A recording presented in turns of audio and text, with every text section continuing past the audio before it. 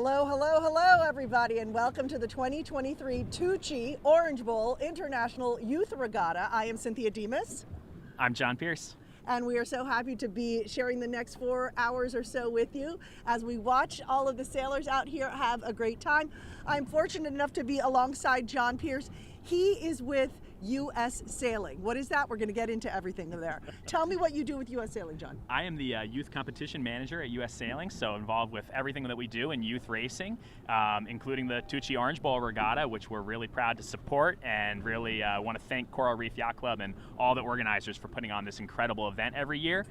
It's the biggest youth regatta in North America, so it's a really big deal. So I ask the questions, he has the answers. That's how this thing goes. We just heard a whistle. What was that?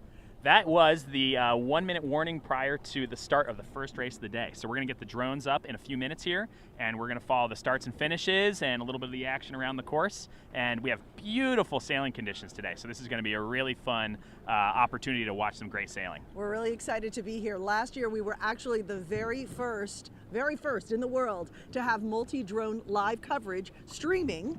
And it was so popular, all the parents loved it, and everybody around the world who could join us and watch this, put your foot on that tripod there if you will, they enjoyed it so much. We're going to bring you even more coverage this year. So that was the 1 minute you said? Yeah, I believe so. I think Okay. that is 1 minute till our first start of the day, which looks to be one of the that looks to be the Ilka 7 fleet, which Okay. is also known as the Laser Full Rig. Yep, they actually just started their race, so they're just coming off the line now. There should be 11 Laser Full Rigs, Ilka 7s, sailing upwind right now. So the first half of the day, just to let everybody know the program, we're going to be covering the Ilkas. Then the back half of today, we're going to cover the 420s, and tomorrow we will cover the Opties, red, white, and blue in the morning, and the green fleet later in the day. So that's the agenda. I'll go over it again and again throughout this broadcast. But right now, the Ilkas begin. We have a beautiful drone shot for you right here. John, tell me about the Ilkas. A lot of people say, wait, aren't these lasers? Why are they called Ilkas? What's going on here? Absolutely, yeah, you can see that beautiful big fleet here. We have the Ilka 4, the Ilka 6, and the Ilka 7, which are the 3 different rig sizes. And all these are the same as what you might know as the laser. Ilka stands for International Laser Class Association. It's just the proper terminology for these boats. But you may know them as the laser. We may refer to them as the laser occasionally. So the Ilka 4 is the smallest rig for the lightest weight, smaller sailors. The Ilka 6 is the medium-sized rig that is the most popular. We have over 100 of those in this fleet. And then the Ilka 7, which is the boats we can see sailing upwind just to the right of the screen off the starting line. That is the biggest rig. It's for the biggest kind of teenage sailors, and that's also the boat that's sailed by men in the Olympics. Okay, and that was your specialty? That's right. The Yep. Ilka I've 7. spent a lot of time Okay. in the Ilka fleet. I'm involved with the Ilka organization, and really great to see all these kids out here getting ready to race. Okay, what is happening? I see like the boat on the bottom of the screen, the gray boat, and then a white boat in the middle. So is that the start line, the finish line? What's happening? Yeah, you can see the larger boat with motorboat with the orange flag. Okay. That is called the signal boat. That's where the races start. And so all these boats that are milling around now are waiting for their start sequence to begin, which will happen right next to that starting boat there.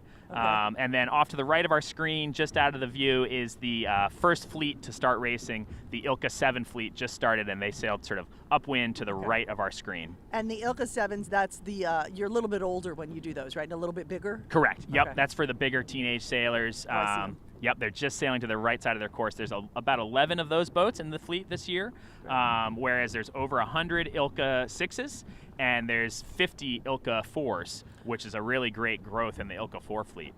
That's sort of the introductory fleet as you're getting started in the laser class. So the 7s already went, and then who goes next, the 4 or the 6? Or I believe it'll be the 6s Okay. next. There's actually 2 fleets of the 6s, so there'll be a yellow fleet and a blue fleet. What they're doing is yesterday and today is qualifying. So there's 2 fleets split for the Ilka 6, and then tomorrow they'll start the gold and silver round. Okay, what's that red boat doing there? That is probably a coach boat Okay. that is just going through the fleet there, dropping off water bottles or picking up some gear. And yeah, you can see what a huge group of boats there, just waiting for their starts. And they'll be looking upwind and watching that Ilka 6 fleet and trying to figure out what the wind is going to do next during this race. Okay, and you see USA, Canada, Puerto Rico. We need to point out this is the largest youth regatta in the Americas. and it's right here in Miami, and we love it. We ordered up this Chamber of Commerce weather because it's been a little cold out here the past few days, but today we nailed it. We got some great weather out here. And look that's a great view there of the starting line. You can just see between those two orange flags, the big blue boat and the smaller gray boat each have the orange flag. Those flags demarcate where the starting line is. So we'll see the next fleet is going to start directly between those two flags. This will be a great view to give the viewers at home a sense of how close everyone gets to the start line. Okay. Now, let beautiful. me ask you this. So, do you all have to start at the same time, or is it like if you run a marathon and you have a little marker on your shoe so they know exactly when you start and exactly when you finish? In this type of racing, you all start at the same time. Okay. So there'll be a 5-minute countdown sequence. We'll be able to see some different flags and horns happening off the signal boat there. And there's a countdown for 5 minutes, and at go, you have to be on the left-hand side, the downwind side of the starting line, but as close to the starting line as you can be without being over. And that starts the race. So how do you what's your goal here for the starting line? Your goal is to be right on the line, going full speed at go, and to have a little bit of space around you, because if you're underneath or too close to other boats, it'll affect your wind, which then affects your speed. And then is the starting line determined because of the direction of the wind? Is that how they decide? Correct, yes. It should be perpendicular to the wind. That way every sailor gets an equal start off the line, and then they sail upwind to the first buoy of the course. Okay, and tell me a little bit more about these Ilka boats. It's pretty physical, and what you explained it to me before we began. It's a little like doing a Pilates workout. That's right, yeah. When you're sailing upwind, you'll see the sailors leaning over the side. That's called hiking, and they've got their feet strapped in, and they've got firm plastic battens underneath their thighs, underneath their hamstrings, to support their lower body, and then their upper body is going to be extended out over the boat, and the further you can extend, the more leverage you get and the faster you go. Okay. And tell me about, how do you get to this level? Everybody starts in the Opties when you're a little bit younger. Right. So at this regatta, there's the Opti Red, White, Blue fleet, which is the biggest fleet at this event, and that's a very, very popular youth racing class. That's a great place to learn how to race and how to sail fast. Then the Ilka and the 420 are really popular boats that we're going to see today racing. Here's the countdown to the next signal. So that's 5 minutes to the next start. Okay. So we just heard the whistle. It was a little faint, actually, but that's the 5-minute whistle. And so the next group is going to start in 5 minutes. Yes, you can see that Ilka flag with the yellow flag below it. Yep. So that means that the yellow fleet of the Ilka 6s will be next to start in their qualifying. Okay. And tell me, what's the hardest part about racing these boats? They flip over kind of easily, don't they? Yeah, capsizes are common. They're very physical. They require a lot of agility. The really cool thing about these boats is that they are so identical that it's all about the sailors, and it's really not about the equipment. The equipment is very standardized. I mean, obviously you have to take good care of your equipment and make sure that it's optimized and everything's working properly. But when it comes to who's winning the races, it's purely based on skill and ability and tactics, and so it's a very level playing field. Okay. And when these sailors, they sail in a lot of regattas. As I said, the Tuuci Orange Bowl International Youth Regatta, say that 10 times fast. This is the largest regatta in the Americas. We are the second largest in the world. The largest regatta is in Lake Garda, Italy. That's correct, right? Yep. Okay, and so a lot of the sailors out here, they were in Italy this year and participated in that. Do they bring their boats with them? Because that's a pretty big suitcase. No, the nice thing is that since these boats are all very standardized, you can rent or borrow a boat at the destination if you're traveling long distances. And there's a lot of charter providers even here in the U.S. who can bring boats to regattas that you can then rent during the event. So it's actually pretty easy to travel around and attend regattas in different locations. Usually they're beautiful places like Lake Garda or Miami, and so it's a really fun sport in that regard as well. It is. And you, tell me just a little bit about you, John. You started sailing when, and how did you fall in love with it? And then we're going to get into the amazing colleges he worked at and the fact that tonight is college night. We have so much to talk about. 4 hours isn't enough, John. So tell me how you started. I started out at about age 10 and learned to race in the Opti, and then pretty quickly got into the Laser, also known as the Ilka now, and did Ilka sailing all through high school, and then went to college at Hobart William Smith Colleges, was part of a really great team, and kind of took my sailing to the next level during college. Awesome. After college, I did a Olympic campaign for the 2008 Olympics and got 5th at the Olympic trials. Now only one sailor goes in each class, so I didn't go to the Olympics, but it was a great experience. And that was where I really fell in love with the Ilka class, with the high level of racing and the international racing that goes on in this boat. And then after that, I got into college coaching, and I coached at 4 universities over 10 years, and love college sailing. And yeah, tonight is college night at the Orange Bowl, so these sailors will get the chance to talk to some college coaches and learn about that. Don't be shy. Tell us the colleges you worked at, because they're pretty impressive. I started out at Hobart College in 2005, my alma mater, and we won the national championship that year. So that was a great way to start my coaching career as an assistant coach. Then I went to Stanford University, followed by Dartmouth, and then most recently George Washington University. And then I started at U.S. Sailing about 6 years ago. So it's been great. I love this sport.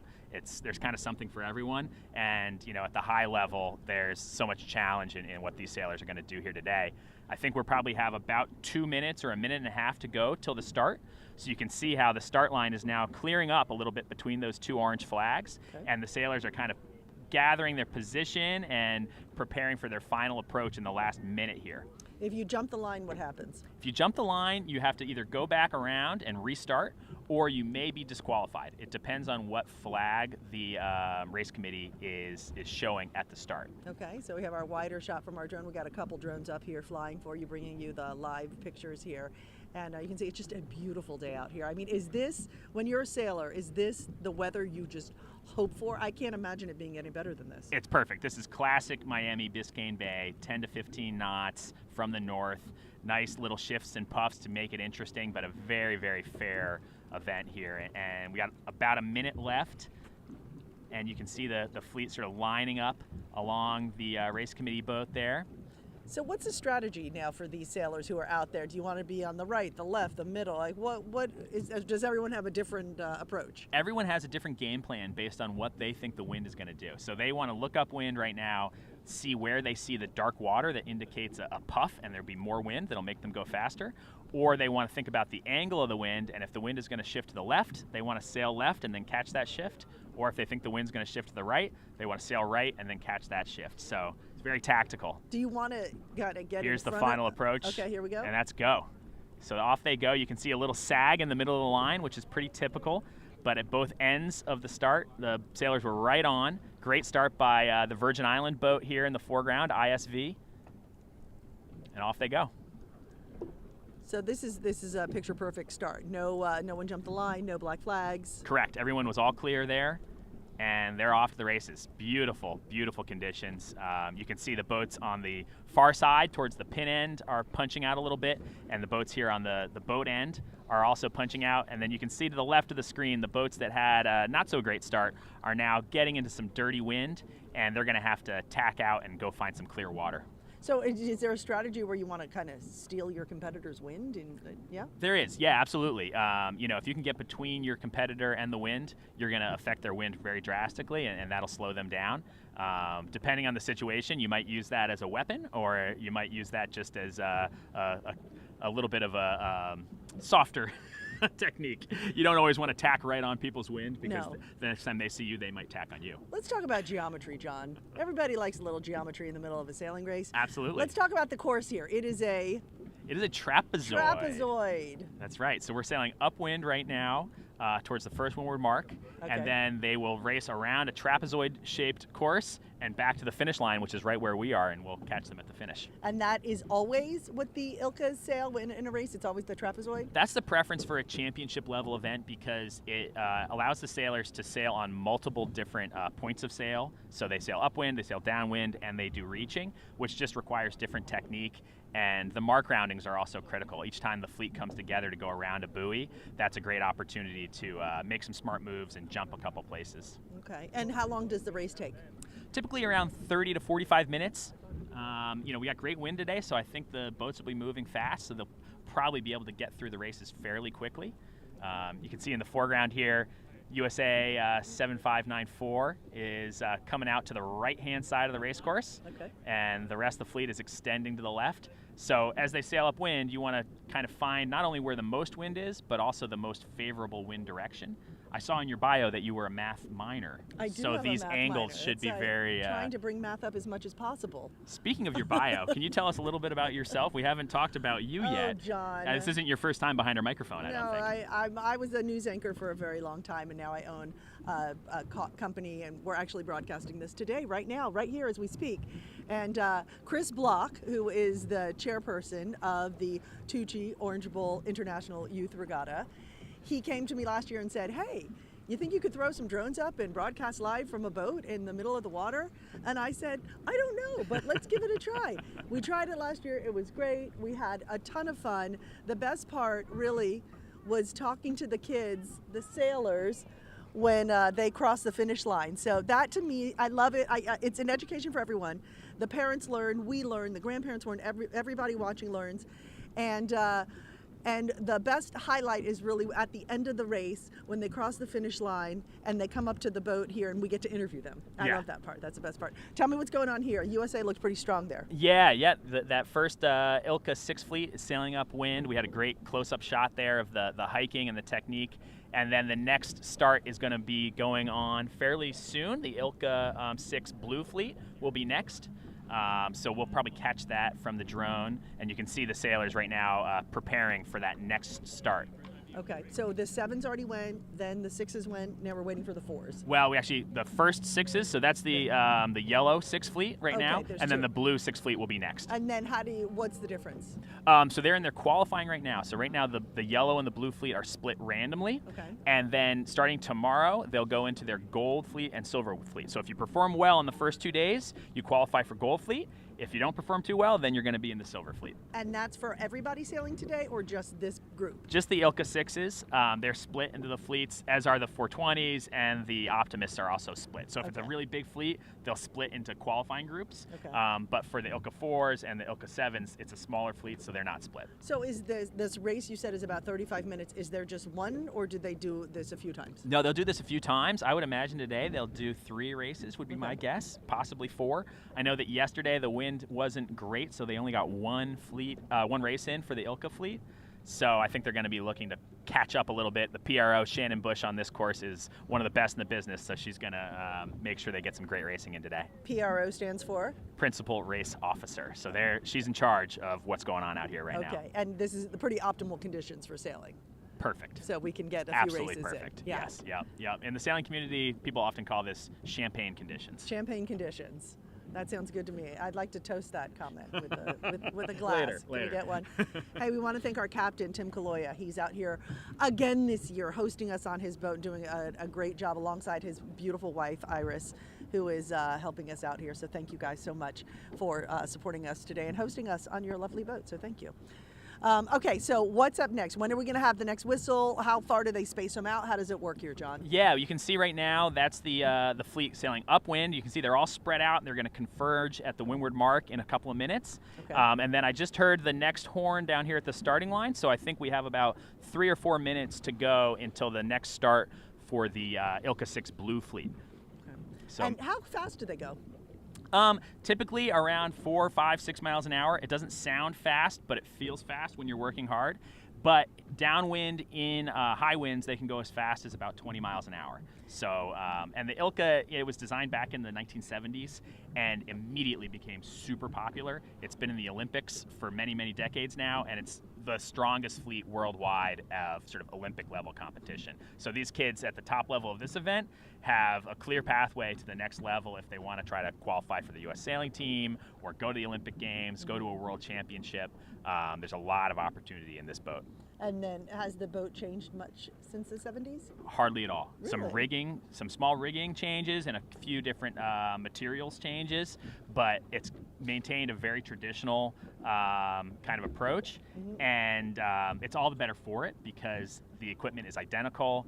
There's really nothing that you can do to sort of game the system. It's all about, your physical and mental performance. So it's all about the sailor. It's all about the sailor. And this boat was created in the 70s, and actually that's when they started the youth portion of the Orange Bowl Regatta in 78. So the regatta actually started in 1938, and then they added the kids in 78. It took them 40 years to add the kids. What took so long? And now, hey, it's okay that it took long because the youth portion has taken over, and it is a sensation. There's more than 700 sailors participating this week in the regatta, and it's legendary. Actually, back in the day, it used to be a real sight to see. People would gather along the water. They'd bring their picnic blankets and their picnics, and then they'd watch from the shore. And now it's evolved into something so much bigger. So you can see from the shore a little bit, just not as well as back in the 40s when they would gather with their picnic blankets, right? So what's going on now, John? Now you can see the first Ilka 6 fleet is converging towards the top of the fleet, top of the windward mark, and the next fleet is going to be starting in just about a minute, I believe. So I don't know if we want to come back down and catch this next start or stick with this first fleet around the windward mark. The drone footage here is just awesome. Look at that. Our drone guys are awesome. Anthony and Philippe are on the drone, and Raul is running our board there. So he goes from camera to camera to camera. He's our producer, our director, our board operator. Everybody's got a lot of jobs here. So we got a great crew out here, and picture perfect sailing, picture perfect weather. Look at that shot right there. Great shot. Right on top of them. So you can see the feet are underneath the hiking strap in the middle of the boat there. That's what sort of locks the sailor in, and then you can leverage with your upper body. It's not quite windy enough that this sailor is having to hike as hard as they can. Okay. But what they're trying to do is be as locked in with the boat and sort of pull every little bit of power out of the boat to propel it forward. And when you say hike, you mean lean back? Correct. Lean back. Lean back. Lean back. Okay, so there's a height advantage here in this particular boat if you are a certain height, correct? Correct. Yeah, the taller sailors have a little advantage in the Ilkas because of the leverage. But really, fitness and technique are above all else. So I'm a little below average size for the laser, but I still manage to hold my own. Just it's all about the core. Yeah, exactly. Right? The core and the quads. It's really a lot of lower body strength. So you lock your feet in. You got your quads. You got your core. You're leaning out, and you're really, the stronger the wind is, the more you have to lean back. Correct. Hike. Exactly. Hike. Okay. Hike. Exactly. Different terms for every sport. Yep. Okay. So did our third group go? Yes. Yep. Okay. The third group just went off the starting line. We're still watching the Ilka 6 yellow fleet that is coming up to their windward mark. They've been sailing upwind for probably about 10 minutes now. Yep. Maybe a little longer. And so they're feeling the burn for sure. Their core and their quads are definitely burning a little bit, and the sailors at the front of the fleet are going to have a little extra endurance at the top of the windward mark here. So what's it like doing these races back to back to back if you do 3 in a row? Yeah, it's you have to get used to it. You have to pace yourself a little bit and have the ability to kind of pull out some extra strength when you need it. It's not fully windy yet. It's about maybe 12 knots of wind. So this is definitely physical, but it's not yet sort of max physicality. It's a lot more of a mental game and a technique game. Now, when you say, you just said it's 12 knots. You don't have a gauge or anything. Is this just your decades on the water and your expertise? Yeah, it's something you pick up as a sailor, is being able to estimate the amount of wind based on what you're feeling and what you're seeing. We have little white caps on the water right now, so that's an indication that it's probably above 10 knots. Okay. But it's not to 15 knots yet, because we would feel that. You're like a human wind reader. Yeah, anemometer. Anemometer. Yeah, exactly. There you go. Math, not science. Anemometer. Got it. Okay, so then our last group to go is going to be?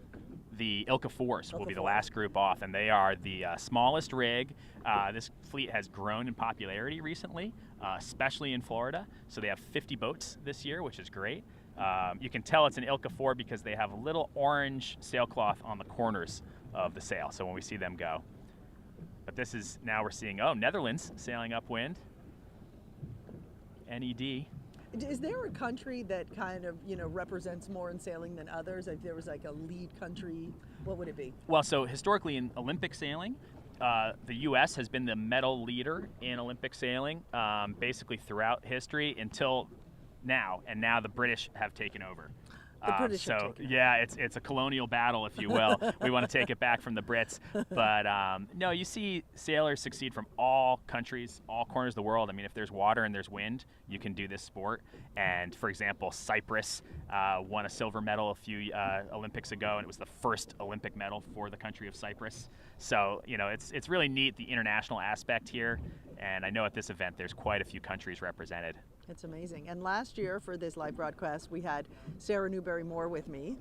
And I think she's training for the Olympics right now. She is, yes. Yes. She's sailing in the NACRA 17 Catamaran, which is one of the fastest boats. Wow. And she and her partner David Liedenberg are, top dogs in that class, and hope to see them at the Paris Olympics in 2024. That's amazing. And the Orange Bowl, this regatta, they produce Olympic athletes for sure. Definitely, yeah. There's a lot of Olympic athletes that have sailed and raced in this event and won this event in the past. I know that there are some U.S. sailing team members here coaching sailors in this fleet this week. So there's a lot of community, especially here in Miami, around Olympic sailing. Miami is one of the key training areas for the U.S. sailing team. For obvious reasons. What are the rules with the coaches? I see they zip out on the boat. Are they allowed to get right up next to their sailors? Or? Yeah. Coaching and sailing is pretty neat in that you can't actually communicate with the sailors during the race. Okay. So that's called outside assistance, and from the first 5-minute countdown whistle until they finish the race, they can't have any outside assistance. So it means that as a coach, you talk to your sailors before the races and help them come up with their game plan, and then you talk to them after the races and help them come up with their next strategy for the next one. But by and large, the sailors are independent during the racing, and they need to make their own decisions. It's a great life experience as a young person to be out there on your own, making your own decisions, coming up with your own strategies, and dealing with adversity when that does happen. So it's a great sport. And I heard just someone was talking on the radio. What's happening next? I believe the next is going to be the Ilka 4 start. 4, 3, 2. So maybe we can catch that next fleet at the starting line. Let's see what we got going on here.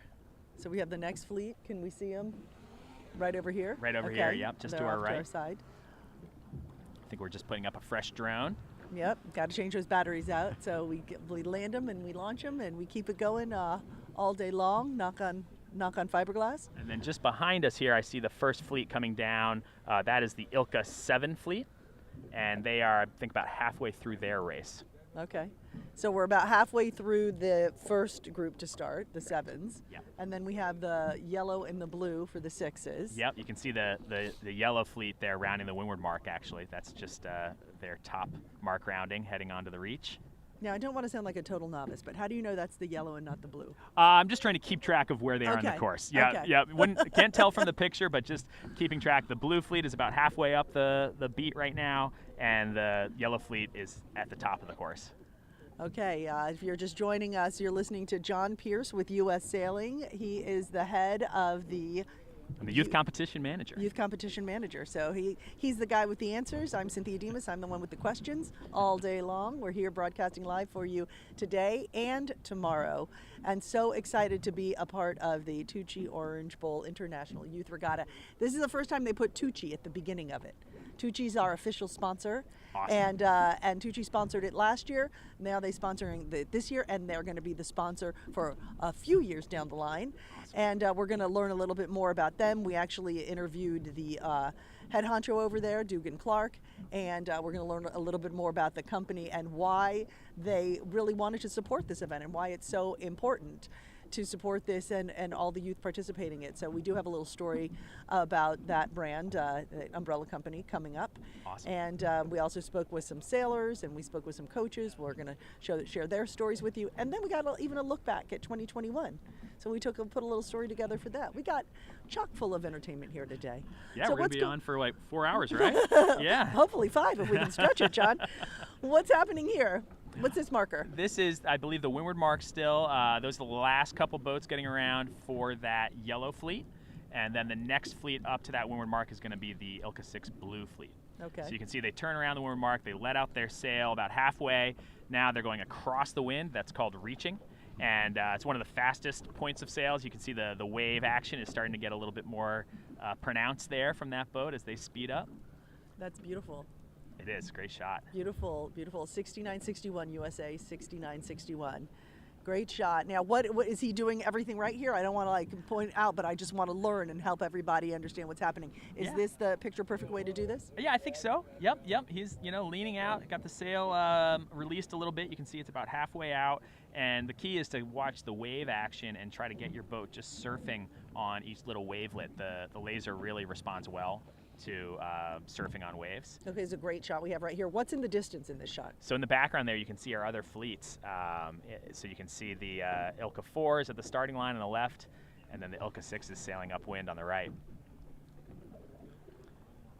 Great shot. So there's our windward mark again. And again, this is a trapezoid. So, and is it the same configuration every time?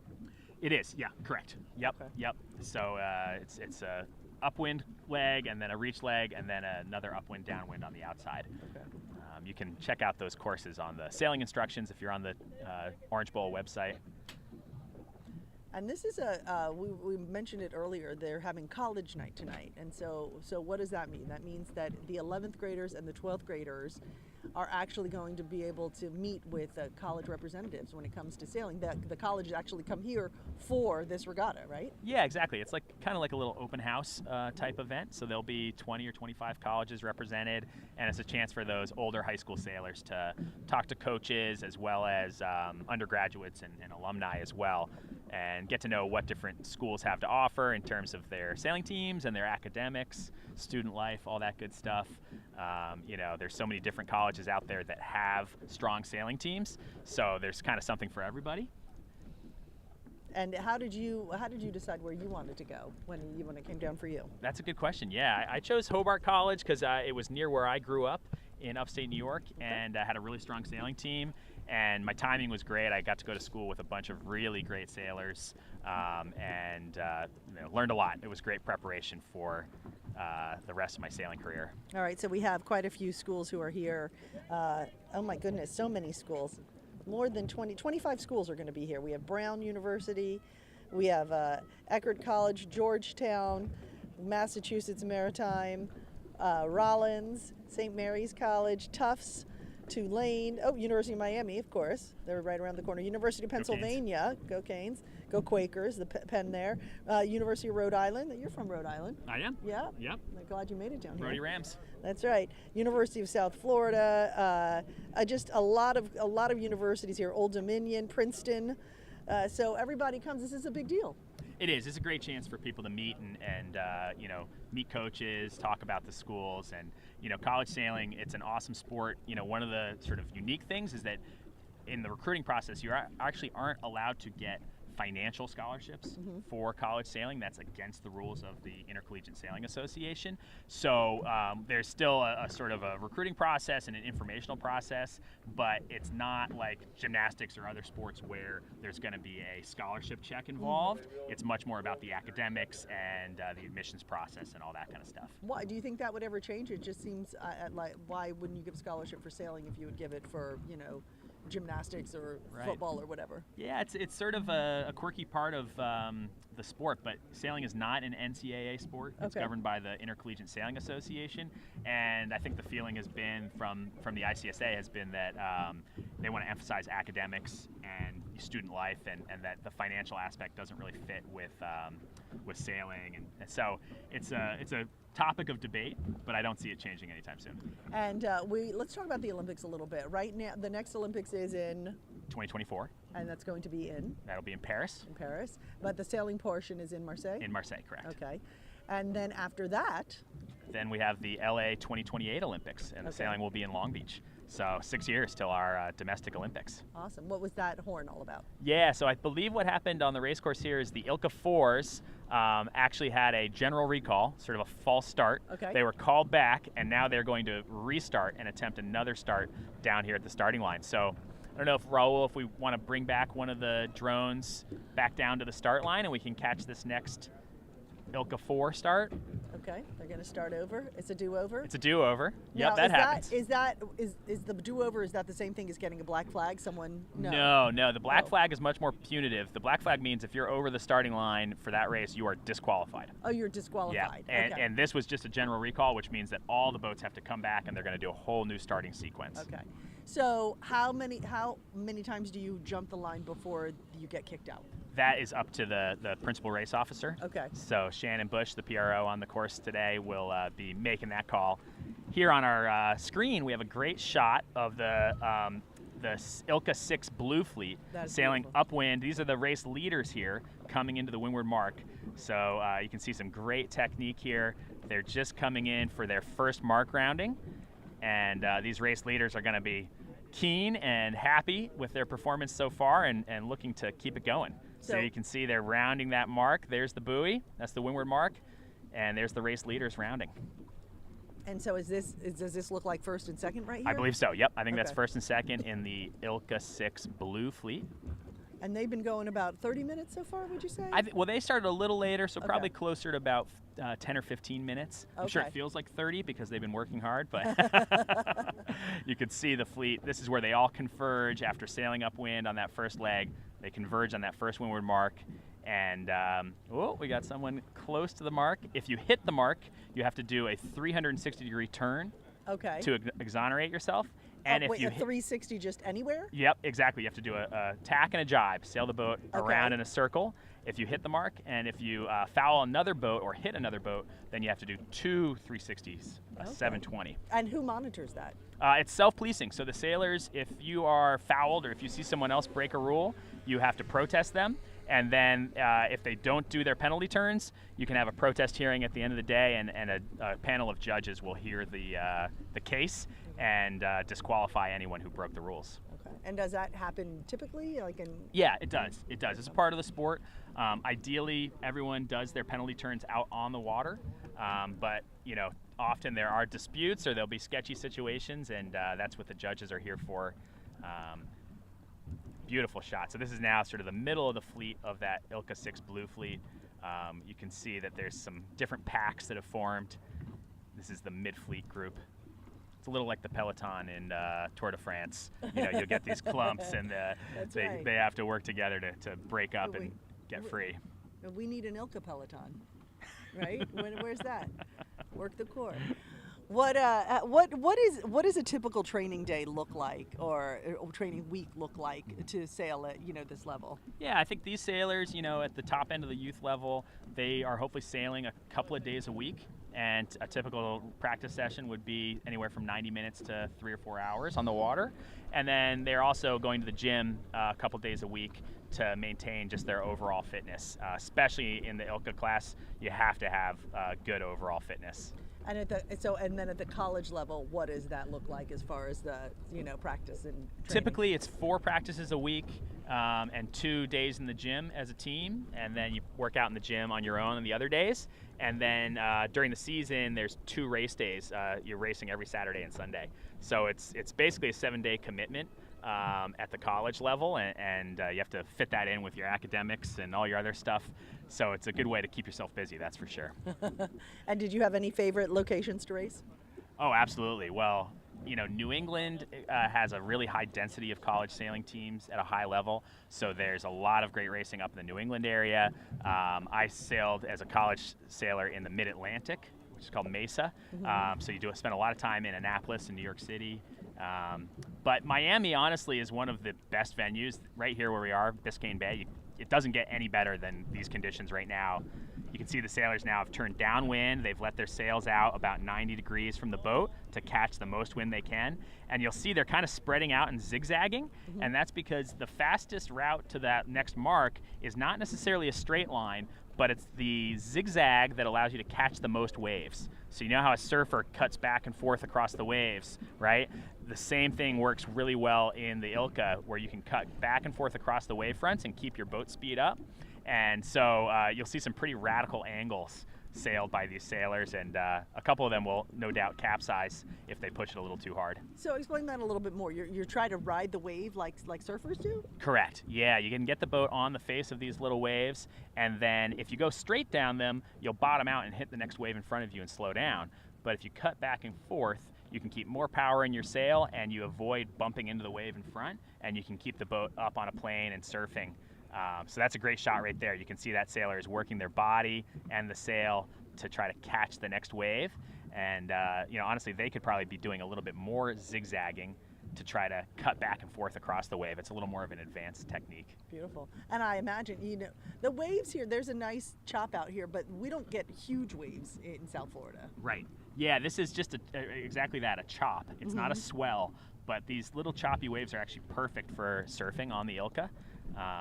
And you can see now that Ilka 6 Blue Fleet has reached the leeward marks. There's 2 buoys there. That's called a leeward gate, and you can choose one gate or the other gate to turn from your downwind leg back up to the next upwind leg. So they're sheeting in the sails tight again, pulling on their control lines to flatten out the sail, and getting back into that hiking position to go back upwind towards the next mark. At this point in the race, the sailors have spread out a little more, so it becomes a little bit more of a battle against the sailors immediately in front of you and behind you in the race, you know, and there'll be maybe some a breakaway pack out in the front, and then a middle fleet pack, and then a back pack. And so you start to be a little more tactical and just try to pass the boats closest to you and work your way forward in the race. Now, how does this work? Is this to qualify? So this is a qualifying day. Correct. And then tomorrow you go into gold or silver? Correct. Okay. So you're broken randomly today into either the blue fleet or the yellow fleet. Okay. And there should be an even mix of abilities. And then the top half of those 2 results after today will move on to the gold fleet tomorrow. In the Ilka 6. In the Ilka 6, and then the silver fleet will be the bottom half from each of those qualifiers. Now, since there are fewer boats in the Ilka 7 and Ilka 4, do they automatically correct sail in the they're gold? Not correct. Okay. They're not broken into fleets. They're just that's a beautiful shot there of the boats coming downwind, rounding that leeward gate on either side there. It's a fun choice. You can decide which gate to go to, right side or left side, depending on which side you think has more wind and is more favorable. So seems to be like a real key moment in the race. Do I It go is. right or do I go left? Huge opportunity, and you can see right now, I would say the right side, as we're looking upwind here, looks right to be side of the screen. Right side of the screen looks to be further upwind to me. So I think the boats that are rounding this left side gate are actually giving up probably 3 or 4 boat lengths of distance. Wow. So yeah, making good decisions at each kind of turning mark of the racetrack, and then also looking upwind and looking at where's the next wind going to come from. You can see the darker patches of water, and that indicates more wind, and obviously that makes the boat go faster. Okay. And so the better strategy here would have been to go on what we see on the right side of the screen, that buoy. It sure looks that way to me. Yeah, Okay. It looks like that right gate was favored. And then sail upwind, connect into the next puff and the next dark water, and then choose your time to tack back and consolidate your gain. Okay. And how does the point system work as far as qualifying goes? Yeah, so in each of these races, if you win, you get first place, you get 1 point. Mm-hmm. If you get 10th, you get 10 points. If you get 50th, you get 50 points. Okay. And so it's low point scoring. You want to accumulate the least number of points throughout each of these races. Okay. And they got 1 race done yesterday, but with probably 3 races on deck today, it's really important to minimize your points today so you can try to get into that gold fleet. And then the scoring continues on in gold fleet. You carry your scores forward, and then obviously it's more competitive in the gold fleet, so so even your qualifying points, they still continue. Correct. Oh, you don't start. It's not. Correct. You don't start over tomorrow. Correct. You don't start over. You carry those forward. You typically do get 1 or 2 what are called drop races. So if you have a bad score, you can drop at least one of those by the end of the regatta. But you want to avoid your drop races wherever you can, especially in qualifying, because you're most likely to need those drops during gold fleet when the competition is twice as hard. So it's important to minimize mistakes and just stay consistent. Consistency is one of the best attributes in a sailor. Beautiful. So you don't necessarily need to be coming in number 1, 2, or 3 every time to win the race. You really don't. No, you can win the regatta simply by being in the top 10 every race. And it depends, but it's very frequent that it's not about winning a race. That's not the difference maker. It's avoiding that bad race. You get a couple of races in the 20s or 30s, and you're not going to be in contention for the overall win. So consistency is crucial. That's awesome. So what are we looking at here? Who's this coming around? This is the Ilka 6 fleet rounding that leeward gate and sailing upwind to their second windward mark.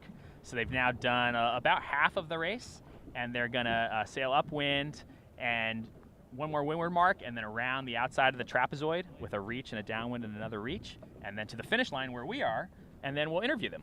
Yep, we can't wait. And how long until you think we have our first folks here at this finish line? I think we have probably about 5 minutes until the Ilka 7 fleet comes down to the finish. So we'll be able to catch that first Ilka 7 winner as they finish. Maybe they'll come over and talk to us. Great. And see how their race was. All right. I have going here to the our YouTube stream that we have. We're streaming live here, as you know. So excited to be here, Cynthia Demas and John Pierce.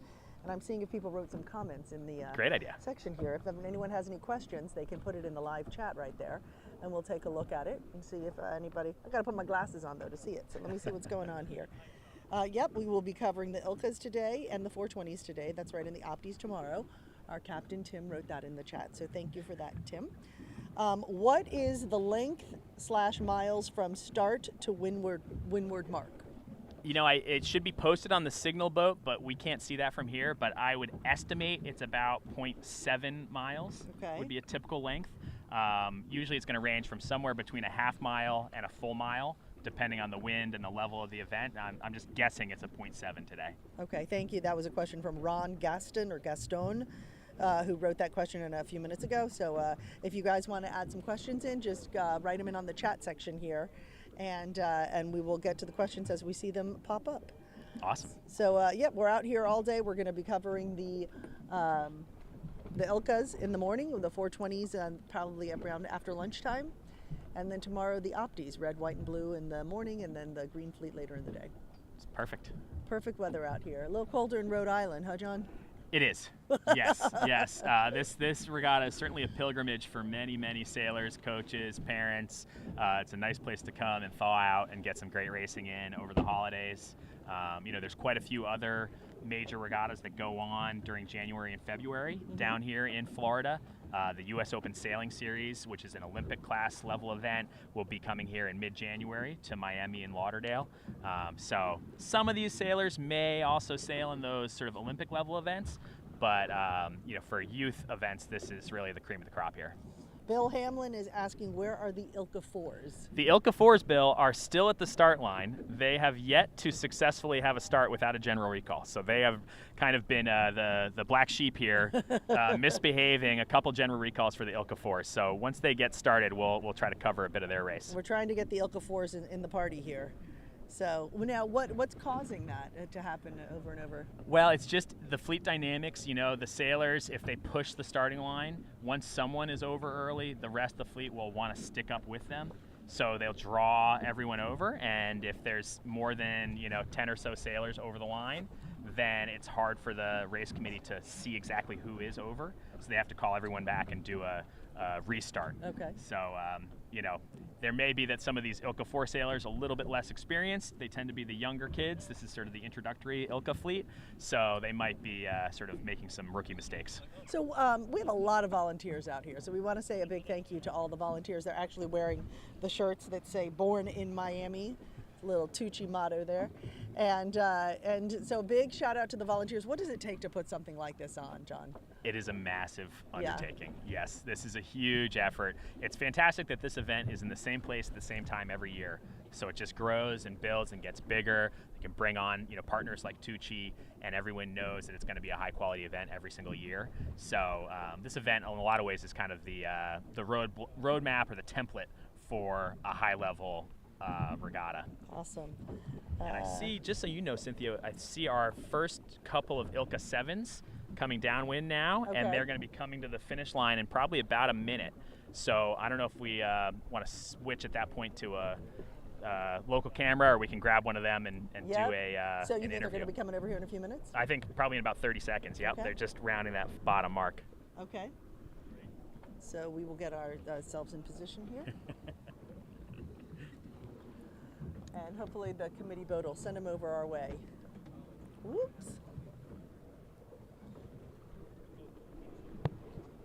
Yeah, that's someone else. Yeah.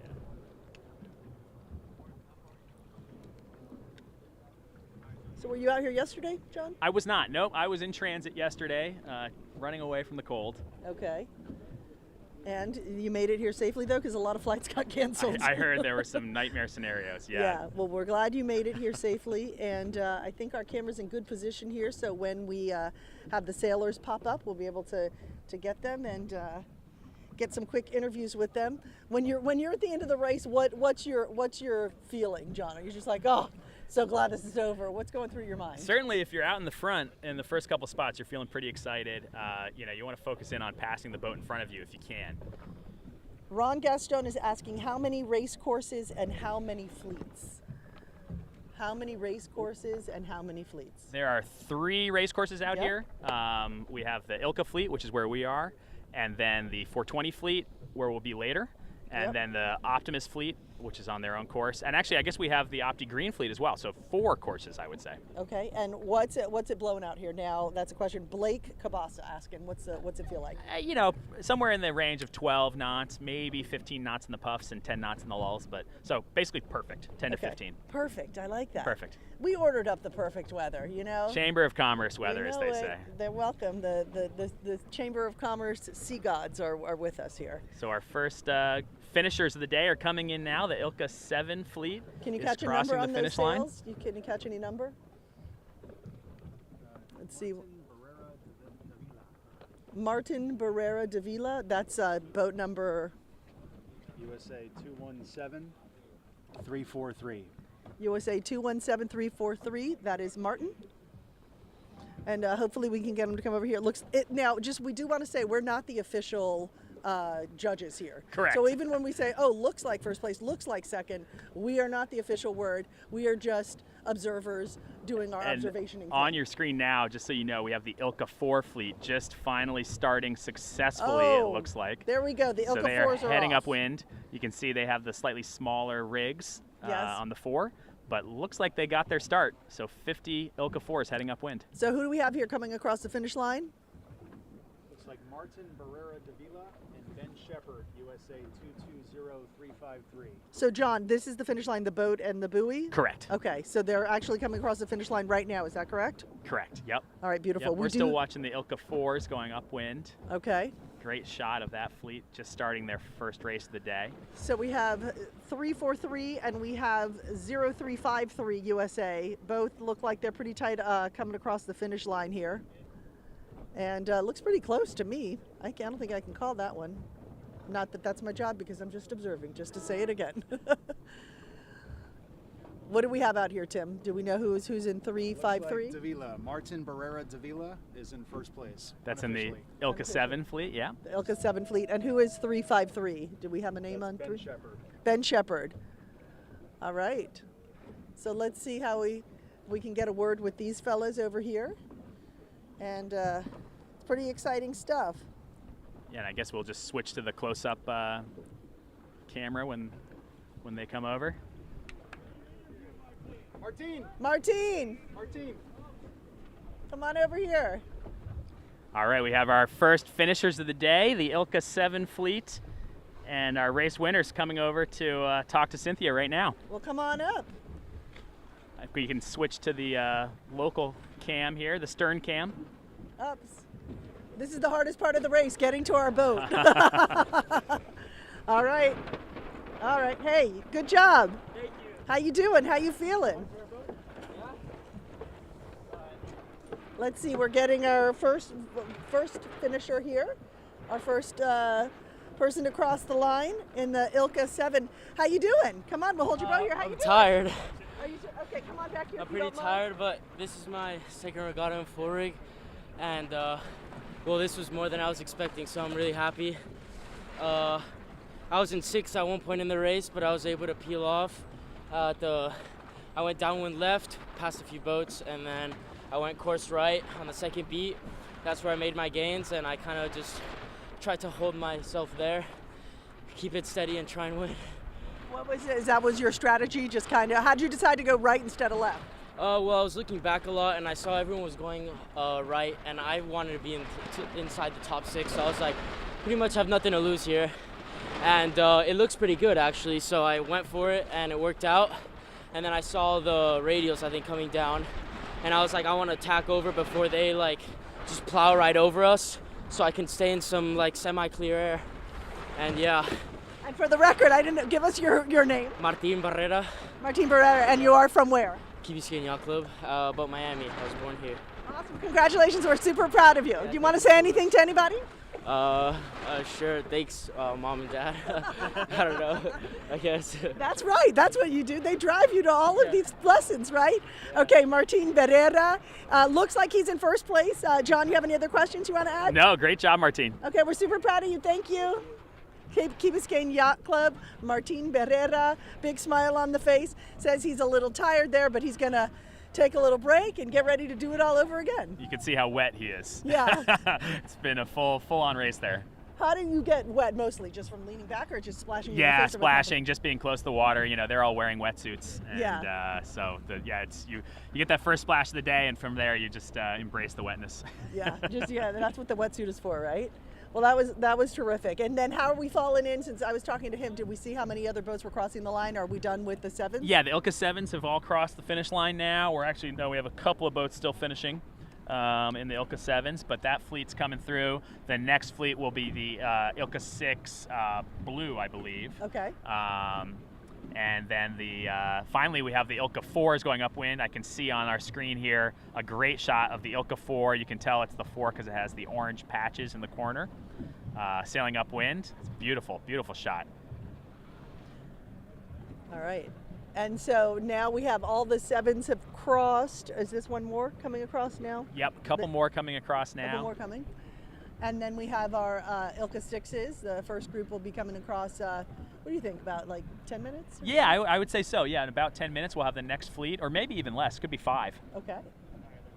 Well, that was pretty exciting. You could feel the excitement and hear it in his voice, right? Yeah, well, it's when we're sitting here on the motorboat, it seems, oh, this is kind of fun. And then you get the sailor there, and the sail's flapping, and you can see how wet they are and tired they are, and it's a reminder that it's much different when you're in the boat. That's right. And what's it like when you cross that finish line? You know that feeling a lot. Yeah, well, it feels good, especially if you had a good race. But one of the important things is to cross the line and then evaluate if there's anything that you want to learn from that race, but then really leave that race in the past and focus on the next one, because they probably only have 10 or 15 minutes until their next start.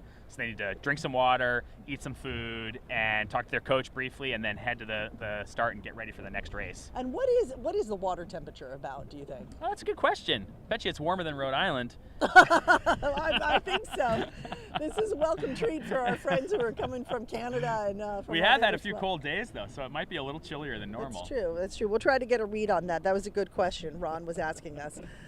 So yes, Allison wrote, "Go Martine, great job." Looks great, everybody. Everybody's doing an outstanding job out here, and most of all, it looks like the sailors are just having an amazing time. You couldn't ask for a better day, no, honestly. It's We're lucky perfection. to be out here with them, and sailing's a great sport because you can go out and participate in it. It's fun to watch, but if you're interested in this and you think this looks like fun, the best thing you can do is go out and get on a boat and go sailing. Give it a try. Right? Everyone has the opportunity to go out and sail, go out and race different types of boats. Adults usually sail bigger boats that are less physical, maybe a little bit more mental, a little more forgiving for older bodies like myself. But whether you're a kid or a grown-up, there's always some sailing that you can go out and do. But it's so great to start at a young age because you have the agility, right? And you kind of just move a little quicker. You really build up your confidence. You do, yeah. And young minds are very flexible and learn well. So it's great if you can start out in 10 or 12 years old, something like that. Start to learn the sport. You may not necessarily be a top competitor at a young age, but you just want to learn the sport initially and then find the racing that you like to do the most. And tell me just a little bit about that kind of mindset and the takeaway you get from that, because I was speaking with some coaches before, and it's not just confidence you're building on the water, that's something you take with you. Yeah, well, there's a ton of independence and decision-making involved in this sport. I mean, one of the reasons that I think sailing attracts a lot of very smart people is that there's a lot of intellect involved, and it's a little like playing the stock market or doing some gambling or something like that, because you don't know what the wind's going to do next. You can observe and model it and try to understand it, but there's always going to be a surprise with the weather conditions. And so to learn that kind of decision-making at a young age sets people up for just, success later in life. Safety, independence, decision-making, camaraderie, these are all, key aspects of the sport. Amazing. And Allison McCormick has reported that the water temperature is 76 degrees. Sounds good. That's pretty warm, Maybe right? I'll go for a dip. Maybe a little bit later. Okay, this is awesome. This weather Hey, can't Tim? be beat. Just noting that these guys are on the move. Yes. That could be interesting. What does that mean? Tell everybody what you're talking about. here, Just John. noting that the Finnish boat is moving and repositioning their anchor position which might mean that we also need to move our anchor position. Now, why would you move the finish line in the middle of a race? Well, there's no boats coming to the finish line right now, Okay. so they have about a couple minutes here to reposition. They're probably just trying to get a little further upwind and allow a little bit more space for the sailors on the final leg of the course. Okay. But you're right, they need to drop their anchor pretty soon. Yeah. There it goes, they're dropping now. So they're never going to move the finish line that much, because that'd just be a cruel joke. Exactly, Like, where are we right. Just keep going? moving it further and further away. That's what the coaches do during practice, though. Right. Where are we going, coach? Okay, so we're scooting the finish line just a little Yeah, and bit. I think we have our first Ilka 6 sailor coming towards their leeward mark. They have a huge lead. I'll be very interested to see who that is. We'll try to catch a number on that, on this Ilka 6. Ilka our 6, first Ilka yeah. 6. I'm going to pull up the Yep. score sheet and see if we can figure that out. Just a massive lead, almost half a leg ahead. So well done. Hopefully they had a clear start and everything, and this will be a great result for them. Great. Yeah, that's quite a lead. So where is this lead boat going? Go around this buoy here? They're going to go around that bottom orange mark and Okay. then upwind to the finish line. Okay. Looks 22220. Yes, that's Peter Barnard. Peter Barnard. USA 222005. Okay. Yeah, he is a top contender. He won his race yesterday. He's winning his race again today. Right. So looking to be an early contender for the overall win, but a lot of regatta left with 2 days of Gold Fleet coming up. But well done, Peter. He's a perpetual top of the fleet sailor from You know him, you know from his Lauderdale. name. Yes. Okay, Oh, from yeah. Lauderdale also. Okay. Okay, so our first sailor who we interviewed, they were from Key Biscayne Yacht Club. And Peter here is from Lauderdale. Sails with Lauderdale. Yeah. Nice. Okay. So he knows this temperature. This is his kind of weather. I think so. Although I believe he's from the Chicago area, if I'm not mistaken. Oh. So he knows cold weather too, I believe. Absolutely. Hopefully we'll catch Peter here in a few minutes.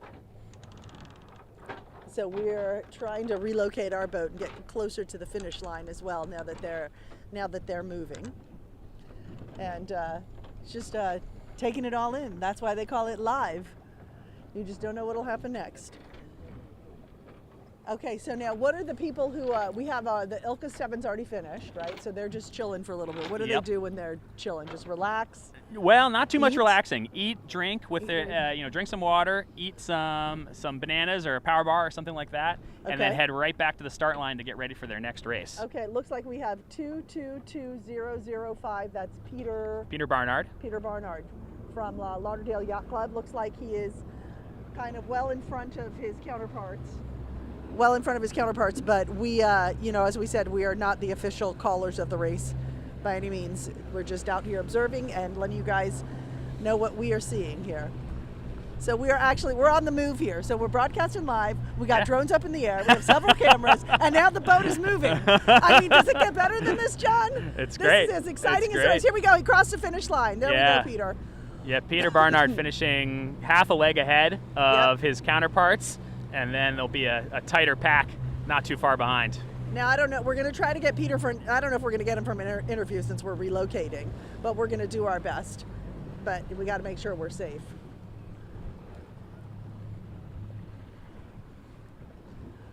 All right. And it looks like you want to call. There we go. And I'll let John pop in and talk to Peter here. Oh, great. Since you're old buddies and Sure. everything. Yeah. Go grab him. Okay. All right. And it So looks like, hey, Peter. Congratulations. Come on up. you got time for a quick interview? Awesome. Awesome. So John's going to talk to Peter Barnard from Lauderdale Yacht Club. Looks like he finished well in first place. Peter, nice race. Let me hold your boat for you. You were way out in front there, man. How'd that race play out for you?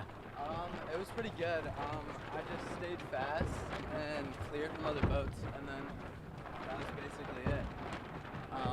It's pretty consistent out here, maybe like 15-degree shifts. So it's just staying in phase and then being able to get off the start line well. And where'd you start on that race? I started right at the pin on that race. And then what about on the downwinds? Are you finding that you can extend a little bit? You had a pretty solid lead there. Yeah, on the downwinds, that's kind of a point where I like to extend, just because it's all speed basically. So I was just looking for the pressure and using my speed to just extend as much as I could.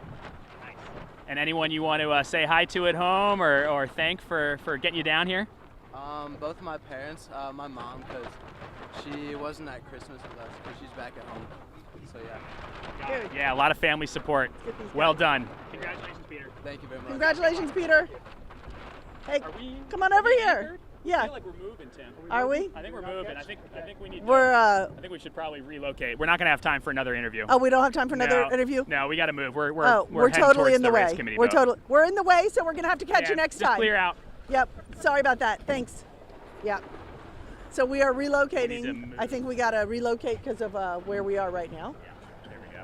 So we'll get out of the way. Just in the nick that of time. was great. Hey, nothing we can't handle here. So that was great. Now, how do you know Peter?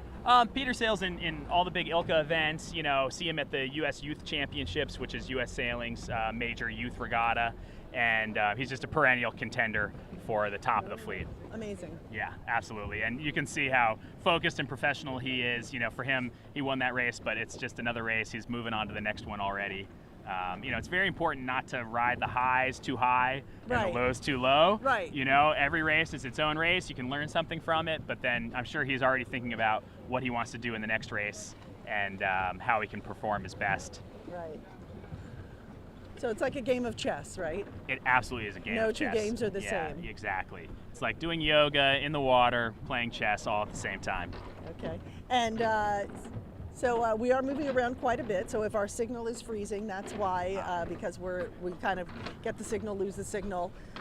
There's a chance we could drop the whole signal, but don't worry. If we drop it out, we will reconnect in some capacity. And the weather can't be beat. Everybody's just going crazy about the weather. I'm reading all really the can't be comments beat. here on YouTube here. Yeah, yeah. The weather cannot be beat. I mean, we really couldn't ask for anything more. So what's going on now, John? Catch us up to speed. Yeah, we have these Ilka 6 fleets are finishing. I believe the two fleets, the yellow and the blue, have sort of blended a little bit. I think the tail end of the blue fleet was caught by the leaders of the yellow. Okay. So it's all sort of one big grouping right now. So sailors are crossing the finish line. These two Ilka fleets, you know, the scoring team will have to sort out who finished where and what fleet, because you certainly don't want to get scored in the wrong fleet. Right. And then meanwhile, the Ilka 4s are up at their first windward mark and heading downwind in their first race. So Ilka 4 is still out on the race course. So for folks just joining us, kind of recap them on what's happening here. This is the Ilkas, and people say, wait, those look like lasers. What's happening? Why are they called that Scandinavian name, Ilka? No, it's not Scandinavian. It's an acronym. It's an acronym, yeah. Ilka stands for International Laser Class Association, so it's just the proper terminology for the laser. And so it's the same as the laser sailboat, exactly the same boat that's been around for over 50 years at this point, and one of the best boats, whether you're a learn to sail, fun sailor, all the way up to the Olympics. The Ilka is super duper popular at every level. So yeah, we have the Ilka 6 fleet finishing now. This is their first race of the day. Ilka 7s finished their first race of the day. This is day 2 of the regatta. So they had one race yesterday. Today is the second day of qualifying, and then tomorrow and the next day they'll go into their gold fleet and silver fleet competition. And that means that today you qualify, and then tomorrow, if you do really well, you're in the gold, and then if you maybe don't have your best racing days, then you're in the silver. Right, exactly. But it's all great. And then what's the goal as a sailor? Like, just to go and win as many regattas as you can? What's the ultimate goal? The goal is to have fun. Okay. I mean, honestly, it's just a super fun sport. Sailors will have specific goals, whether that's going to a certain regatta like the Orange Bowl and having their best possible performance. Some of them might have their eye on going to the Olympic Games someday at a really high level, or they might just be interested in participating in the sport for their whole life. Literally, you can sail in this sport until the end of your days if you'd like to. That's so right. it's a great sport in that regard. Well, everyone looks like they're having an amazing time, and as we said, the weather cannot be beat. It's actually perfect out here. It is, yeah. 10 to 15 knots of wind out of the north. A little puffy, a little shifty. Definitely makes it a super interesting racetrack. Yeah. Could hear our race winner there, Peter Barnard, talking a little bit about his downwind speed. I suspect that is where he extended because he had quite a lead at the finish there. So if you're able to catch these waves downwind, you can really extend on your competitors. It's a crucial technique in the Ilkas. So explain that a little bit more. What does that mean exactly? It just means that, downwind, the gains that you can make from gaining speed are that much higher. There's there's a 346. We know who that is there. That's got a little shout out to Mr. Benish there, and very good race. He's looking more like his dad every day. Is Tim? Let's see. We're not. We need to move again. We need to move again. So we're gonna have to. I think we're pulling up our anchor and we're gonna relocate again. Okay. Yeah, we need to move. Okay. Yeah, so where is this boat here? Where are we exactly? This is the finish line. Okay, so we are right next to the finish line. Okay. You can see the bulk of the fleet here coming across the line, okay, getting their score taken down. So we just have to be careful not to drift into the actual race course area, which we're not. Okay. We're just adjacent to it. Okay. Do we think we can grab some of the? Got to get a little more. We're not. Okay. Anchor's not holding right now, so we got to make sure we don't drift into the race course. Yes, Michelle and Scott, they just, I think they got to see their son there. They're texting me right now. So that's always exciting for the parents. We try to get everybody's daughter and son on as much as possible. We know it's exciting for the sailors to be out here, but it's just as exciting for the parents to get to see them with their kids in action. It's a thrilling, thrilling sight.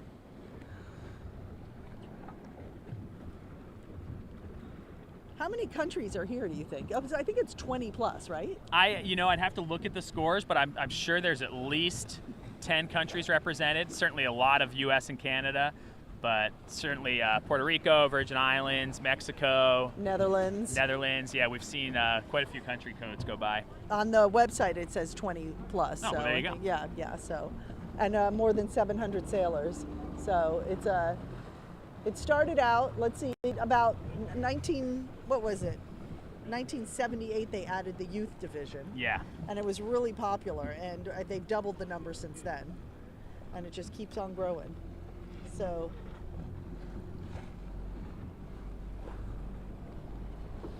Yeah, the actual regatta started in 1938. Wow. Yeah, so it's been around for a little. It started when the Orange Bowl started. So when the Orange Bowl started, they started the regatta along with it. Very cool. And it was always the Orange Bowl Regatta, Orange Bowl International Regatta, Orange Bowl International Youth Regatta. Now it's the Tuuci Orange Bowl International Youth Regatta. So we're, again, a big thank you to Tuuci for being the big sponsor last year, this year, and years to come. And right now what we want to do is let everybody take, last year was the first year we were actually able to broadcast live, and by the first, I mean the first in the world to do multi-drone live coverage of a regatta. Love it. So in 2021, I was lucky enough to be out here with Sarah Newberry-Moore, and we have a look for you, a look back at 2021. Take a look.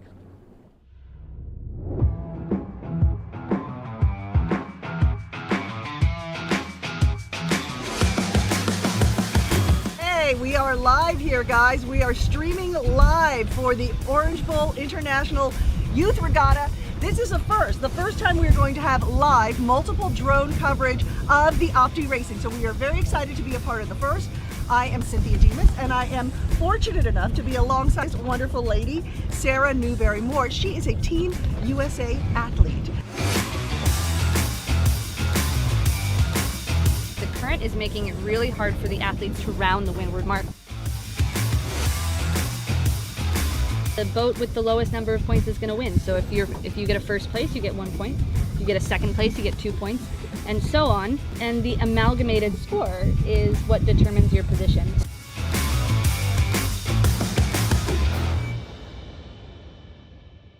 Hi, I'm Wills. I'm from New York, and my highlight of the regatta is that it's at a very nice venue. I'm Hugo, I'm from England, and I love going into a swimming pool after sailing. Hi, I'm Eliana, and I love the weather because it's a lot colder in England. Hi, I'm Lila. I'm also from England, and my highlight of the week is seeing a manatee. Hi, I'm Will. I'm also from England, and my highlight's getting the display boat. Hi, I'm Sander. I'm from Miami, and my highlight of the regatta so far is probably getting to hang out with my friends after the regatta. It's a good bonding. Hi, my name is Isla, and I'm from England, and my highlight is seeing the view from where we're sailing. Hi, I'm Braden. I'm from Miami. My highlight is seeing the race committee call a yacht coming across the course a bogey.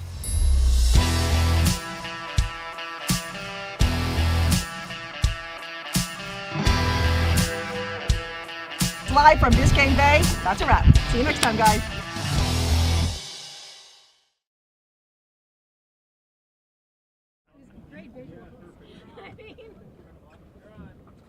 Hi, everybody, and welcome back to the Tuuci Orange Bowl International Youth Regatta. I am Cynthia Demas alongside John Pierce.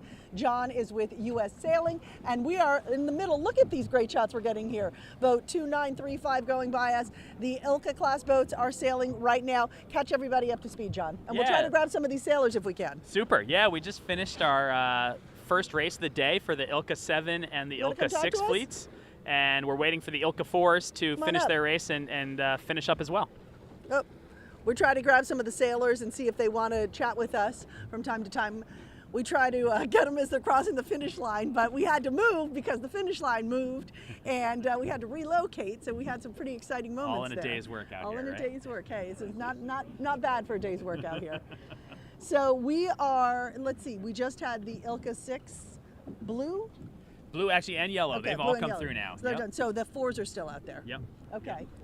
And so what are we looking at with the 4s? Where are they at in the race? The 4s are about halfway through their race. They're on their second upwind leg. Okay. And so they have, about another 15 or 20 minutes on their race, and then we'll catch them at the finish line. Okay, great. And how's it going so far? Pretty much what you expected? Or what are your thoughts? Yeah, I think it's great conditions.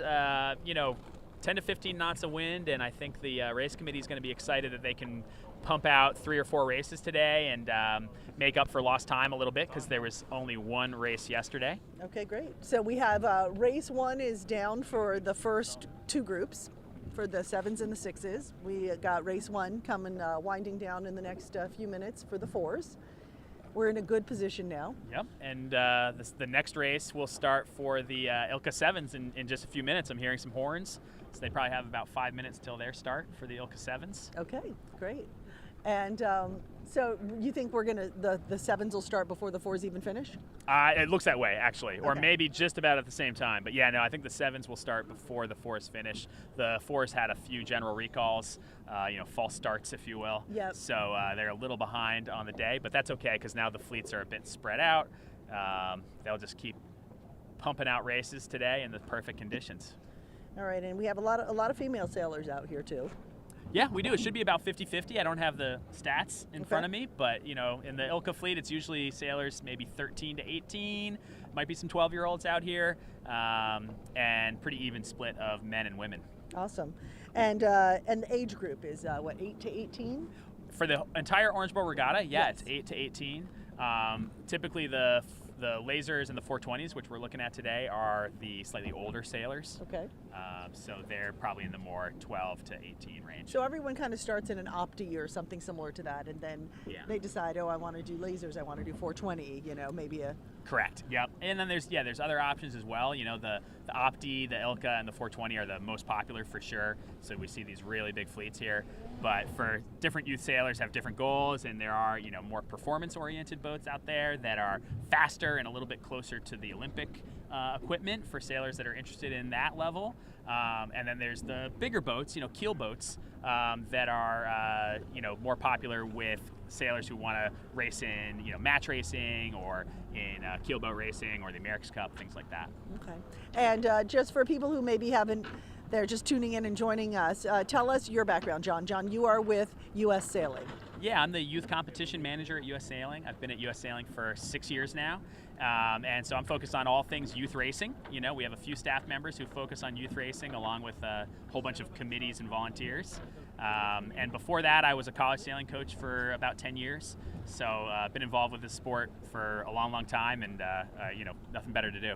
What is U.S. sailing exactly? Yeah, U.S. Sailing is the national governing body for the sport of sailing. So we're part of Team USA. We send the Olympic team to the Olympics and the Pan Am Games, and we're also the National Association for Sailing. So we have over 45,000 members of U.S. Sailing and over 1,500 yacht clubs and sailing clubs that are members of U.S. Sailing, and we represent them in regards to safety, training, education, participation, growth. So, we wear a lot of different hats, and whoever you are on the water, you probably have something that U.S. Sailing can do for you. Awesome. So just to catch everybody up to where we are again, we are waiting for the Ilka 4s to cross the finish line. Correct. And the Ilka 7s are going to be starting again shortly. We haven't had the 5-minute warning yet. We have. Yeah, the Ilka 7s are Okay. less than 5 minutes to go. Okay. They probably have 3 or so minutes until their start. And then the Ilka 6 fleets will follow that not too long. Okay. And the 4s should be crossing. 4s they're just still getting up to their second windward mark, so they probably have another 10 minutes or so until they come down to the finish line. Okay. So it's pretty complicated, with 4 fleets out here. There's always something to look at, and credit to the guys getting the drones around and the boat here so that we can catch a lot of the action. But we're like moving targets here. We sure are. Yep.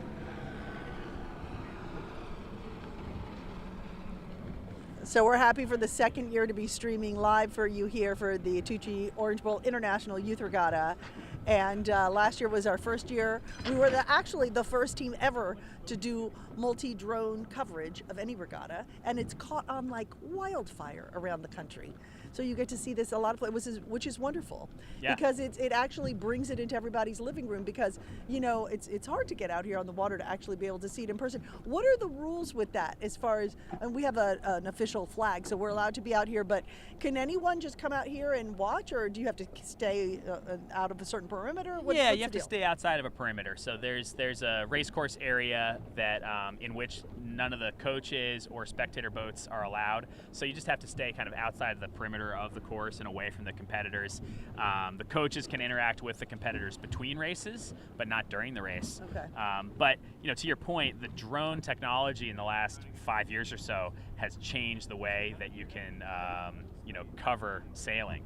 So using the drones, we're able to get these aerial shots that just were unheard of before unless you had a helicopter. So it's an amazing time. Right. Great technology. It's evolved like crazy.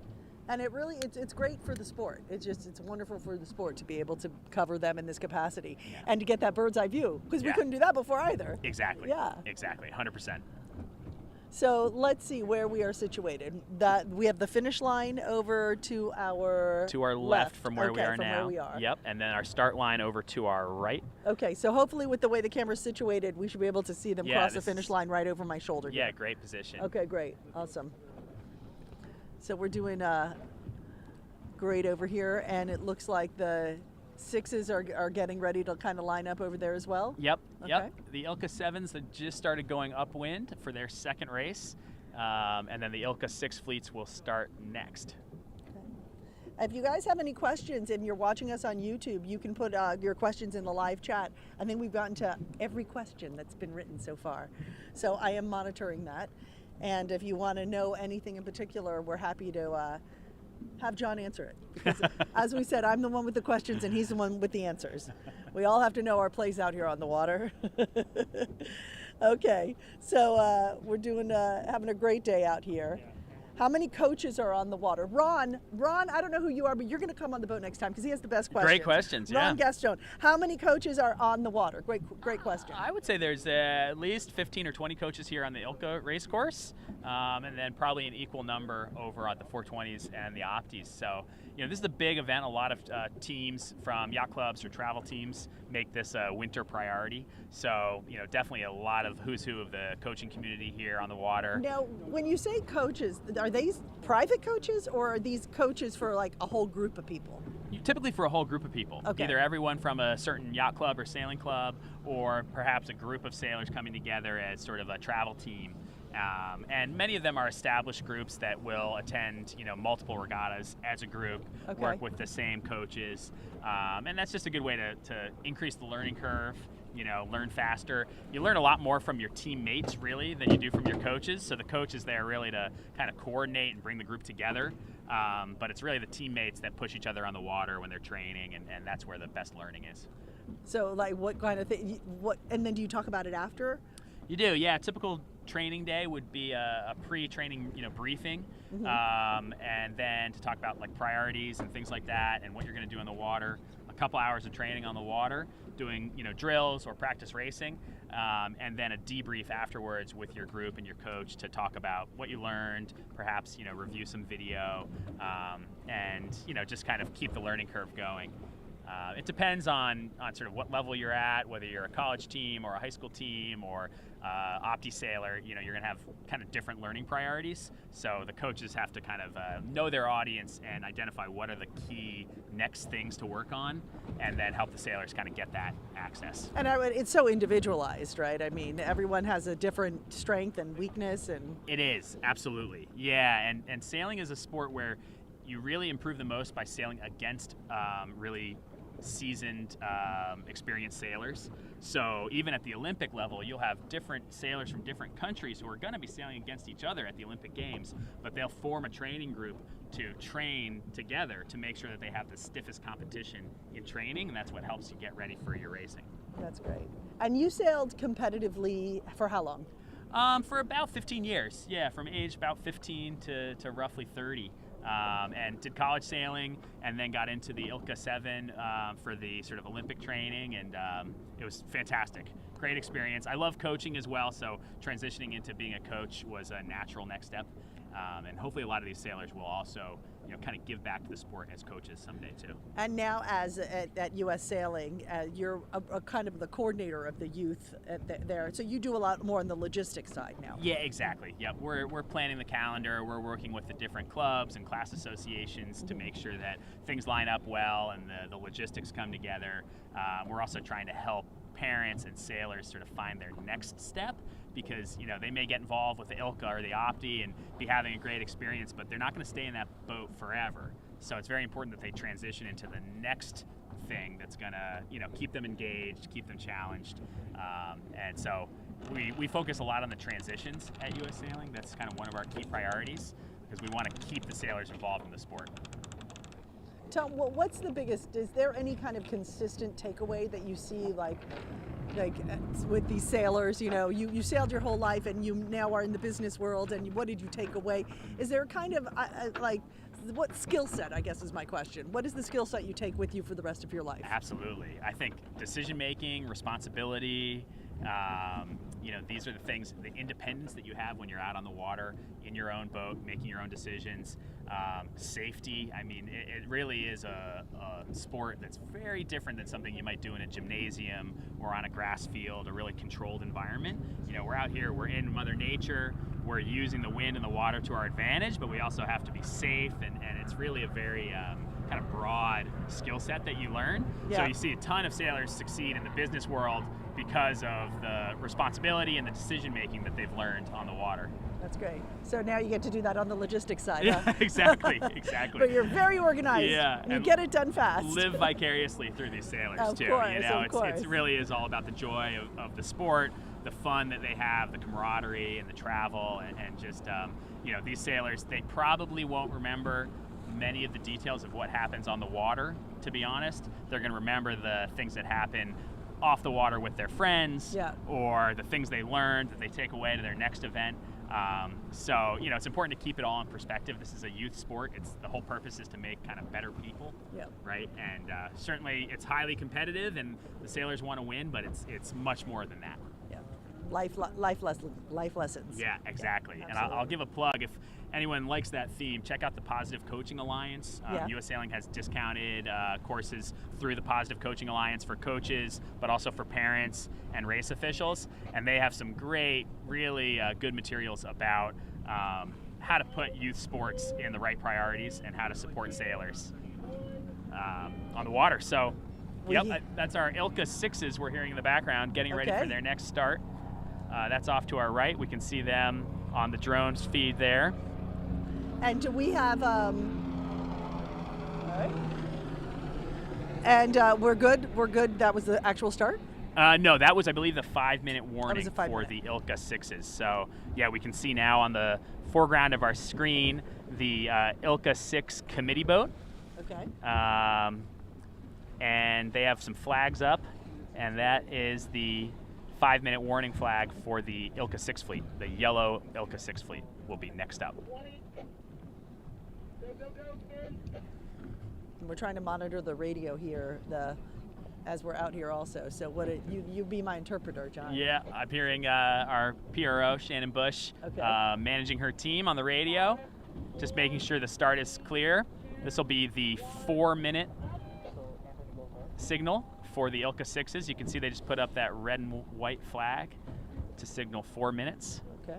And they'll start between that blue boat in the foreground there with that orange flag, and then you can see the boat in the distance there, the pin boat with another orange flag. So that's the line between those two boats and that flag straight across our screen.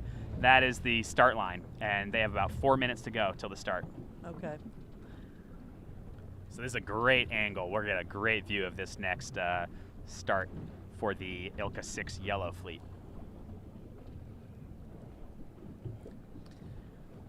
So right now the sailors, they have, 3 minutes or so until their start. This is their last chance to make sure everything is ready to go. They got to check over their boat one more time. They got to look upwind and look and see if they can spot better breeze, darker water on the water to indicate that there's more wind, and make their game plan for how they're going to start this race. Okay, and a big shout out to Iris Kaloya, who's helping out here, making sure our camera doesn't tip over, cracking me up over here.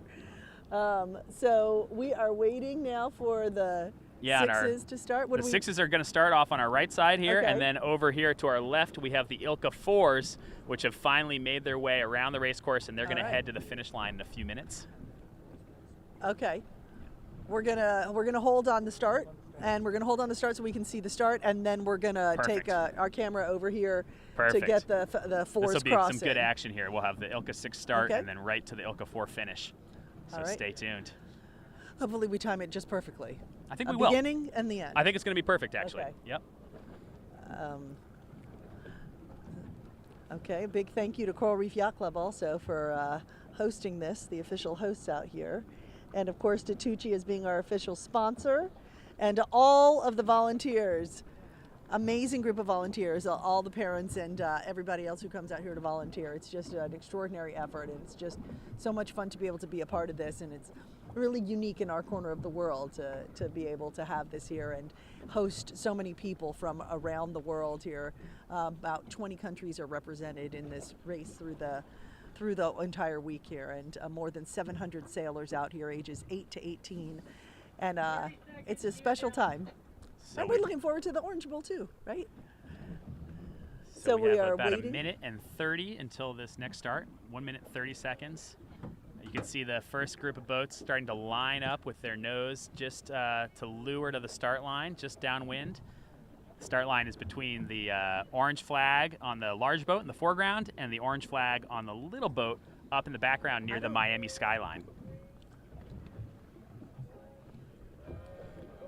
So you can see they're lining up. They want to get close to each other without being over. Oh, we have someone who's sailing upwind already. They are over the line early, so they're going to have to go back and get back below the start line before go.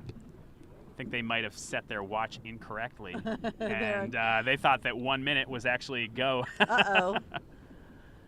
Everybody's a little excited, so So we sometimes have you about just jump the gun. 30 seconds to go here. You can see everyone lined up bow to bow.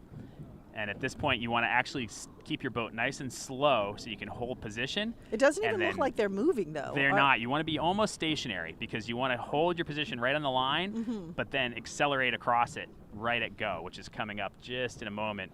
So let's see, we have some of the numbers here. I see 542 there. I see 334, 005, 530. Should be coming up on the start right about now. There it is. Did we start? Yep, and they're off. Now those boats in the middle of the line look like they might have been over early. So, maybe not.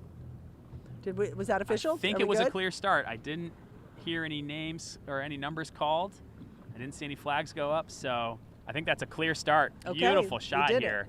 There's you can see the whole fleet lined up, bow to bow on starboard tack, 344, starting their second race for the Ilka 375, 6s. 289, 536, 323, 485. And I think in a minute here, Cynthia, we're going to Okay, have our here we Ilka go. 4 winner We from have our- race 1 in the Ilka 4s come over and have a brief chat with us. All right, so we just saw the 6s take off, and John and I are going to speak with one of the sailors here, or hopefully a few of them. Come on, guys, let's kind of come up over here. And who do we have here? Nice race. Congratulations. How you doing? What's your name? Reese Schwartz, And where are you from? Miami. Well, who do you sail with? What yacht Key club? Biscayne. Key Biscayne Yacht Club. And did you just come across first, do you think? Yes. Yes? Sorry. Okay, let's scoot you back a little. And how do you feel? I feel pretty good. It was a tough race. Yeah, what was your strategy? Honestly, just play the right side, and go fast. How did you were you strong throughout the whole race, or was it kind of at the end you kicked it into gear? I feel like I was strong the whole race. Just obviously you had to kick it in at the end, but I was pretty strong. Yeah. What's your favorite part about being out here? Honestly, just sailing. It's a lot of fun. Yeah. Yeah. And what do you want to say to anybody out there who's watching right now? Yeah. Thanks for watching. And all the people who have supported you over the time? Thank you guys for supporting. Okay. You did a great job. You getting ready for the next one? Yeah. Okay, we're going to be watching. Congratulations. Good luck. Congratulations. All right, great. All right, that was our Ilka 4 race winner for the first race of the day. And then we just watched the Ilka 6 start, the Ilka 6 Yellow Fleet start. They're sailing upwind right now, and you can see on the screen, first upwind leg for the Ilka 6 Yellow Fleet. We try to grab more of the sailors as they're coming by. Sail number 85 heading out to the right-hand side of the course. You can see the fleet spread from the right to the left of the race course, sailing upwind. Beautiful sailing conditions, 10 to 15 knots of wind, a light chop, classic Biscayne Bay breeze here. So we still have the Ilka 6 crossing the finish line here, John? These are all the Ilka 4s that Ilka are finishing 4s, now. yep. So we have some more Ilka 4s coming Come on over across here. the You wanna- line. Come here. Ilka 6s are Let's sailing see. upwind. And where is he from? Want to talk to us real quick? Want to talk to us real quick? Okay. Okay. Okay. So we just try to talk to some of the sailors as they come across the line here and kind of see how they're feeling, where their head is, and learn a little bit more about this race.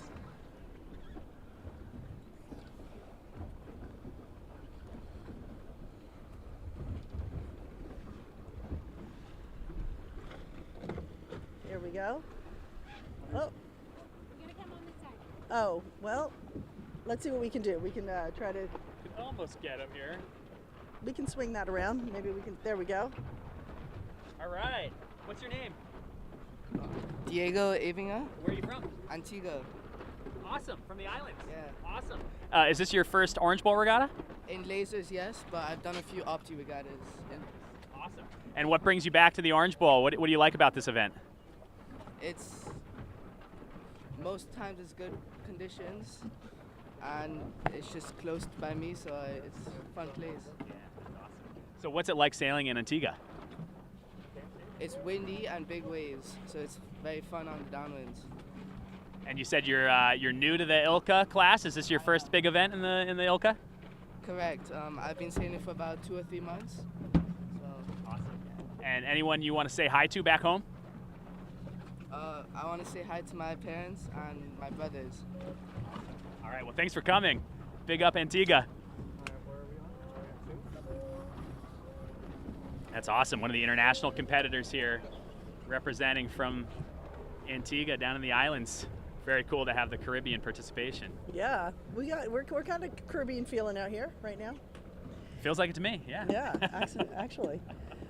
So I that can was see great. now on our screen we've got the next Ilka 6 fleet, the Ilka 6 Blue fleet, is getting ready for their start in a few minutes here.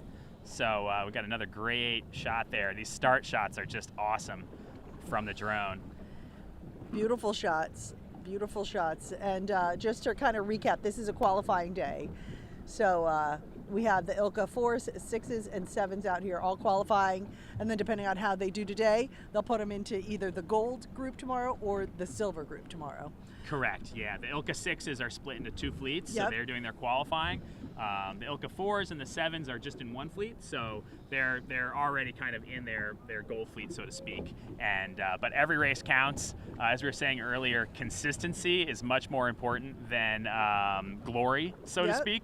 So if you can get a lot of top 10 finishes, that sets you up for a good finish overall in the regatta. Yep.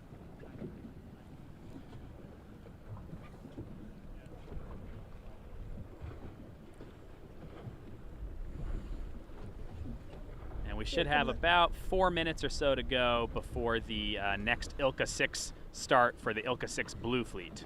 Yep. Come over here. We'll try to get, come on. We're just we're trying to talk bring to another some of the competitor sailors. over to talk with us. Another one from the Ilka 4 fleet. Yep. Just see how they did, how it felt out there, and what it's going like. Thanks for coming over. How you doing? How you doing? We're talking to some of the sailors. You want to come talk to us real quick? You want to come talk to us real quick? Okay. He tried to. It got really windy out here, didn't it? He's like, what are you doing? Oh. All right, here we go. No. Sorry, everyone wants to go on the other side of the boat. We won't let them. Okay. Pop off your boom bang. All right. There you go. There you go. Nice. All right, awesome. Let's see, can you get him on that side, John? I might be able to. Maybe pull him up a little bit. There we go. Slightly awkward angle. Yeah, it's gonna be, we can't turn the camera that way, so watch, okay. Yeah, right. we might. Where are you from? Oh, San Diego. All right, we got San Diego. What's your name? Jose Hatter from San Diego. Right on, Jose. Okay. Good to see you. The wind was not cooperating with us, with Jose, but that's okay. Maybe we'll get him on the next one. We've got our West Coast sailors there. How many sailors do we have in this in the 4s? The 4s, there's 50 sailors in the Ilka 4 fleet. And in 6s? The 6s, I believe, is about 110, 120. Okay, and in the 7s? The 7s, there's 11 sailors. Why so few in the 7s? Well, it's the biggest rig. It's the biggest body size. You know, you need to be probably 160 to 180 pounds. So for a lot of, teenage sailors, they're just not quite physically there yet. Right, and this is a sport that it's good to be a little older, right? It is, yeah. Maturity goes a long way. The top sailors in the world are typically in their 30s and 40s. So it's a lifelong sport. When you're a teenager, you're still just kind of getting started. And wasn't there a sailor who won the Olympics and he was in his 50s? Or? Yeah, Santi Lang from Argentina won a gold medal, and it's just a legend of the sport. And he's one of the older Olympic medalists, which is great. We What a don't say cool older. credit. We say seasoned, John. Seasoned. Yes. All right, I think I see the Ilka 6 fleet about to start. If we can cut to the start line drone, we'll see the start. There we go, on drone 1. So they have less than 1 minute to go. You can see the start line is between the orange flag on the large boat, just to the bottom of the screen, and then there's a small boat up at the top of the screen with another orange flag. So between those 2 flags, that's the start line. This is the final countdown, probably 20 seconds to go.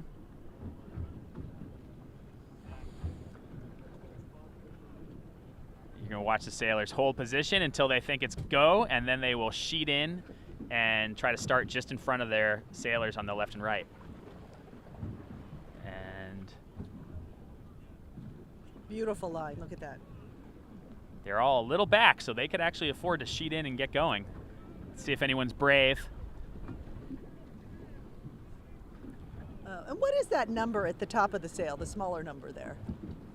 The top sail number is given by this specific regatta, so that's their specific orange ball number. Oh, the larger sail number is the sail number for the boat itself, the hull that they're sailing. So there's the start. You can see a nice even start down the line. Okay. looks like a little. Couple of boats punched out in the middle. Great start there, and they're off. Look at this. So 964 was in the back, cut over to the side. To then that was a good strategy. Yeah. Right? And here's a shot looking from upwind down to them. You can see how they're all even across the wind, and they're now sailing upwind to their first windward mark of the second race of the day. So this is a crucial time to have maximum speed in the race. You want to be full tilt at this point. Make sure that you don't fall back on the boats near you, because if you fall behind them, you'll start to get their dirty wind, and that will slow you down, and it's really hard to claw back once you're in the dirty wind of the boats around you. So this is the most important leg to get out in front. Yeah, the 2 minutes or so after the start are kind of the most important part of the race. Okay. You need to set yourself up for success, not make any mistakes, and just leave your options open to succeed later on. So we have some good questions coming in here on our live chat on YouTube. We have Fernando Munoz said, what do these sailors do when they graduate from high school and head to college if they aren't able to sail on a college team? Great question. I guess love that question. Yeah. Yeah, well, like we've been saying, sailing is a lifelong sport. Yeah. And so college sailing is a great opportunity to mix sailing with your academics, but there's so much more sailing to be done outside of college. So a couple of opportunities would be to get involved with larger boats, keel boats and big boat sailing, start crewing at your local club or on your local waters. Or to get involved with more dinghy sailing. You can keep sailing the Ilka as an adult. There's a huge masters fleet. And you can also, explore other dinghies. Great shot here of the fleet sailing upwind. Another nice start by Virgin Islands, ISV 8853. You can see Germany and Canada just behind, so showing a little of the international flavor of the Orange Bowl event. Beautiful shot, Miami skyline in the background. And well representing the places from all over the world right there. Look at that. Exactly. Great shot. Yep. So you can see a few boats have punched out in the lead in the middle of the fleet there. And then there's a lot of boats in the pack.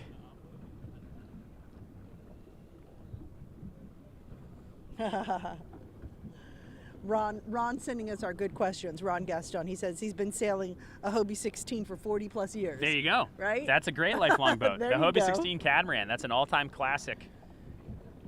I owe Ron a drink. He's sending me great I questions. agree. Ron, Yeah. come down to Coral Reef and we'll have a Mai Tai. Cynthia. The rum punch is the Coral Reef kind of signature Got it, drink. got it. So the rum punch is on me, Ron. You can see a beautiful shot here from top to bottom of the screen. The Ilka 6 Blue Fleet sailing upwind. I really like those two boats in the middle, actually. They have punched out from the boats around them.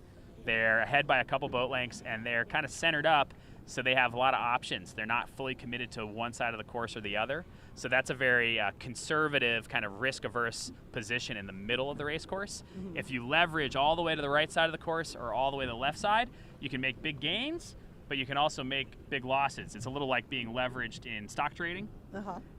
So you want to be conscious of the fact that if you're going all the way to one side of the race course, you better have a really good reason that you're doing that, because you see some wind over there, or there's a wind shift that's common on geographically next to the land or something. When you say you see wind, what do you mean by that? Well, sailors need to learn to read the wind with their eyes. Oh. So especially with a good pair of polarized sunglasses, when you look upwind, you can see the patches of the water. Dark patches mean more wind, lighter patches mean less wind. And you can also read the direction of the wind that's coming and see whether it's likely to be a right-hand shift or a left-hand shift.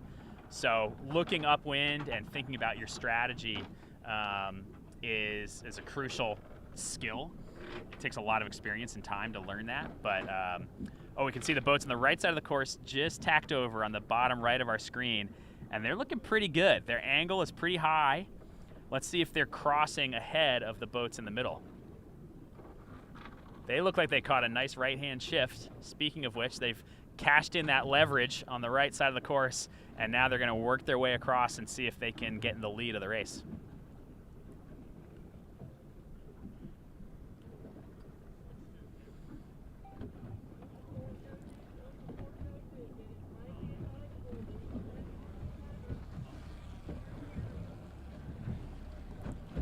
Yeah, I like that.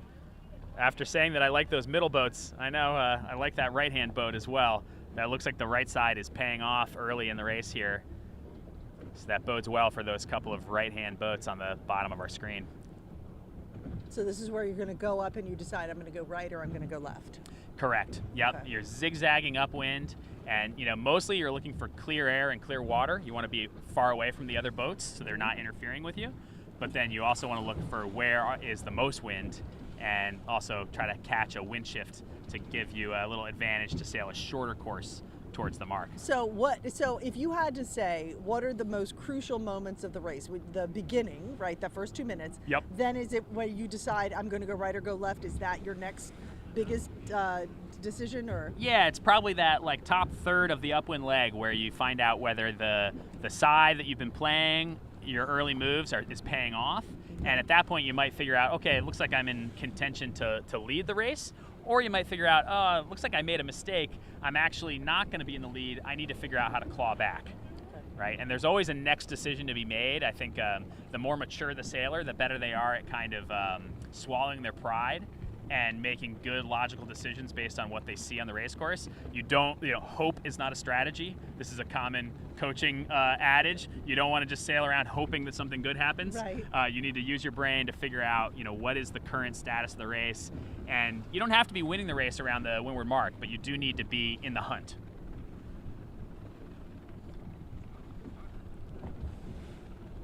so when you coached all those years, you coached at Stanford, you coached at Dartmouth, you coached at George Washington, Hobart, William Smith colleges. Yeah. And what was like kind of the first thing you would always say to your students, to your sailors? Well, the first thing I would say was, here's the schedule, and go look at your class schedule and make sure you can be at every practice. Okay, all right. Because the academics are the priority, certainly in college, but you need to make sure that you manage the academics so you can still be successful athletically. And especially for freshmen, it takes a whole semester at least to experience what that's like and make sure that you're able to balance your athletics with your academics. So honestly, a lot of success in college sailing is not so much about fancy on the water techniques. It's mostly about managing the team, managing everyone's schedule, and it's a year-round activity because there's a fall season and a spring season. So you only get a short little off season over the winter. So you really have to be able to consistently show up, practice hard, race hard, and it takes 4 years to reach your potential in college sailing. And then this is kind of I don't know if you know, but it's what percentage of sailors from college, sail beyond that in a competitive way? I don't know the answer to that, but I think one of the challenges is that, especially in the U.S., sailors come out of college and they have a lot of career pressure and life pressure. In our culture, the post-college years are when you really need to identify what your next steps in life are. And a lot of sailors actually stop sailing, unfortunately, at that age, and then they come back to it a little bit later. So one of the key things is to figure out how to help sailors transition from that college environment into the real world, adult life, and fit sailing into their life, like the Hobie 16, that we just heard about.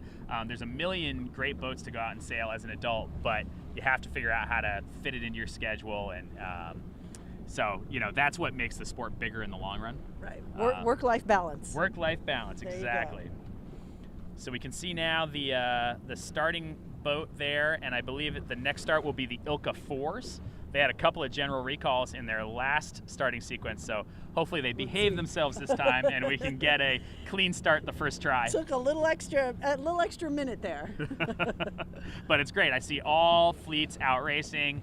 7s and 6s are all on the course, sailing in beautiful breeze. Couldn't ask for a better day. For people outside of the U.S., does U.S. sailing furnish the boats? No, these boats are all provided by the sailors themselves. Some of them are sailing their own boat. Some of them are sailing a boat that's owned by their club.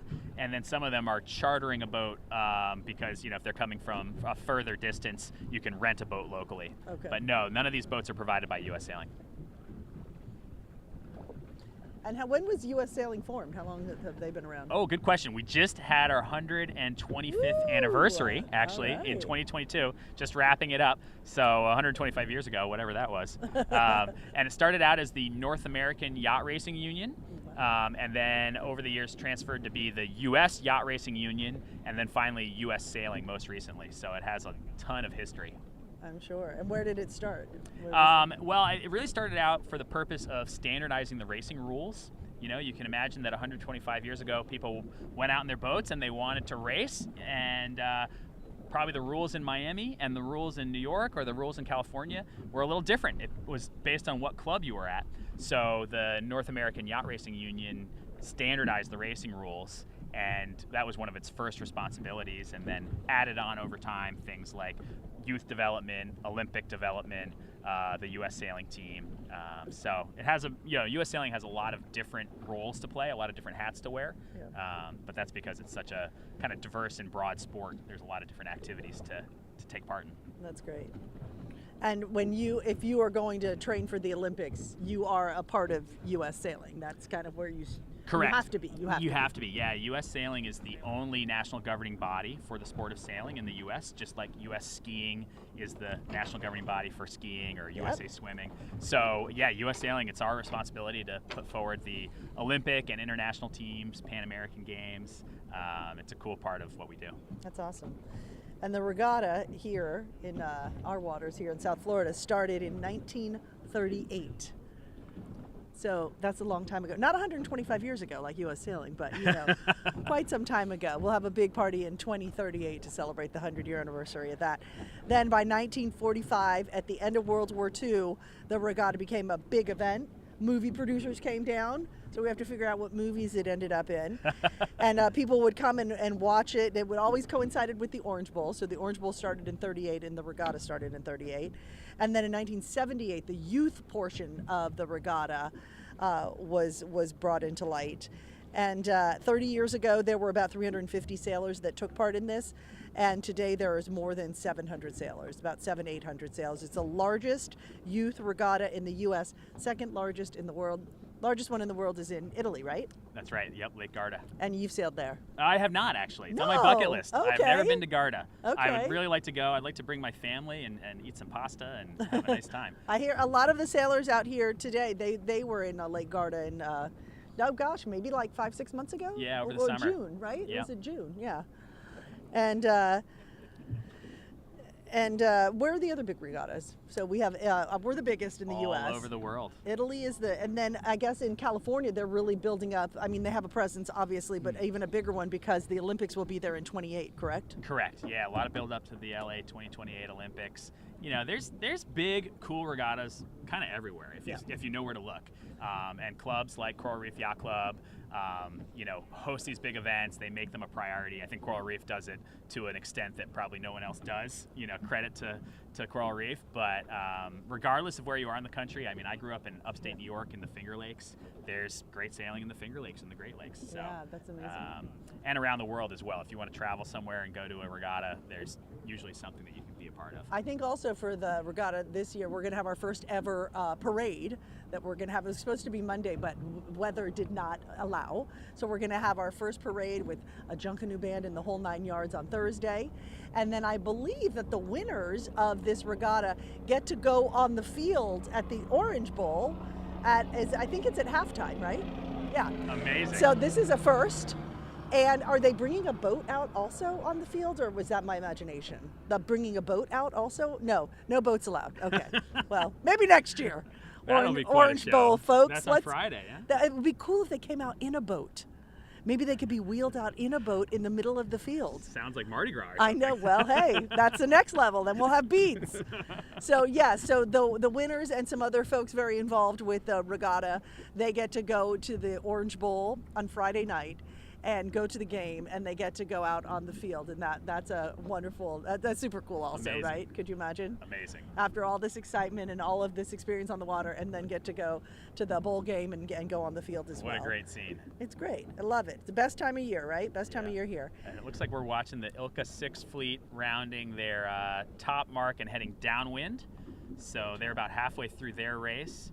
You can see all the sails going downwind there, surfing the waves.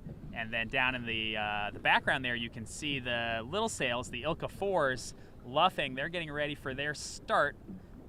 I don't think we're in start sequence yet for the Ilka 4s, so we're going to stand by and then hopefully catch that Ilka 4 start in a few minutes. Okay. And then later on, we're going to go see the Club 420s. Yep. The back half of the day, we didn't have any set times, really. We were going to kind of feel it out here for a little while, follow the Ilkas for a while. This is their second race. Correct. We finished the first one for everyone. Now we're on our second one here. There'll probably be a third here as well. But at some point, we will head over to the 420s. And their course is where? Where's their course? Over yonder, between us and the Miami skyline. Okay, so not too far away. And then tomorrow, we'll be all over the Opties, red, white, and blue in the first half of the day, and we'll catch the green fleet on the back half of the day. Very cool. Yeah, we're excited. All ages. All ages, ages 8 to 18. And tonight, as we said, for those who weren't with us earlier, it's college night. So a lot of the big universities who have great sailing programs, they come tonight and kind of set up shop here, and the 11th and 12th graders get to go and meet with them and learn a little bit more about the programs at the various schools. But no parents allowed, right? Sailors only. So it was. There is a parent reception as well tonight. Oh, there is? Yep, there is. That's separate, but at the same time, it's just a parent reception to socialize. I'll be there, hopefully, and parents, while you're not invited to the college night, you're obviously very important to the future success of your sailors, and we want to thank the parents for everything they do. Oh, yeah. For these sailors and for all of us. It really is a great sport, a great community. Once you get involved, it takes you places that you might never have imagined, like Miami over Christmas. Miami over Christmas is a pretty good spot to be in. It's awesome. Yeah, worth getting into sailing just for that to happen. Seriously. Is that why you did it? So you could be here during Christmas? I actually never sailed the Orange Bowl growing up, and I regret it. I wish I had. Yeah. Yep. I was digging out of a snowdrift in upstate New York. Well, that makes this all that much better then, yep. Right? And here's our race leaders in the Ilka 6 rounding the leeward gate. So they're about halfway through their race. They're switching from the downwind leg back to the upwind leg, sheeting in and sailing up to the windward mark. And it looks to me, last time we talked about how the right-hand side of the gate was favored. It looks to me like the left-hand side of the gate is favored this time. Okay. So every time, why is that? It's further upwind. By my eye, that left-hand side, that buoy is just a little further upwind than the right-hand side. So just goes to show that these sailors, every time they're approaching another turning point in the race, they have to evaluate and make good decisions. All right, here's a great shot of that. Yep. So I think that left-hand side, by my eye, just looks like the wind has shifted left, and that left-hand gate is favored. And you could gain, 5 or 10 boat lengths quite quickly with just one decision like that. So that's a real game changer. It so is. It's that first 2 minutes of the race, and then this moment right here. Yeah. Those are the kind of each key, mark rounding. the Yeah. key moments. And the best sailors, they don't necessarily shoot for the moon and win it all at once. You want to be consistent and pick off a few boats at each kind of opportunity. Make the good decisions, be aware. Yeah, and definitely you can see the boat. Oh, we got a capsize there by the right-hand gate. Now, you said you capsize pretty easily, and then you can recover fairly easily as well. Yeah, the laser is super easy to recover. So you can see this boat that's capsized there. Now, where's the sailor? The sailor's over on the other side by the centerboard, and they're just going to pull the centerboard down, lift the mast up. And this is par for the course, right? Par for the course. Yeah, yep. this just happens. Standard operating procedure. If you sail a laser, you do capsize occasionally, and there's a good recovery. Every sailor runs aground. Right? Well, hopefully you don't run aground. That's different. No. That's running into the dirt. Right. But you got to capsize from time to time, right? Yeah, you do. Absolutely. That was a quick recovery. Yeah. All right. Yeah, 20 seconds, 30 seconds.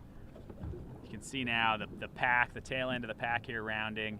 Again, that left-hand gate is definitely favored, so these sailors rounding the right are going to look upwind and probably regret it in a few minutes. Uh-oh. A little pile That's up when you there. look back and said, oh. And now, how far apart are these buoys? Oh, let's see. Those two, they look like they're maybe 100 yards apart, something like that. They have to be far enough apart that the sailors don't run into each other. And also, tell me about the strategy of the wind and the start line and the buoys and rounding them. Right. How is that all set up?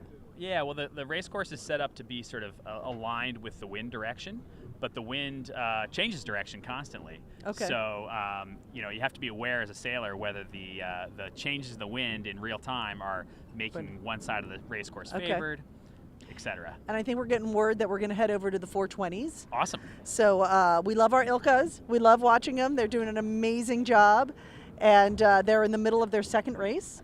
Yep. And I think we're going to get ready to head over to the 420, so we are pulling up anchor from where we are. But before we do that, give us the complete lowdown as to where we are with the Ilkas. Here, John. Right, yeah, the Ilkas, we're partway through our second race. The Ilka 4s are still waiting at the start line for their start to begin. But the 6s and 7s are out on the course of race 2 for the day. And this is day 2 of the regatta, so it's the second qualifying day. And then tomorrow, the Ilka 6 fleet will split into gold and silver for the last 2 days of the regatta. So a lot of racing left, perfect conditions today. Really can't beat it. Classic Biscayne Bay, Miami conditions, so a lot of lucky sailors out here.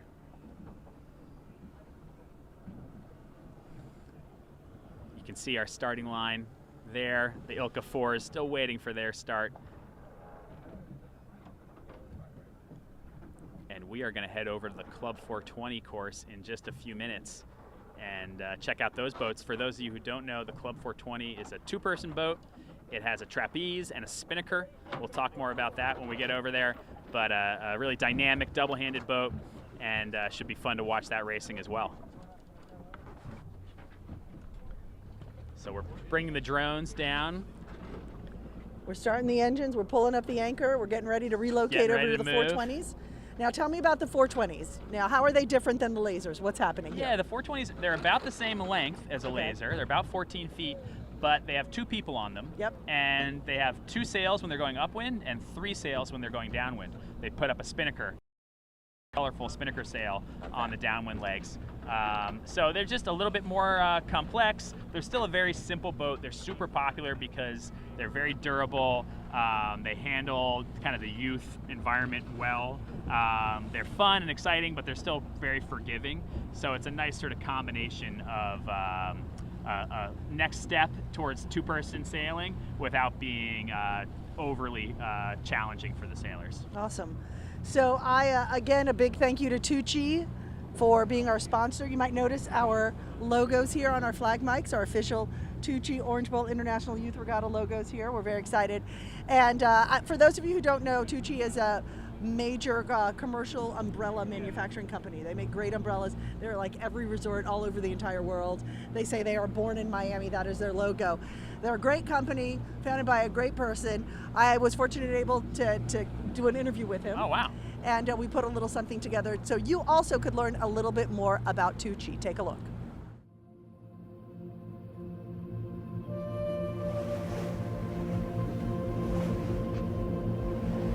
My roots being raised in Miami and a life so connected to the water here, just being in that seaside environment, has driven a lot of the design that we feature today. The inspiration for Tuuci's products come from the world that I grew up in, from a life lived on the seaside in Miami. We're really just looking to complement the existing environment. There's many parallels to the rigging that we feature on our products to the rigging on a sailboat or on a powerboat.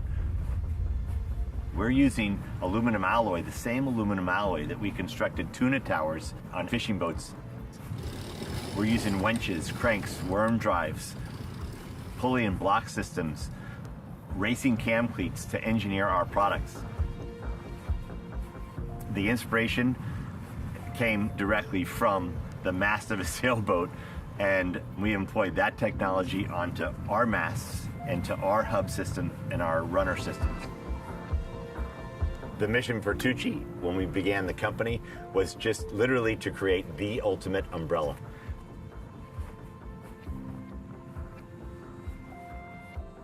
That was the genesis of our company to begin with, that we started in this little boatyard in South Miami, to everything that we do today.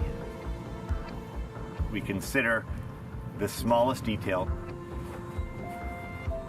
and the tightest tolerances when we're developing a product We've got hundreds of shade gurus working in different areas of the company, making sure that every stitch is correct, that every hole is drilled precisely where that hole needs to be drilled.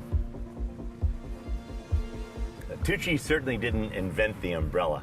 You know, the umbrella has been around for thousands of years, but we did innovate a new way to construct it to live well and to live a long life in these demanding environments.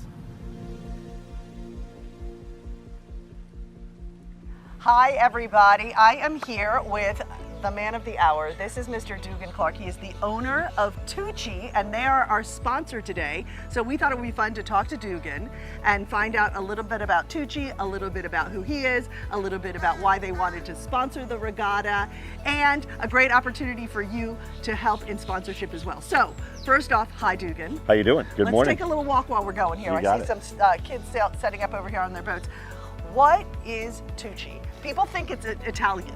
That's right, and we don't mind that. You know, we love the Italians, but it's an acronym for the name of our company, the Ultimate Umbrella Company Incorporated, TUUCI, and we're an umbrella manufacturer here in Miami, Florida. We make umbrellas for resorts, hotels, residential homes, all kinds of sun umbrellas. A lot of people think we're like a rain umbrella company, but while you can use our umbrellas in the rain, they're really for the sun and inclement weather. And occasionally. Tuuci's been around for how long? Tuuci's been around for 25 years. We're getting up, next year will be our 25th anniversary. And you say Tuuci's born in Miami, but has gone worldwide. Wherever the sun rises is where we'd like to sell umbrellas, so okay. Yeah. So you're a local boy done good. Tell me a little bit about your local roots here and your connection to the water and boating and everything. Well, our company was, we were born from the marine industry. We actually started our company in a small little boat shop in South Miami that did some boat repairs, specialty rigging for fishing boats, sailing boats, a little bit of everything. And we had the idea to create an outdoor umbrella that looks like it came off of a boat, could be very durable in any outdoor environment. And so the genesis kind of happened, and here we are 25 years later making umbrellas that are built for any environment on the planet. Why did you decide it was important to have Tuuci be the official sponsor of the regatta? And you didn't just sign on for 1 year, you signed on for a few, is that right? We signed on to last year we sponsored the Orange Bowl Regatta. We signed on for a multi-year deal here. And we're just very happy to support youth sailing. And this is the premier event for junior sailors. It's right here in our backyard, so it was kind of a no-brainer. Like we're so connected to the water, to the bay, to boating, and we are selling also a lifestyle connected to the water and to the ocean. Supporting youth sailing is a great vehicle for our company to kind of communicate who we are, what our roots are, what the foundation of our company is. The rigging on a sailboat is very closely related to the rigging of our umbrellas in these outdoor environments, in these demanding environments. So it just seemed like a natural fit. And you see the sailors in their rash guards with the Tuuci logo that you all have sponsored, but there's an opportunity for folks to buy that as well, and the money goes for good, correct? That's right. So the official regatta jerseys this year that Tuuci has produced, we're going to give 100% of the proceeds to anyone that buys them to Shake a Leg. So, and that includes the cost of the jersey as well. So we're just so grateful to be a part of the Orange Bowl Regatta and grateful to be able to support Shake a Leg with this mission and make sailing accessible for anyone. Awesome. Well, on behalf of all the sailors and everybody who's involved in the regatta, thank you so much for your amazing sponsorship. You got it. And your warm smile and your great heart. You got it. You got guy it. Happy here. to be here. All right. Thanks, Dugan.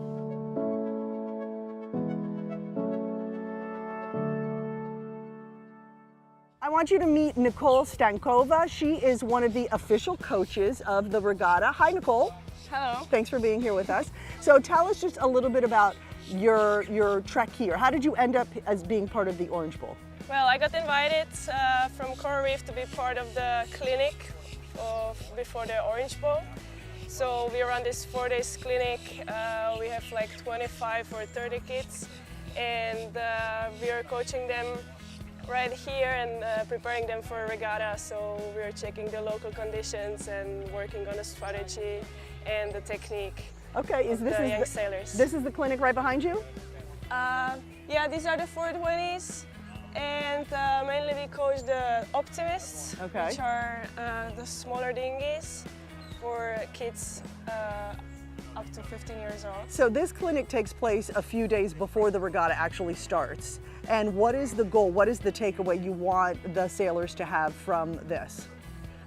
We want them to know the local conditions, so we are mainly focusing on the forecasting and on the waves, and like it's pretty tricky here with all the wind shifts, so we're preparing them to have a great result on the Orange Bowl. So what are you fine-tuning exactly? The fine-tuning is definitely the technique, because the sailors they need to be fast, so we're trying to make them as fast as possible. And also they need to do good decisions with the strategy and with the tactic. So we're running some races, and the sailors are preparing themselves on the small races for the big regatta that is upcoming. All right, you excited? Yes, very much. How are the sailors? Are they excited? They're so eager. Okay, Nicole, thank you so much. We're so happy you're here, and you're one of the 4 official coaches of the regatta, correct? Exactly. Okay, so if you see her around, say, what's up, Nicole? You have got to meet Jane Millman here. She is an integral part of the Orange Bowl Regatta and everything going on, and she has quite an impressive resume, to say the very least. Currently, your full-time job is? I'm the Director of Basic Sail Training at the United States Naval Academy in Annapolis, Maryland. Not too shabby at all. And before that, you were up in Annapolis. And I was the Sailing Director at Annapolis Yacht Club, and then transitioned over to club management as the clubhouse manager. So she's very qualified to be here. Maybe give us some good sailing tips also. Tell us what you are doing as part of the regatta.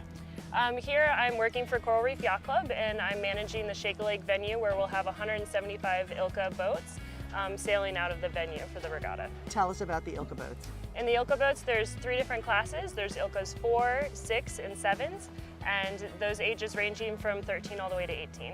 Okay, and why, is that one of your passions, that particular boat, or?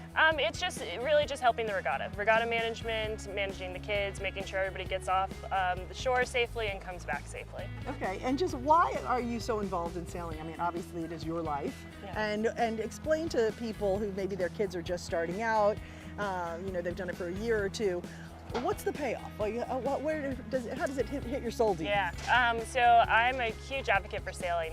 I think every child and adult should learn how to sail, and the reason being is that it's one sport where you have to make a decision. It teaches you decision making, confidence, independence. When you go out on the water, there's nobody else there to tell you what to do. You have to decide where you want to go. Unlike football, you go out on the field and you know exactly how many steps you're to take left to right, and you know where you're going to go. But sailing is so different. Each day is different. You're going to have to make decisions if you want to go to the right side of the course or the left side of the course. You have to be on time, and there's a lot of independence in it too. Okay, great. Thank you so much, Jane. We look forward to seeing you throughout the week and enjoying the great weather down here. I know it's a little colder, a little colder in Annapolis. It's very cold. All right, keep your eye out for Jane, everyone. This is Minx Anthony. She's one of the sailors here at the regatta, and this is your 7th year sailing? Yeah. Okay, why do you love it? What's going on? Well, we wanted to get a sailor's perspective, so enlighten us. Well, I started sailing when I was little, and my dad introduced it to me because he was once a sailor. I feel like sailing is the one place to let out my stress, and I have so much fun doing it, so I've just been doing it for a while, and I've never gotten bored from it, you know. I tried doing other sports, but it was never the same, so yeah, I just love sailing so What much. is it that you love? Like, how does it make you feel? I feel like, I don't know, I just like, when I go out on the water, I just feel a sense of relief. You know, it's like, I have a lot of stress during school, so every time I sail, I feel like it's a good way to just let out my stress and, you know, just have fun while doing it. So tell me about, you sail the Opties, right? Mm-hmm. And why do you like this particular boat? What is it? Well, Opties is a good starter boat if you ever want to start doing sailing. If you're like a small person like me, it's a good place to start because you get used to like how to rig a boat, how to rig your sail, and all the maneuvers and everything. And when you grow out of the boat, you can move on to like 420s or lasers, and it's just easier. So it's like a beginner boat for you. So what advice would you give to young sailors if you could go back and talk to 7-year-old you? What would you say? Well, I feel like sailors who are younger that are just starting on the sport, they're gonna have a tough time with just getting on the boat, and they're gonna feel all that pressure on themselves. So they're gonna feel like, oh, I have to do well. You know, it's just like a practice race, you know? It's not that deep, you know? It's like your first regatta, it's not that important, it's just a practice for you. So yeah, I feel like they should just have fun and yeah, have fun while sailing. If you're not having fun, why are you doing it, right? Exactly. All right, thank you so much. We're going to be keeping our eye out for you. Hopefully we'll see you. We'll grab you for an interview when you cross the finish line. And I think you're going to do great. Thank you for your words of wisdom. Thank you so much. Anything else you want to leave with the moms and the dads watching, or any other future sailors? This is a great event. I want everyone to have fun, you know, just have fun and watch us sail. You know? All right, good for your mental health, good for your well-being, good for everything. Thank you so much. Thank you. All right, here's another sailor we want you to meet. This is Sander Block. You are how old? I'm 13 years old. And you've been sailing in the regatta how many years? This is my 4th Orange Bowl. Your 4th Orange Bowl, so you Yes. started when you were just a tot. Kind of, yeah, when I was 11 or 10. All right, awesome. And why do you do it? Why do you love it? It's just, I love being around the water since I was really young. I kind of grew up on the water. My mom, she's like a big boater, and my dad recently got into boating, which is really cool. That's awesome. And you've sailed all over the world in different regattas, correct? Yes, so I sailed in Italy last spring, and I'm hoping to go back again. I also sailed in Bahamas recently, and South American Championship Argentina in 2021. And what's the takeaway from that, from being in all those different places? Just like making new friends and having a good time with your old ones as well. It's really like a really fun thing to do. Well, what have you enjoyed the most? What's the best place to sail? Best place I think is Miami here at Biscayne Bay. I mean, there's a lot of good conditions, favorable conditions, but I also really like Lake Garda too. Which is in? Italy. All right. What advice do you have for other kids who are maybe just starting out? Like, just stick with it. It takes a lot of time and a lot of hard work, but you can definitely push through, and it can be really fun for you. And what does it do for you, aside from hanging out with some friends and having some fun? How does it make you feel? It makes me feel really happy when I'm on the water, and like always have a smile on my face, like, and always just being really grateful for everything that I can do on the water. All right, great. Any other advice you have for anybody, or anything you want to say to the parents who are here supporting all their kids? Thank you for supporting your kids and bringing them here. It makes the regatta really fun. All right, thank you. We're going to look for you out on the water, okay? Okay. We'll grab you when you cross the finish line like last Awesome. year. Yeah. All right, Sander Block, thanks so Thank much. you. And we want you to meet sailor Margot Nguyenmin. She is from Hong Kong. You know, this is an international regatta after all. But this year you're actually just here for the clinic, right? Tell us what's going on. I'm here for the clinic to train for next year's regatta. So you currently live in Hong Kong, you go to an American school there. Yeah. And you flew all the way here on your way to the Bahamas. You're doing the clinic this year. Yeah. And then you'll sail in the Orange Bowl Regatta next year. Yeah. Okay, why? Why would you like to do that? I would like to sail in the Orange Bowl Regatta next year because I think it'll be a very fun experience, and I really like sailing in Miami. Why? Because I think the wind is much better than in Hong Kong, and I think the people are very nice, and it's just a very nice environment to sail in. All right. And what have you learned in the clinic so far? I've learned a lot about starts and a bit about tactics, but mostly about starts and how to have much better starts. Okay, do you think it's going to serve you well in the future? Yeah, I think it'll serve me very well in the future. Okay, and how's it been sailing out there lately? It's been a bit light, but it's been very fun. Okay, you looking forward to next year? Yeah. Okay, so Margot, she's here from Hong Kong. She's just here for the clinic this year, but she's going to be back for the regatta for next year. We can't wait to see you next year. Thank you. Okay, happy sailing. But I want you to try it to see if you like. Oh, we're on. Hi, everybody. I'm Cynthia Demas, and this is John Pierce. We were just having a little sandwich break as we were zipping over from one course to the next. So we just left the Ilkas. We're here at the 420s. We want to get to the race. John, catch us up. All right, so we're now over on the Club 420 circle. There's 2 fleets here for the Club 420. They're also doing qualifying today. So they're racing in 2 different heats, and the best finishing boats from yesterday and today will then move on to the Gold Fleet tomorrow and the next day, and then everyone else will be in the Silver Fleet for the final 2 days. Okay, and let's get I think we're getting our drones up here momentarily. And tell me about the 420s. It's 2 people per boat. Yes, this is the Club 420, so it's a 2-person boat. The skipper is the driver of the boat, and the crew is the person who is managing the jib and the spinnaker. which are the front two sails, and the crew is also using a trapeze upwind. So they have a harness on, and they are going to leverage themselves out over the side of the boat with their feet on the side of the boat and their body hanging out over into the wind. So it's a very fun and cool boat, you know, a great introduction to double-handed sailing, which means two people for youth sailors. And what's fun about the 420s is it could be two boys, two girls, a boy and a girl. It doesn't matter, right? Correct. Yep. It's open sailing, so there's no gender requirements. You can have any mixture of genders, and you know, it's a very level playing field. So you often see female teams winning the championships, and it's great to see that kind of open competition in youth sports. All right, and I believe we're trying to get our drones up and ready so we can bring you some great shots here. Tell me just a little bit more about the 420s and how they work. How do you decide who sails in which position?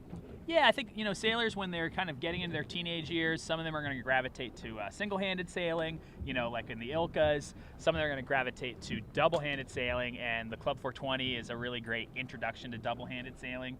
Ideally, sailors are trying both skipper position and crew position so that they can learn the skills. You want to be able to do both, but they are going to probably find that they have a preference, you know, whether they like being the skipper or the crew, or if they're a little bit taller, they may be better in the crew position because they get more leverage out on the trapeze, and they can make the boat go faster in high winds. So, but there's a lot of other boats out there too. So the Ilka and the 420 are really like springboards that then you can, you know, jump into other fleets of boats as adult sailors or get into some of the Olympic development classes. You know, this is really a development ground more than anything else. Awesome. We do have our first drone is in the air, so as soon as we get a good shot, we will bring it to you here. We got a few helicopters flying by also, so that is the noise behind us. And we're excited. We had a great time so far with the Ilkas, and here we are with the 420s. And how many boats do we have participating out here in this? I know there's two different groups, but do we know roughly? Yeah, I believe we have over 100 420s total, so it'll be about 50 in each fleet. Let me just look at the score sheet here. All right. Actually, it's 78 total Club 420s in the fleet, but they're split into two groups. So we have about 40 boats per group in the qualifying here. The first qualifying group has already started their race, and they are heading upwind. So we have one fleet that's already on the race course, but then we have another fleet that's about to start their next race. And I believe this is the third race of the day for the Club 420s. So they'll certainly have this race, hopefully one more after this if the race committee decides they want to go for 4 today. So you typically, on a beautiful day like this where the weather is your friend, you have 3 to 4 races. That's correct. Yeah, like you said, it's perfect sailing conditions right now. So at least from my perspective, it's a bit hard to justify not doing more racing. It's kind of like skiing on a powder day. Like, it's hard to decide when it's time to call it a day. Well, then only when the sun goes down, I guess. Exactly. But would you ever do more than 4 races? Probably not. It depends on the event and the format, but at a big championship regatta like this, more than 4, you start to have diminishing returns. You know, the sailors their performance is going to kind of start to dwindle. At some point, you got to know kind of what the limit is. I mean, they're all athletes, and they should be able to have a lot of endurance, but you also want to make sure that the playing field is level, and you know, you don't want the skills to atrophy towards the end of the day. What was that horn about? That was the 5-minute warning signal for our next 420 fleet. Excellent. So we have 5 minutes out until our race out here. It's race number 3 for the 420s. And what does this racing configuration look like? I know we talked about one of my favorite topics, the Trapezoid, last time. Let's get mathy. Let's get mathy. Mathlete me. So go ahead and tell me, what does it look like out here? They're also on the Trapezoid racecourse. Okay. So it looks a lot like what we just saw with the Ilkas. They'll sail an upwind leg, a reach leg, a downwind leg, and it basically allows the sailors to do all different points of sail. To kind of test their skills at different parts of the race course, give them more opportunities to pass their competitors at different mark roundings. So the Trapezoid is sort of the standard championship level race configuration. It is one of the most challenging to set up for the race committee. So you need a cream of the crop race committee like we have here to pull it off. And we can see there the signal boat, the large motorboat in the middle of our shot there. That will be the starting boat for this next race. And is this kind of the same idea as we were looking at the Ilkas? That first couple minutes is very important, and then you decide if you're going to go right or left around which buoy, depending on the wind. So it's kind of same idea. Exactly. Yep. Very similar. You know, these boats are also identical, so it's all about the sailors and the decision making and the athleticism and the technique. You know, the difference in boat speed is not because one boat is, you know, a different model than the other or something like that. And this is also out here with the 420s. It's about 50-50 girls and boys. I would say so. Yeah, I haven't looked at the stats, but it's typically a 50-50 split. And ladies tend to like this boat a little bit more, is that right? Well, I think the 420 is a little better for slightly smaller body sizes. Okay. Whereas the Ilka 6, the laser radial that we were watching earlier, favors slightly bigger kids that, you know, for the average female, they might not be at that same body size. But also, some sailors like to sail with a teammate. That's a big draw for getting into double-handed sailing. Some sailors like to sail by themselves. Personally, I like to sail by myself, so a single-handed boat is perfect for me. You have to keep yourself company. But in the double-handed boats, you have a teammate to work with. It's a lot more dynamic, and that can be really fun for the sailors. Awesome. And Ron here, Ron, our third co-host of the day, who I just adore, he said he must have taken a break because we went over this, Ron, and now he's asking the question, but since he's our buddy, we're going to answer it anyway. Do the kids bring their boats, or are the boats furnished? Again, yeah, these boats are all brought by the sailors, or they're arranging their own like charter rental to use these boats. Yeah, the boats are not furnished by the regatta. They might be owned by the sailors club or by the individual sailor family, or they might be rented for this specific event. And what? Let's talk weight. Was there a maximum weight on these?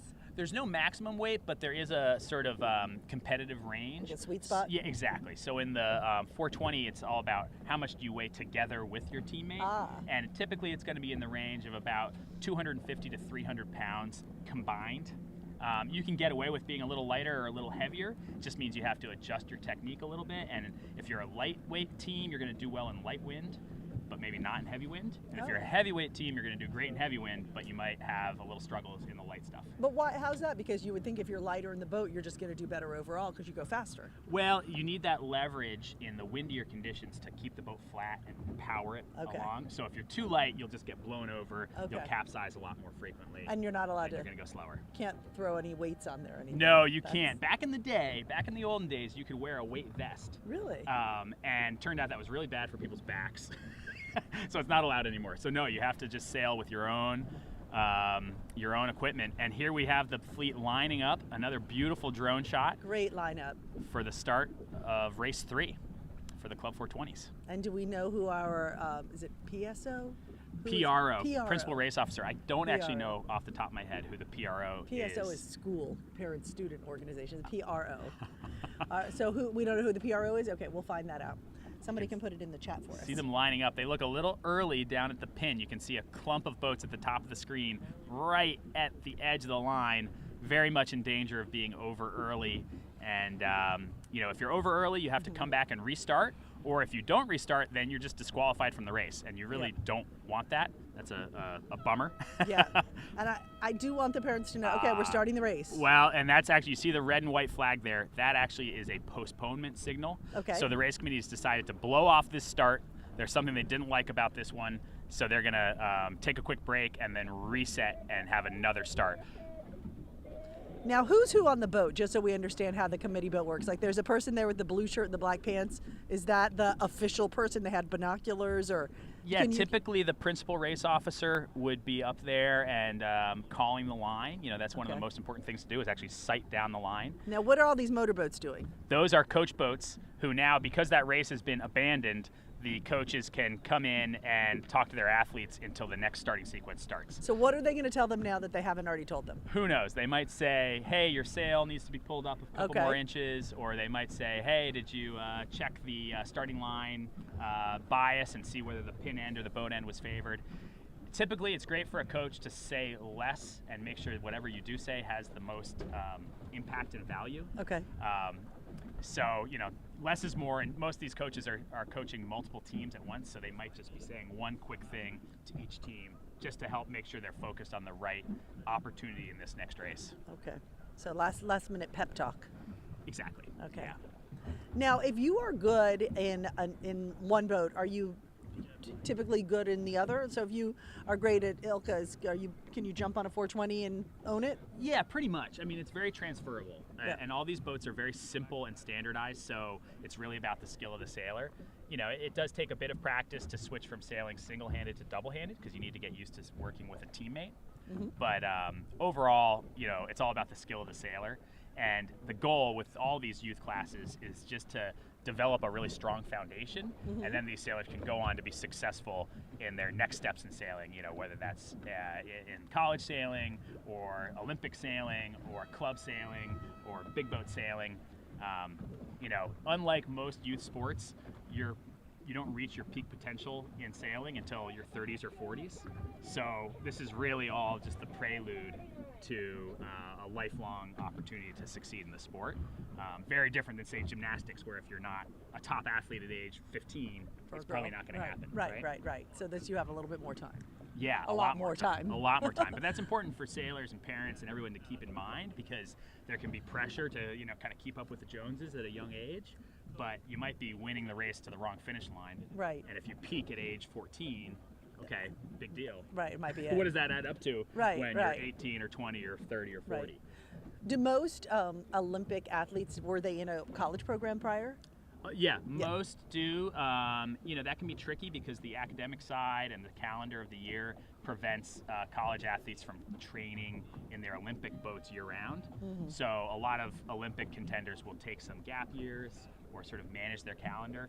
But yeah, I think, you know, for the most part, sailors want to go to college, get a degree, set Right. themselves up for a professional career, and so it's important to be able to balance both. And you were a coach at 4 different schools for quite some time. Were you fortunate enough to have any of your kids go to the Olympics? Or Yeah, actually, one of my first coach. So when I was assistant coach at Hobart College, the year after I graduated, I was able to coach a guy named Trevor Moore, who a legendary sailor. He unfortunately passed away about 6 years ago, but he went to the 2012 Olympic Games and was just a fierce competitor, amazing guy.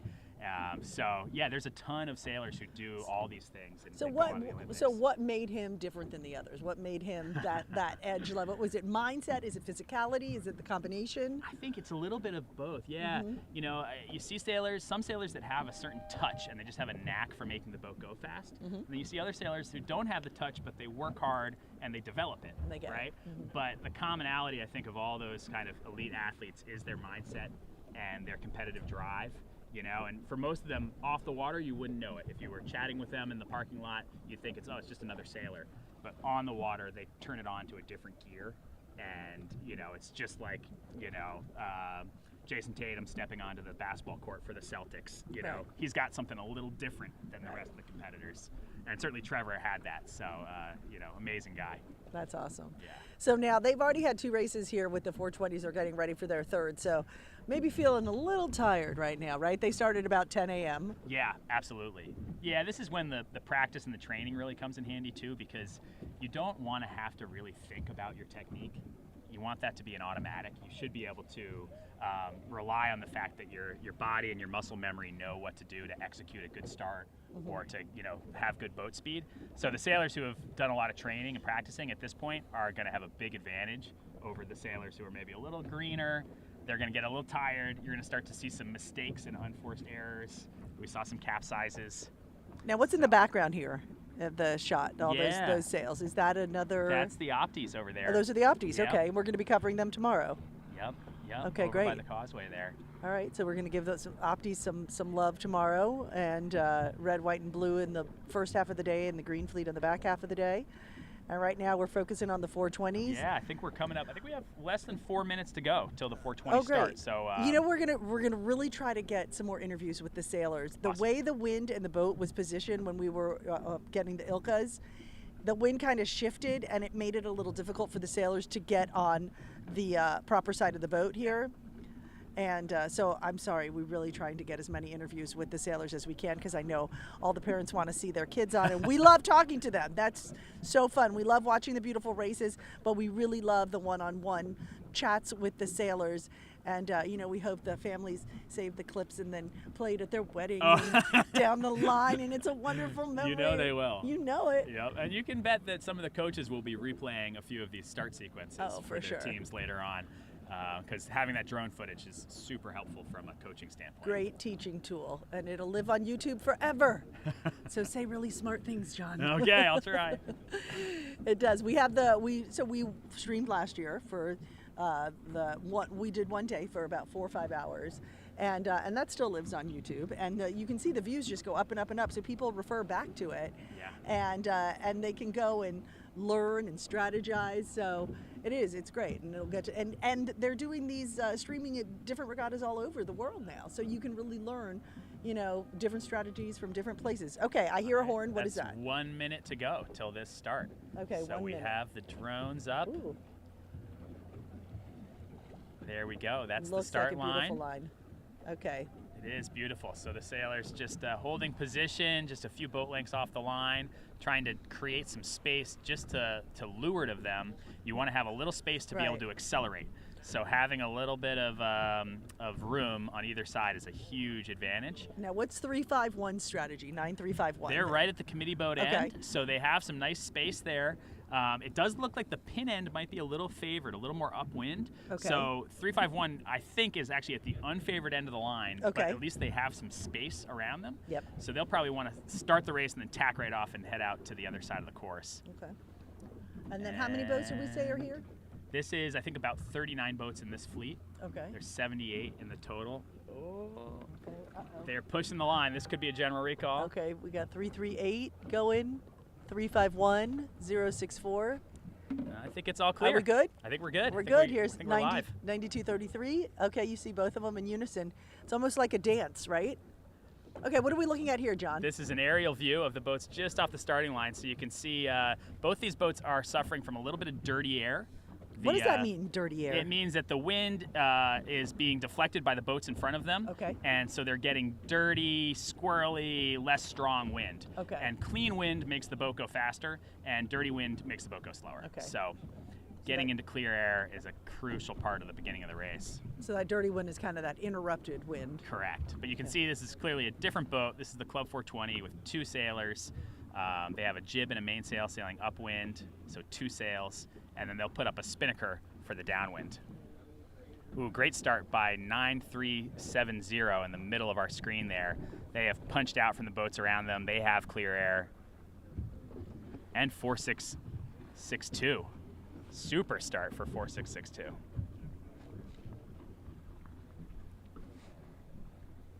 Okay, look, they're sailing right along, as they say. Indeed. Looking good. 810 looking good. 8028, 9351, 9342, 9370, and 40. 4662, I think. 4662? I was just looking for who that is. Is that our? It looks to be. They that look like person. the leader at Yep, the moment. they look like they're definitely the lead, followed by 9370. And it's a little hard because you don't really quite know the angle that the shot is taking. Exactly. You don't really know until they get to that first windward mark. That's right. And then you can see what the But positioning is. But great view of the fleet there. They're sailing upwind, first leg of the race.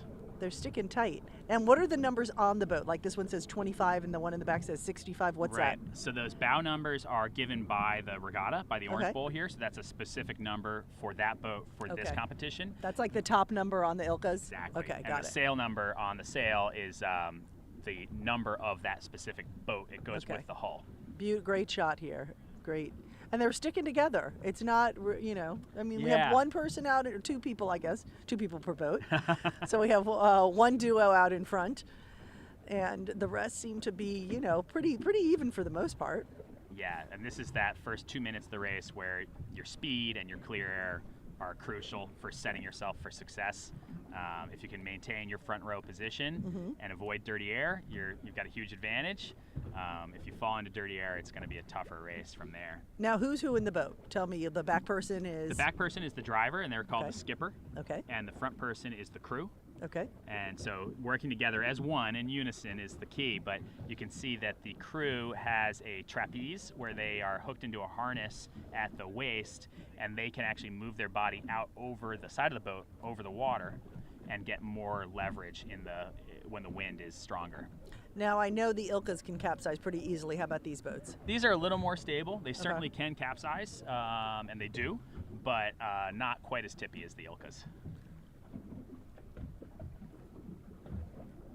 A beautiful shot of the front row here of that fleet. Sailing upwind. You can see the sails pulled in tight. 76:15. And you can see the crew out in the trapeze on that shot. Now this is all balance, right? You're balancing, you're trying to compensate. The wind's going one way, your body's going the other. Correct. And this is when the weight really matters. Correct, yeah. So on a medium wind day like this, you can adjust the boat's rigging if you're a lighter weight team to still stay flat. Okay. But if it gets much windier, the lightweight teams will start to have a disadvantage. That's interesting. That's so interesting. Yeah, but there's a lot you can do to adjust the rig and the sails to flatten them out, and keeping the boat stable and flat and moving forward quickly. So is there an ideal weight you want to be on that trapeze? Is there like a sweet spot? I think it's more about your combined weight with your teammate. Okay. So somewhere in the range of 250 to 300 pounds combined is pretty typical for the Club 420.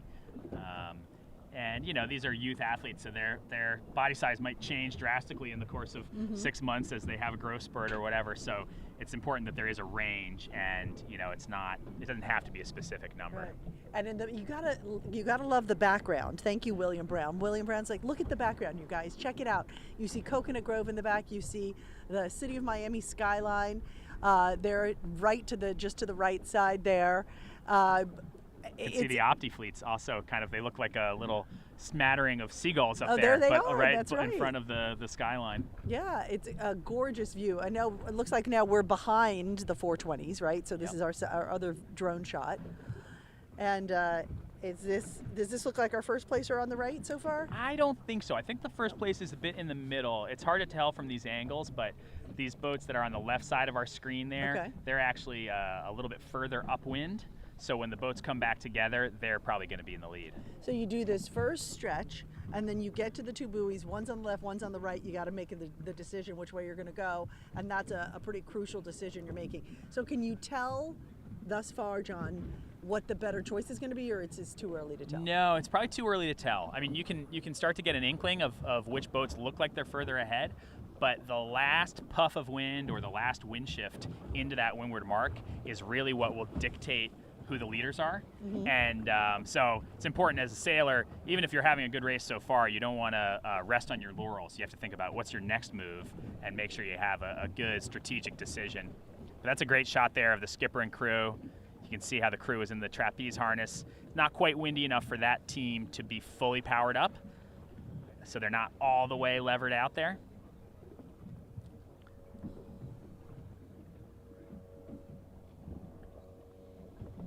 So Ron, good question. He's asking. He's in TV. Me too, Ron. How many? What does it take to get this broadcast on? So, you know what? We're doing a lot with a kind of a smallish crew, I'd say. So obviously, John and I are right here.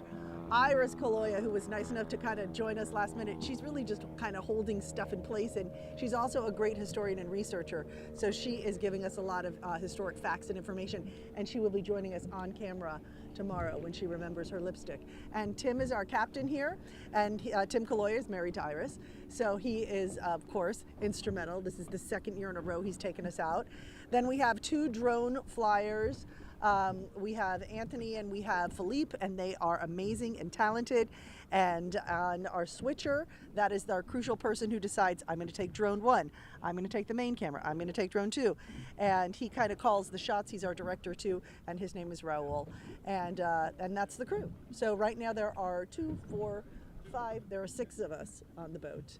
And everybody who is watching, who's sending us their questions and their comments. So it's a group effort and a large participation. And we're having a great time, right? We sure are. Yeah. Couldn't ask for a nicer day. Yeah, we really couldn't. I mean, where else would you want to be, John? Nowhere. Nowhere. Nowhere but here with me. Okay. I do, let's get caught up here. Are we getting close to the, I keep calling them buoys. So you just go around the buoy, right? Buoy or mark. Yeah, mark. Same thing. Yep. Okay. Yep. Yeah, they're heading upwind to their first windward mark. They should be getting close, but they still look a bit spread out. I think we have another 2 or 3 minutes. Okay. But yeah, things are starting to shake out. Great. Well, he looks like he's on his tippy toes there, right? Yeah, you can see the trapeze leveraging out. And he's just laying straight. Is that a he? I think so. I think so, yeah. He's laying just straight back, right? Body just full flat. Pretty much full flat. He actually, if it were windier, he could probably be even a little lower on the trapeze. Yeah. And it's still medium, it's 10 to 15. So in the bigger puffs, they're probably going flat out, but in the lulls, they're having to sit in a little bit and power up the boat. So we can see some of the lead boats there. 8614 is looking like they're in a good position. This is the third race, right? Of the day. The 420s of Yep. the day, third race of the day. And is this the blue fleet right now, or do we know? I believe this is the blue fleet, correct? Okay. So we have blue and yellow here as well. Correct, yep. And then- Yellow is halfway through their race right now. They'll be finishing, Okay. and we'll catch them at the finish line. Great. Yeah, this is the blue fleet heading upwind to their windward mark, I believe. William Brown also sending some excellent questions. He's giving Ron a run for his money. So keep the questions coming, guys. We love them. We love all the questions.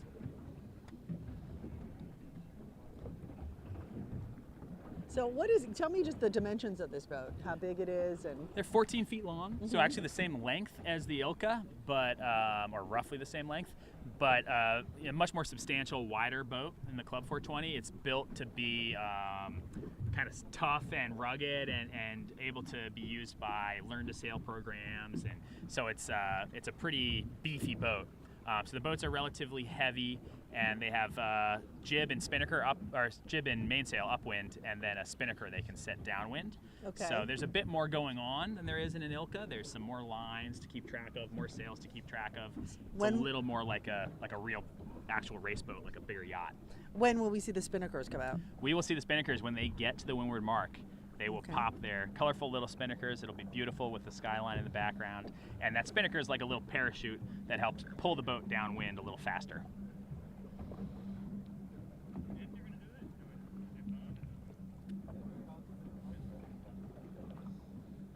So when you're deciding which kind of boat you want to ultimately sail in, what goes into that decision? That's a great question. Yeah, I think it goes to preference of, single-handed versus double-handed. Do you like being independent or do you like working with a teammate? And then a little bit of what's popular in your area as well. The Opti and the Ilka and the 420 are kind of big national fleets, but a lot of regions of the country have their own fleets that are really popular, whether you're on the West Coast or the Great Lakes. So there may be boats out there that you race, locally and regionally that are the best choice for a sailor, and then they might switch and sail a different boat when they're sailing at a national event like this. And we really encourage sailors to sail multiple types of boats. You don't want to be a one-trick pony. Better to be a well-rounded, all-around sailor who can hop into anything and figure it out relatively easily. And that's important for the young sailors to know that it's not all about specializing early. And this is the third race of the day for the 420s. We expect there'll be a fourth as well, correct? That's what I'm hoping. Yeah. Yeah, it's such beautiful sailing conditions. I hope we can get one more in after this. I'm sure they want to do one more also. It's so nice out here. I got another question here. You can see the fleet sort of converging now on the windward mark. So you can see a couple of lead boats that have clear air still and are contending for first place around the windward mark. And then sort of the next pack that will converge just behind them. And the race officer for the 420s is Sharon Bork. Excellent. Sharon Bork is out here. And thank you, Sharon. She's doing a great job. Thank you, Sharon. I got another question here on YouTube. For college sailing, do they sail 420s or 470 or both? In college sailing, they actually sail a bunch of different boats. The Club 420 and the Flying Junior, also known as the FJ, are the two most popular double-handed boats. And then they sail the Ilka for single-handed, and they sail keel boats for the match racing championship, which is a one-on-one format of match racing. So there's actually 6 different national championships for college sailing. Some of them are double-handed, some of them are single-handed, and then there's the match racing as well. All right, and here we go. What is that? A marker? No, that one's yellow, not orange. But is that the marker? That's the windward mark, yep. Okay. So here's the leaders converging on the windward mark. Great shot. Does the color matter? Let's see what their sail number is. Let's see. 5897. 5897. Looking good. That is Parker Moore and Mira Herlihy. Parker and Mira. Parker Moore is from the Virginia area, and Mira Herlihy, I believe, is from the Massachusetts area, if I'm not mistaken. 86-14. 86-14 is next. 86-14 and then 92-15. And then 93-70. So you can see as they round the mark and head downwind, they let out their sails and then they put up the spinnaker. Beautiful. That round little parachute sail. That gives them a little extra boost of speed downwind. And it's a good challenge for the skipper and crew to work together to manage 3 sails at once downwind. So how fast are you going up into that point, and then how much more speed do you get once you've let that spinnaker fly? Yeah, you might go from going 5 or 6 miles an hour up to 7 or 8 miles an hour, something like that. They can go much faster. In a really windy day, they can probably go up to about 15 knots. But, you know, in sailing, the feeling of speed is a lot more than maybe the actual speed. You know, you don't want to look at the speedometer too much because 6 or 7 knots feels quite fast, even though it's really more of a jogging speed. Okay. Someone is saying that the Rose Bowl Regatta is the first full weekend in January. It's a high school sailing regatta, and it's run in FJ. Can you tell us the difference, the technical difference between 420s and FJ? Yeah, absolutely.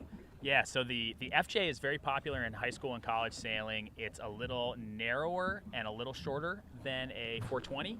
So it's just a little more nimble. It usually points a little higher. I personally like the FJ better than the 420 because it's a little bit more fun to sail, I think. It's not faster. In fact, the 420 is a little faster, but the FJ is just a really fun tactical boat. So they're very similar in terms of how the skipper and crew work together and things like that. Beautiful. But it is important to point out that for sailors who are preparing for college sailing, it really is about sailing a lot of different types of boats and developing your overall skill set. It's not that you have to sail a 420 or an FJ in order to be ready for college sailing. Most college coaches will tell you they'd rather have you come in with a great broad skill set, and then they'll teach you the specialties of how to sail the FJ or the 420 the best. So just important to point out that you don't need to specialize as a youth sailor. You can absolutely try out all different types of boats. So I think that's our race leaders there. Moore and Herlihy sailing a great race in the qualifying here. They are currently in 8th place overall. And so this will be a nice race for them, helping them get into the Gold Fleet tomorrow. You can see now they're sitting on opposite sides of the boat. So the crew is sitting on the left side, the windward side, and flying the spinnaker. And the skipper is sitting on the right side, the leeward side, and they are holding the main sheet in their right hand and the tiller in their left hand. Showing some great technique here. That's a really good shot for all you sailors at home that want to see how it's done. That's a great downwind look right there. It's all about learning, educating yourself while you watch this. Great tips to really kind of get a little better here at your craft. And it really is a craft. It is. So the same kind of principle applies downwind as upwind in that you don't want to have boats shadowing your wind. You don't want to sail in dirty wind. Right. So you have to find a lane downwind where there's clear air. And if someone is on your wind, you have to either jibe away and go the other direction or figure out how to get into a clear spot on the race course. It just makes a massive difference, especially with the spinnakers, because those spinnakers put a big piece of dirty air out to leeward of them. And then I think off to our left here, I see that our other 420 fleet is heading downwind. I think they're going to be at the finish in about 5 minutes. Okay. So we can do our next couple of interviews. I know, we're going to try. Like I said, know you're ready, Cynthia. Trying to grab as many of the sailors as we can. And I'm surprised they don't just patch us into Miami TV here. I mean, this could be. Hey! Next year, don't yeah. don't spoil everything. All right, Okay. invite me back. Maybe next year. You know, we did. I'll tell you a funny story. I was trying to find the video to air this year, but Raul, who just landed his, Philippe, who just landed one of his drones up there. This is a great team that I work with. What happens with drones is if there's a problem, it will go land itself from where it took off. Okay. Well, boats shift. So the drone last year went to go land itself on the boat, but the boat wasn't where it was originally. So it went to land itself in the water. So without missing a beat, Philippe jumps in the water, catches the drone by its feet, and swims it back to the boat. Holy moly, that's amazing. Our other, I can't remember who, but someone grabbed their phone and recorded the whole thing. So we actually, right, Philippe? Put that in the Remember highlight that? reel. So we need to, you have it? You have that anywhere? Maybe Yeah. okay, all right. It's really worth seeing. If Stuntman. You're just like, what? It was like, well, perfectly orchestrated and caught on tape, of course. So maybe tomorrow we can cue that up a little bit. You can see some close boat-on-boat action there. Yeah. That was a close cross between those two boats heading downwind towards their leeward mark.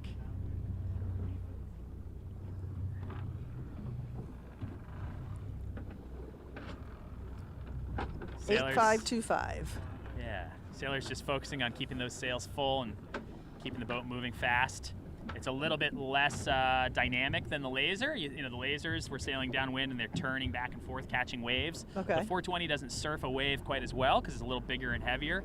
So it's a little bit more about being consistent in a nice straight line, holding a lot of power in the sails. And what does that third sail really do for you? Obviously, it gives you a little bit more power, but what else? Yeah, it's really about speed. Yeah, it just gives you more power. It's like adding another 100 horsepower to your engine or something like that for the downwind. And it's shaped in a way that it can't be flown upwind. It can only be put up when you're going away from the wind, so it catches it like a parachute. So the next move these sailors are thinking about is as they get down to the leeward mark, they're going to have to take down the spinnaker, stow it away, and round the leeward mark to head back upwind. Well, what happens if you keep the spinnaker up? You will not be able to go upwind. You'll just flap. Right, you'll flap. You'll be stuck. Because then you're just going to have to go up and you're going to have to just tack and jibe the whole time. Yeah, exactly. Right. Yeah. So this team is heading downwind. They probably have another minute or two before the leeward mark, but we might see them do their spinnaker douse in a few minutes here. Spinnaker douse? Douse is That's taking down the spinnaker. Suck it back in. You set it and then you douse it. You set it and you douse it. I like it. Sounds like fencing, but I do like it also. A lot of fun words in sailing. A lot Great of for fun your words. crossword puzzle. Your people. wordle. Douse might be your wordle. Sounds good. All right, and we are here at the near the finish line. Yeah. Yeah, we're gonna catch the finish of the first 420 fleet. Are they coming across? They're coming. Yeah, they're coming Okay, up here to we the go. finish in just a minute here. All right. We can see on screen that's the leeward mark rounding for the other 420 fleet that we've been following. Leaders are out in front with a nice lead.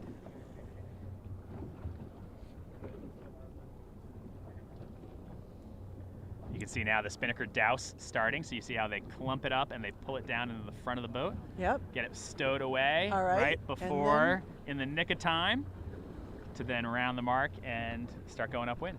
All right. And if you wait too long, you might miss the mark.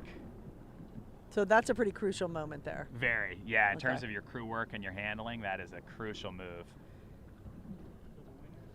What's a must on your boat? What's the number one thing you can't live without? Is it your gloves? Is it your hat? Your glasses? What's the if one thing you just can't live without it? For me personally, it's the glasses. Glasses. A good pair of sunglasses makes all the difference, which I'm struggling to not wear today, but I'm doing Well, it for you, Cynthia. thank you. I appreciate that. Yeah. For TV. On TV, you don't wear sunglasses. They need to see the whites of your eyes to trust you.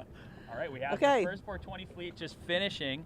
9311 was the leader. Let's see All right. who that is. 9311. That is Blake Behrens and Elizabeth Struve. They are currently in third place, but they just won that race. So nice job, Blake Great. and Elizabeth. 8914 is the second. And we'll see. That is Noah Stapleton and Piper Blackband, 8914.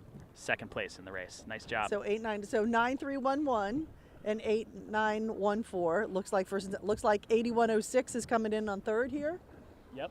8106. That is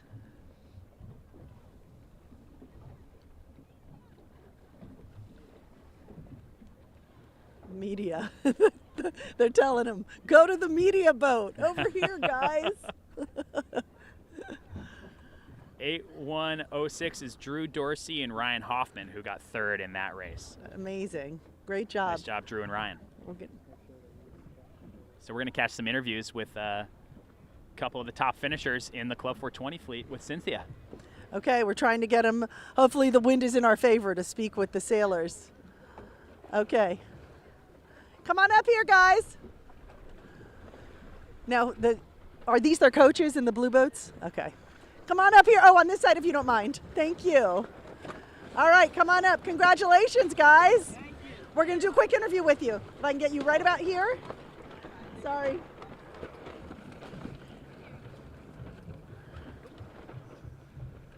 Uh-oh.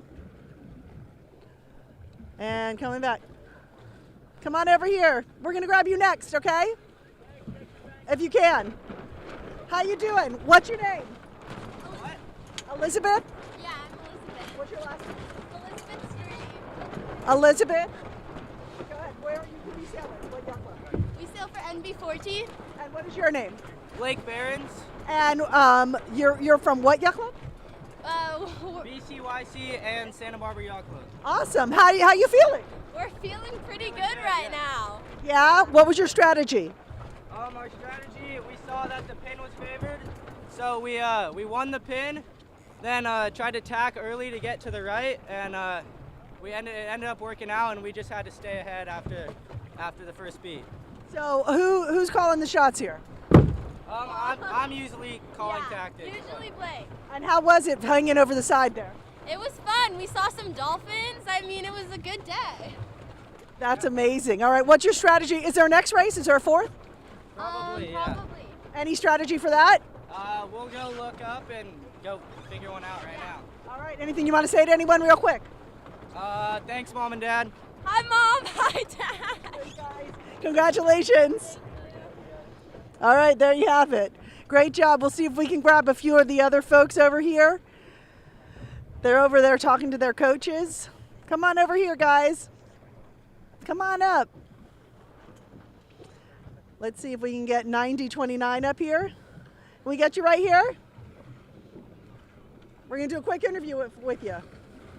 Awesome. Great job, guys. Hi, what are your names? Luca and Emily. And who do you sail with? Oh. MB? MB14. All right, we're seeing if we can get them over here. All right. Great. Great. Good job, guys. How you doing? How did it feel out there? It was good.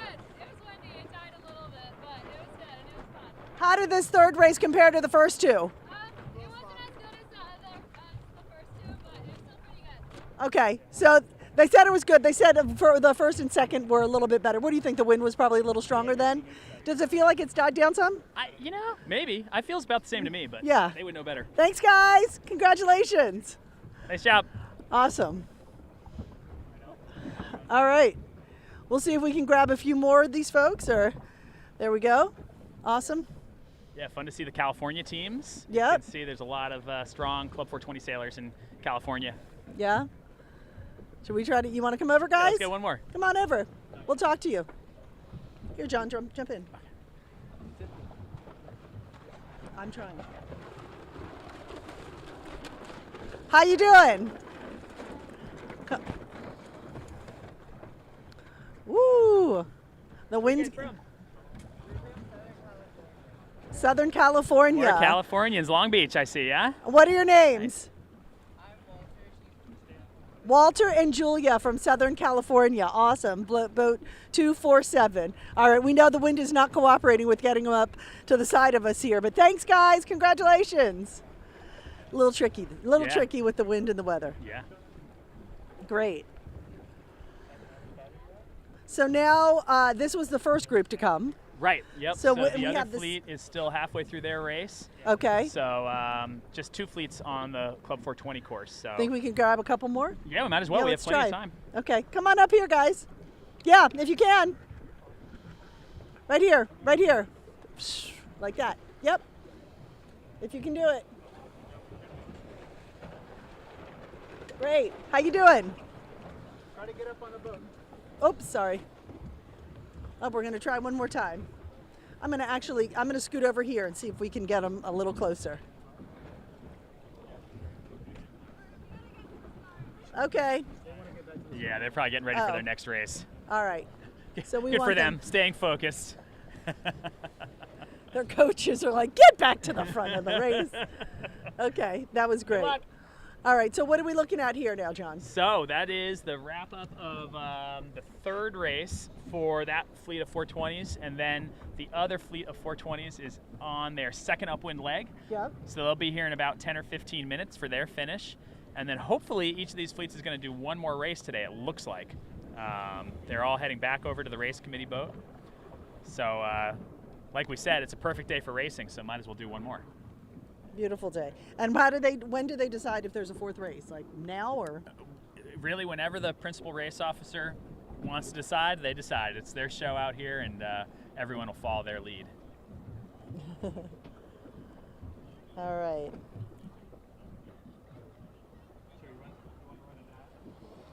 So let's talk about scoring. With the sailor's worst score is dropped. Is that from, how does it work?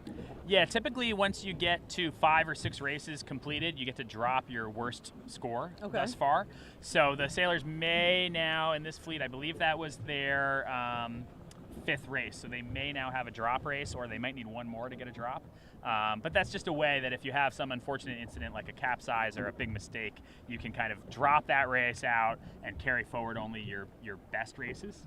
But obviously that comes with sort of some strategy as well, because you really don't want to use your drop races, if you can, during qualifying, because it's going to be much more valuable to have that kind of ace card during the gold fleet. Right. The competition's twice as hard in gold fleet. So ideally you sail the qualifying series with all consistent, top 10 scores, set yourself up for the gold fleet later. Okay, but you have to do a certain number of races in order to drop one. Correct. So it's usually 5 or 6 races. Yeah. Oh, 5 or 6. Yeah. Oh, so today with 4, if they only do 4, then.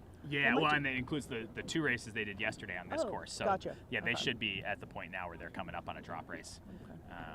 If I had read the sailing instructions closely, which I could do, I'll find out.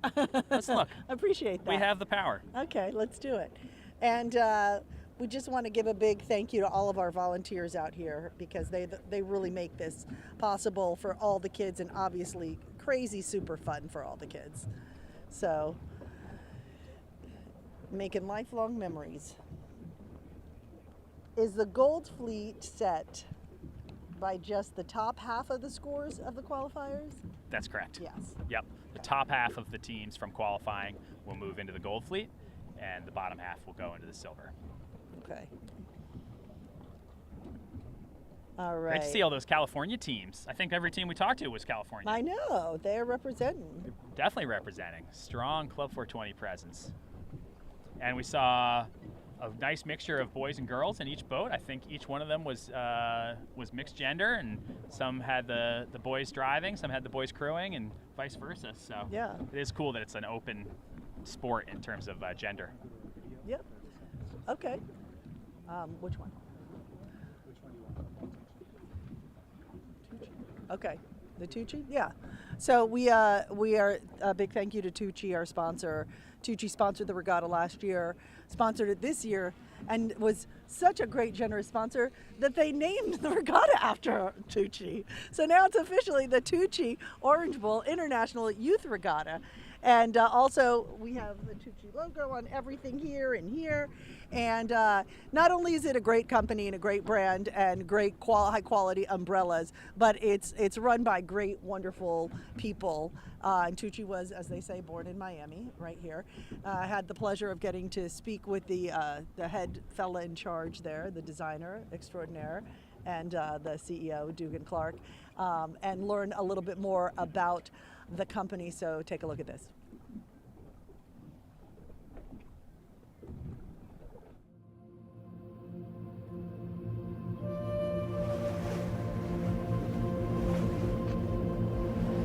My roots being raised in Miami and a life so connected to the water here, just being in that seaside environment, has driven a lot of the design that we feature today. The inspiration for Tuuci's products come from the world that I grew up in, from a life lived on the seaside in Miami. We're really just looking to complement the existing environments. There's many parallels to the rigging that we feature on our products to the rigging on a sailboat or on a powerboat. We're using aluminum alloy, the same aluminum alloy that we constructed tuna towers on fishing boats.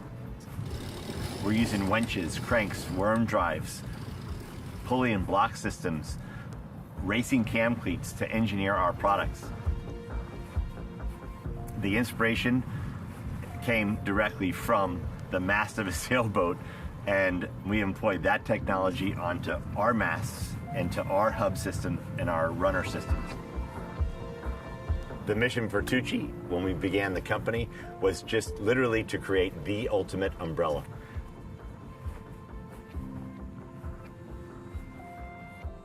That was the genesis of our company to begin with, that we started in this little boat yard in South Miami, to everything that we do today. We consider the smallest detail and the tightest tolerances when we're developing a product. We've got hundreds of shade gurus working in different areas of the company, making sure that every stitch is correct, that every hole is drilled precisely where that hole needs to be drilled. Tuuci certainly didn't invent the umbrella. You know, the umbrella has been around for thousands of years, but we did innovate a new way to construct it, to live well and to live a long life in these demanding environments. Hi, everyone.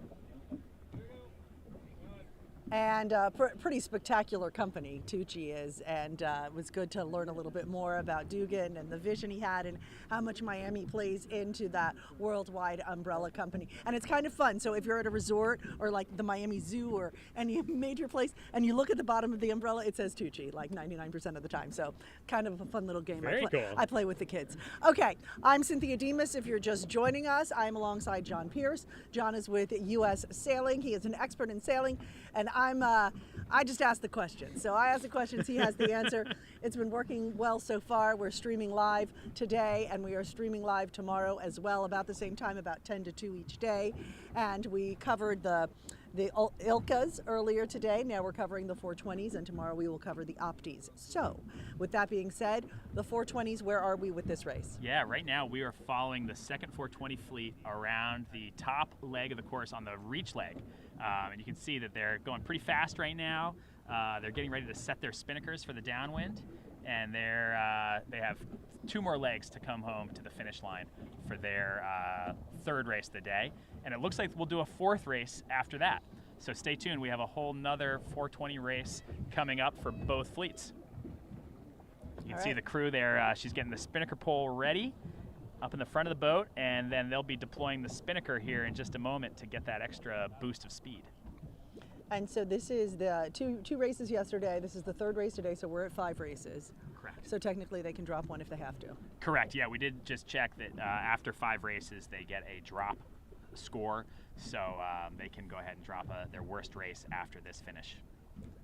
But they could have another race after this. They will, yeah, I believe so. They I think will. we've got one more race for each of the 420 fleets here. Okay. So looks like the first fleet is gathering near the start line, and they have about 5 minutes to go, so we'll catch that start in about 5 minutes. And you can see now the leaders of the other 420 fleet, 5897, I believe that's still the team of Moore and Herlihy. 5897.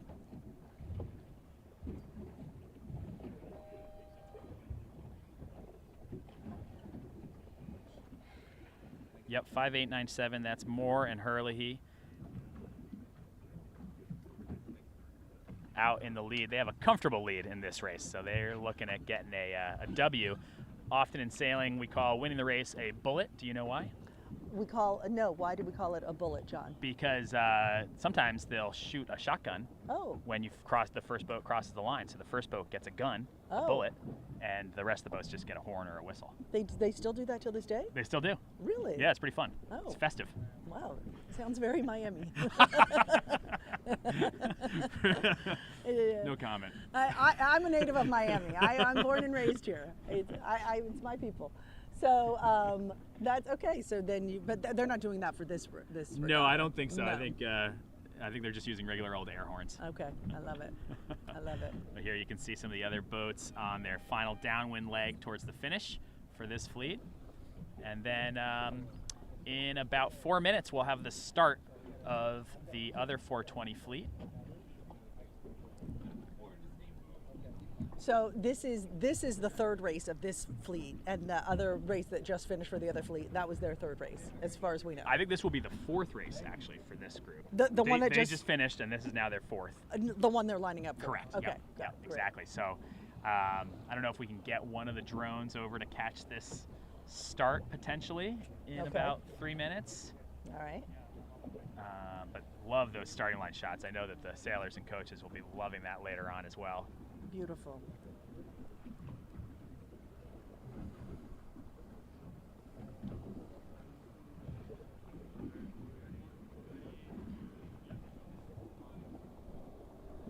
Just checking the scores here momentarily. Sorry for the delay. Both my parents are home. They're watching. They say hello. They're both recovering from COVID, but they're doing well. Very good. So hello. They are also sending us messages. And they also, I will thank my parents too. They put me into sailing when I was a young kid, and I started out on prams.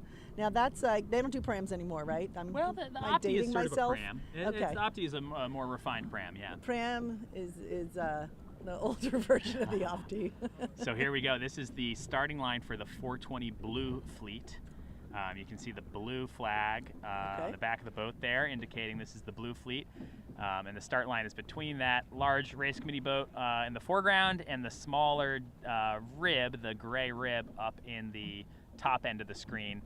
Each of those has an orange flag indicating exactly where the start line is. So the sailors are lining up. They have probably 2.5 or 3 minutes left before the start, and we'll see them get going on their last race of the day in just a little bit. And whether you're in yellow or blue, that's just arbitrary, right? Just it's random. You get reassigned each day during qualifying. Okay. To make sure that the fleets are as fairly divided as possible.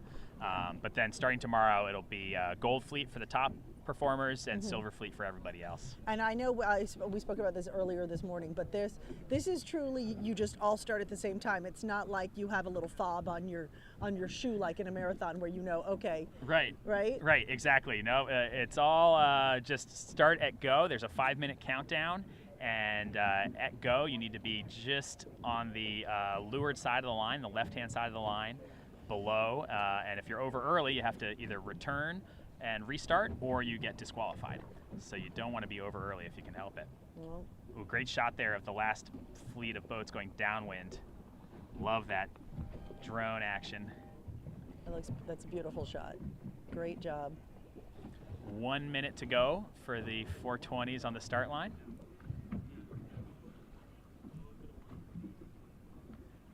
Here they are lining up. You can see that there's a little space between the boats and where that start line is between the two orange flags. And a little bit of a pile up down at the far end, the pin end. Yep. Sailors probably think that end is a little favored, a little further upwind. And so they're going to stack up there, which if you can get a great start at the favored end, that's a great way to win the race. It's also a great way to get tangled up on some other boats in a crowd and have a bad race. So they have to have a little bit of awareness of whether they're going to... Oh, and that is the postponement flag that just went up. The red and yellow flag, or red and white flag, sorry. So that start is unfortunately postponed. They're going to reset the start line, and they'll have to restart that race in a few minutes. So this is a postponed start because it looks like quite a few boats were already over the line early, and the starting line was not very square to the wind. You want the start line to be totally perpendicular to the wind, and it looked like it was a bit skewed to the pin end. When you set up the start line, do you factor in the wind like as much as possible, or? Definitely. Yeah, the PRO, the principal race officer, is watching the wind direction like a hawk all day long. And not only are they watching where the wind is now, but they're trying to anticipate where it will be in 5 minutes, because it will shift to the right and to the left periodically depending on the clouds and the weather. So they're asking their windward mark boat operator for wind readings that will then indicate what the wind will be doing in a few minutes' time. So it's an art form. It takes a lot of practice to be a really great race officer and to get to this level. And you can never do it perfectly, just like everything else in life. So you have to accept a few challenges when the weather does something funny. But What's the preparation leading up to that? I mean, you're reading, looking at all kinds of devices and kind of figuring out the patterns and. Yeah, I mean, a lot of it's experience and gut instinct. You come out and you're taking wind direction readings, but you're also aware of what the forecast is for the day, so you can anticipate if things are going to change drastically. And you also need to have a great team of people. There's one principal race officer for this course, but there's probably 20 or 25 people who are operating all the different mark boats and helping with scoring and finishing. And every single one of them needs to know their job and execute it well for the race to happen perfectly. And how has it kind of evolved as far as like keeping score and technology, as opposed to like how it started and where we are now? At this kind of grassroots level of youth sailing, it's still very much the way it kind of always has been. These sailors are not allowed to use electronics. They can't use GPS technology on their boats. The only thing they can have access to is a digital compass on their boat. So that's the same technology that people have been using for hundreds of years to, use a compass. It's just a digital version of it. Can they have a phone on their boat though at all? No, they can't. No, nothing. No, they can't have outside communication. What's going on over here? We just have a Miami boat cutting through the course. That's par for the course. Par for the course. But yeah, so it's up to the sailors and the skill of the sailors. It's not about technology at this level. Higher levels of sailing, like America's Cup, are all about technology. So wait, is this a boat comes cutting through the course? That's what I was asking. Like, can people come out on their boats and there is a perimeter, but I guess if you don't really know what's happening, correct. You kind of just you just have to tolerate some a certain amount of sailors just coming through the race course. Looks like we're finishing here the other 420 race. 5897 in the background here, Moore and Herlihy holding on to their win. So we can get an interview with them in a few minutes. And I know some people are concerned that the sailors are maybe not safe when they're pulling up on the side of the boat. Oh. But we tell them if they're not comfortable, just to don't worry about it. Yeah. So, and we got it covered, John. Yeah. Okay, we're in John's hands. He's the expert out here. All right. So then in second place in this race, 5897 is winning that finish. So before they get up here, since you've won a lot of races yourself, John, what kind of the feeling that's going through their mind right now? Well, I think they're probably pretty happy. I saw a high five there between Moore and Herlihy, but you got to be careful. You don't want to get too happy because you're only as good as your next race. So I'm sure we can ask them. They're seasoned sailors. I've seen Parker Moore sail in a lot of big regattas, and let's see what they have to say for themselves in a few minutes. And where are they from? Parker Moore is from the Virginia area, and I believe Herlihy is from Massachusetts. Okay. So how do they practice together? That's a good question. We can ask them. Okay. All right, here come Moore and Herlihy. They're expert sailors, so I think they're good. Hi, guys. How are you? How do you feel? What's your name? I'm Myra. Myra, and this is? My skipper's Parker. Myra and Parker. And how do you guys feel right now? Pretty tired, but we're happy with our win. Yeah. What was your strategy? What was a better start than all the previous times. Yeah. Get a better start? Yeah, we had a good clean start, good, nice lane off the back. We went left, and we just kept our lead the whole time, so yeah. If you're both from different states, how do you practice together? We don't. This is actually our first time sailing together, ever. Yeah. Wow, congratulations. Thank you. All right, you're going to make it happen again? Maybe sail together a few more times? Hopefully. I mean, I age out this year. I'm 18, so, that would be nice, but. All right, well, congratulations. We're proud of you. You want to say hi to anybody? Hello. All right, great. Thanks, guys. Congratulations. Great. You guys want to come up? We know all the parents love to hear from their kids, so we try to get as many of your kids on as we can. Obviously, they're expert sailors. They just come right up. Yeah, no problems at all. How's it going, guys? Mind if we talk to you real quick? How you doing? 9050. 9050. There you go. Hi, how you doing? What's your name? Morgan Pinkney. You can jump up whatever you're comfortable with. Whatever you're comfortable with. Morgan, and you are? Kelly Holtis. Kelly, and you guys are from? Southern California. Both of you? And what's your yacht club? Newport Harbor and San Diego Yacht Club. Awesome. How do you feel right now? Feeling pretty stoked. We're just keeping it trucking right now, you know, getting consistent finishes, and we'll let the rest work out. How did this race compare to the others? A little bit better. Kelly had a great job on the first beat. He was calling tactics really well, and he put us in the right spots. The other races, we didn't do that on the first beat, and we found ourselves pretty deep. So, we had a solid race overall, and, you know, it's a keeper. What's been the best part so far? Crewing. I've never crewed before, so this is a fun experience, and I'm learning a lot, and just super stoked. All right, well, have fun. That's the name of the game. You want to say hi to anyone? Hi to my parents and all my friends back home. I see your Yale hat there. Are you going to sail for them? Or? Yeah, I'm going to Yale next year. Congratulations, and you'll be sailing there? Yeah, I'll be sailing there, and then Kelly's going to Tulane next year. Tulane and Yale, they're going to be sailing. Okay, we're going to keep our eye out for you, okay? All right, congratulations, guys. Thank you. Thanks so much. Awesome job, awesome job. You good? All right, thanks, guys. Thank you, guys. Thank you so much. Thanks so much. And we'll see if we can grab a couple more folks here. How you doing, guys? All right. We're going to do this quickly because we're about to start the second race. What are your names? Julian Waite. Ian Fox. And you are from? Miami. So Coral Reef Yacht Club. Coral Reef Yacht Club. Ransom Everglades hat. I like it. You sail for Ransom also? I do, yeah. All right. How was it today? It's a good race. We're happy the wind picked up. It's really nice now. Beautiful day in Miami. All right. And what's your strategy for the next race? Win again, hopefully. Close. What place did you come in? We came second. Yeah, second. First or second? Okay, we'll look at the official score. We'll let you go because we're going to catch the beginning of the next race. Good job, guys. Bye-bye. All right. Great interviews there. And I see that we're just starting the next race, although I think this fleet is over early again. You can see a huge bulge down at the leeward end. And I hear two horns from the race committee, and that little blue and yellow flag, that indicates a general recall. Okay. So bring them back again. We got a little bit of a hold up here. Loop back around. Try it again. Yep, they're going to reset the starting sequence. It looks like the pin end of the course is just a little too favored, and everyone's bunching up down at the far end. So another redo. Kind of hard to hold steady. So let me ask you, I was really surprised when I talked to the two of the sailors, and they had never sailed with each other until this regatta. Is that normal? Not really, no. Although I could see with two experienced sailors like that who are from different parts of the country, at some point you might say, hey, let's just meet up and go give it a whirl. And if the chemistry's right and the teamwork's right, as long as you both have a lot of experience, you could still be successful. So who decides, like, how does that happen?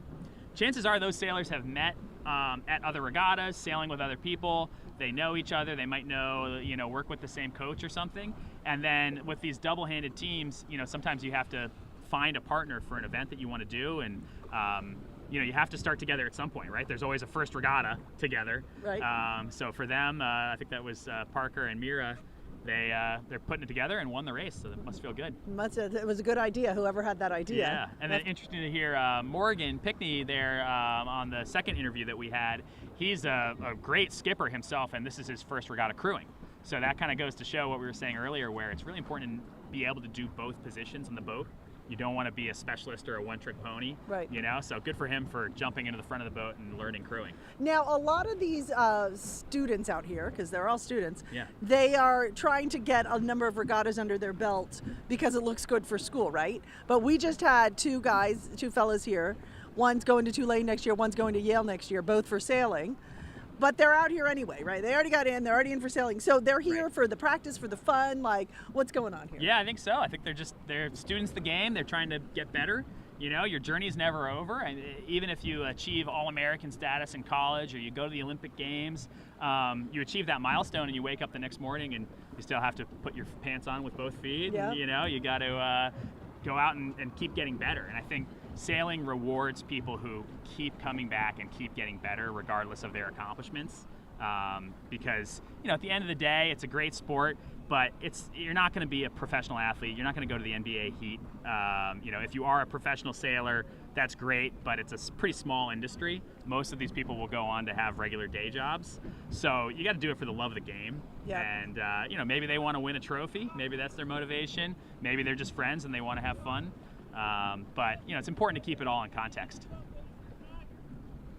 And then we had the home team from Coral Reef Yacht Club was the third group that we talked to. That must be fun for them to sail in their home waters, but against 100-something other boats. A few more than usual they see out here, right? I would say so. Yeah, they look like they're having a great time. Everyone's super excited. So we are going to try to line it up again. So once they have kind of that false start, how long do they have to kind of get it back together? Yeah, so the race committee will put up that general recall flag, and then from the time they take down that flag, which will be the next horn, there'll be 1 minute until the next warning signal, and then 5 minutes till the next start from there. So they've got between 5 and 10 minutes at this point, and hopefully they're going to adjust the race course slightly to square up the line and make sure that this next one can be a clean start. They could also put up the black flag if they wanted to and make a little more of a punitive decision about that. So now, is this a coach right here? That is, yeah, the blue flags are all coaches. Okay. What do you think the chances of the coaches talking to us are? I think we leave them alone. Let them do their day jobs. Okay. All right. Yeah, they're probably not very interesting. They're pretty focused. Yeah, we might. From one coach to another, it's like the middle of the workday. It's kind of like we can talk later. Yeah. Maybe we'll just wave. We can wave. Okay. They're nice people. It's just they are a bit busy. Between races like this is their short opportunity to talk to their athletes before the next start. Yep. So we got a lot of shout outs for our sailors out here. Nice. The parents are watching, so. I love it. Now, I hope I pronounce everybody's name right. Go Alden Durrell. That's from Barbara. Nice.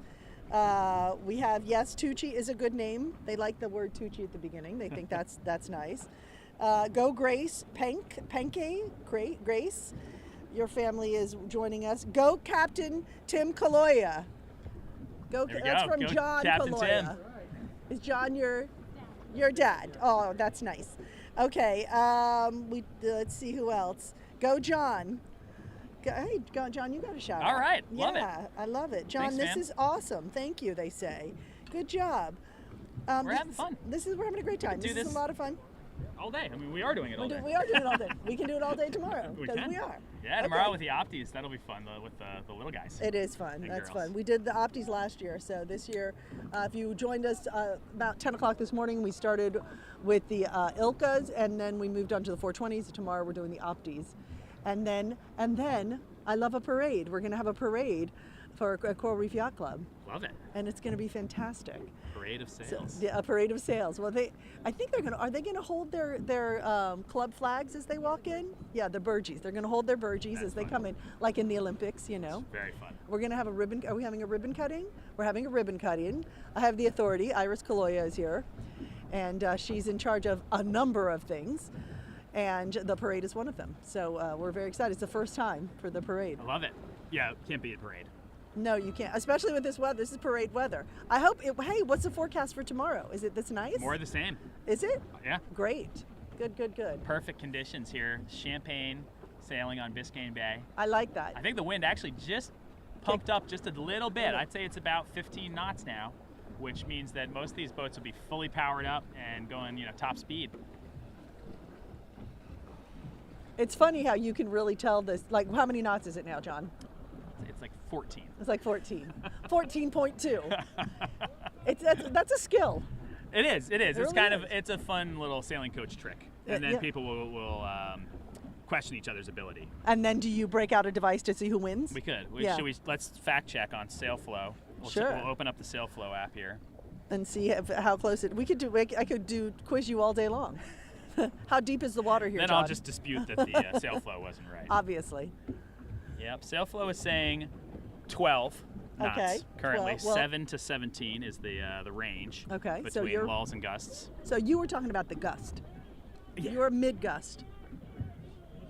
My faith is in you. All right. I think our next start is not too far away. They have the blue flag up, so I think we're less than 5 minutes. Less than 5 minutes. Philippe, we have a question for you. They want to know how many drone batteries you have. On the boat, in total 20. 20 drone batteries on the boat right now. Thank goodness. That's right. Otherwise, we'd have a problem. But yes, 20 drone batteries. Good question. Thank you for that. Someone asked us to interview a coach, but as we discussed, that's probably not. Maybe after the racing. Maybe after. But yeah, it is their work day. Yeah. They should be earning their. Yeah, we don't want to take away just from their chit-chatting like paycheck. us. That's right. That's our job.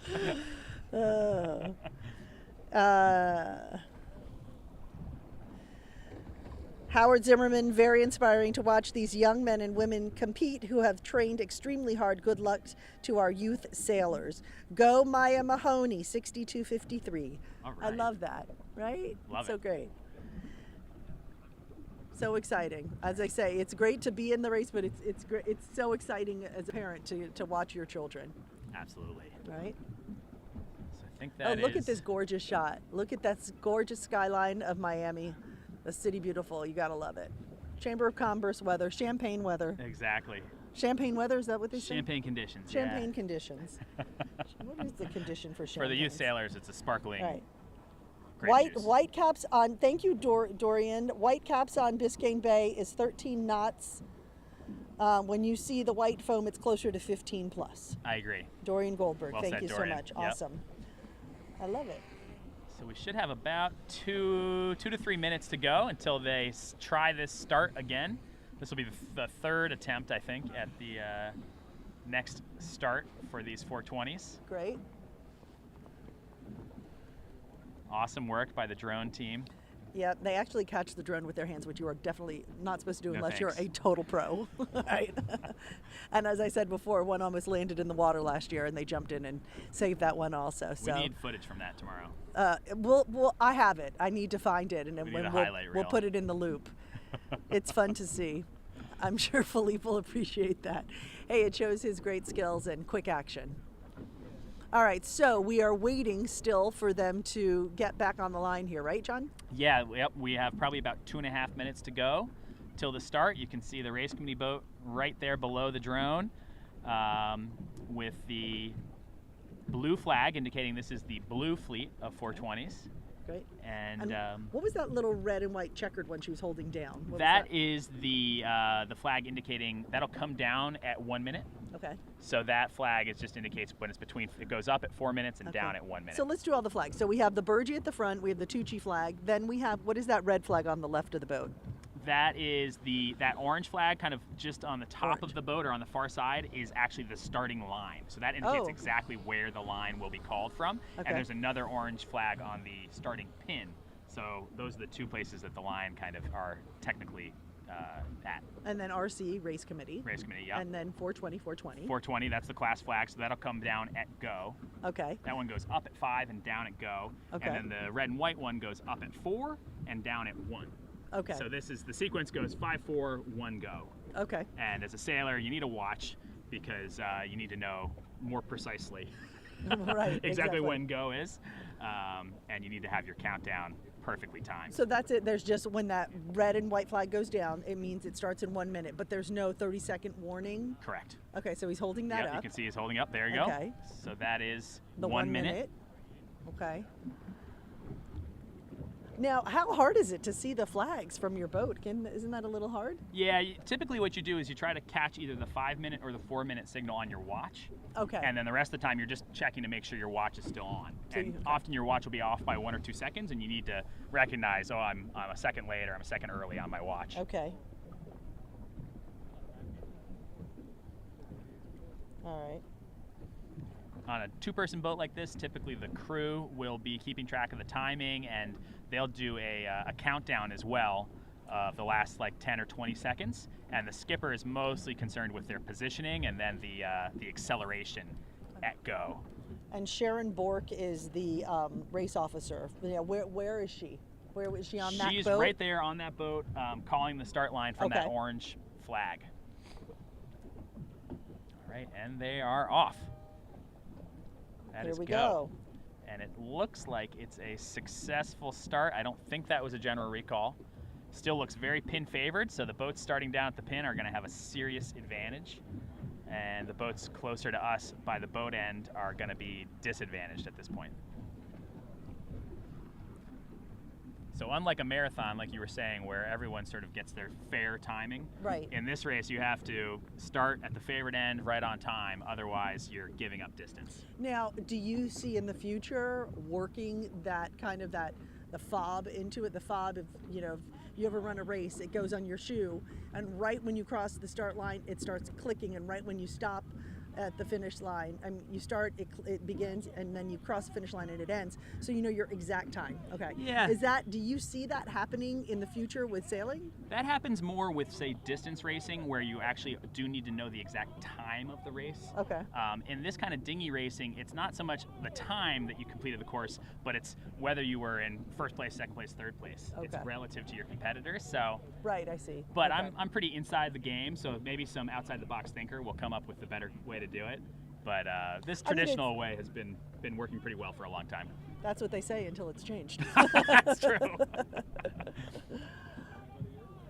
So it does sound like there was 1 or 2 boats over early in that race, and Oh no, we're going to start again? No, Oh. they're just going to let them go, and but 1 or 2 of those boats are going to finish the race, and then they're going to realize that they're actually disqualified for starting early. Oh, so there's no way to tell them ahead of time, or that's just not how you do it? That's just how it works. Yep. So.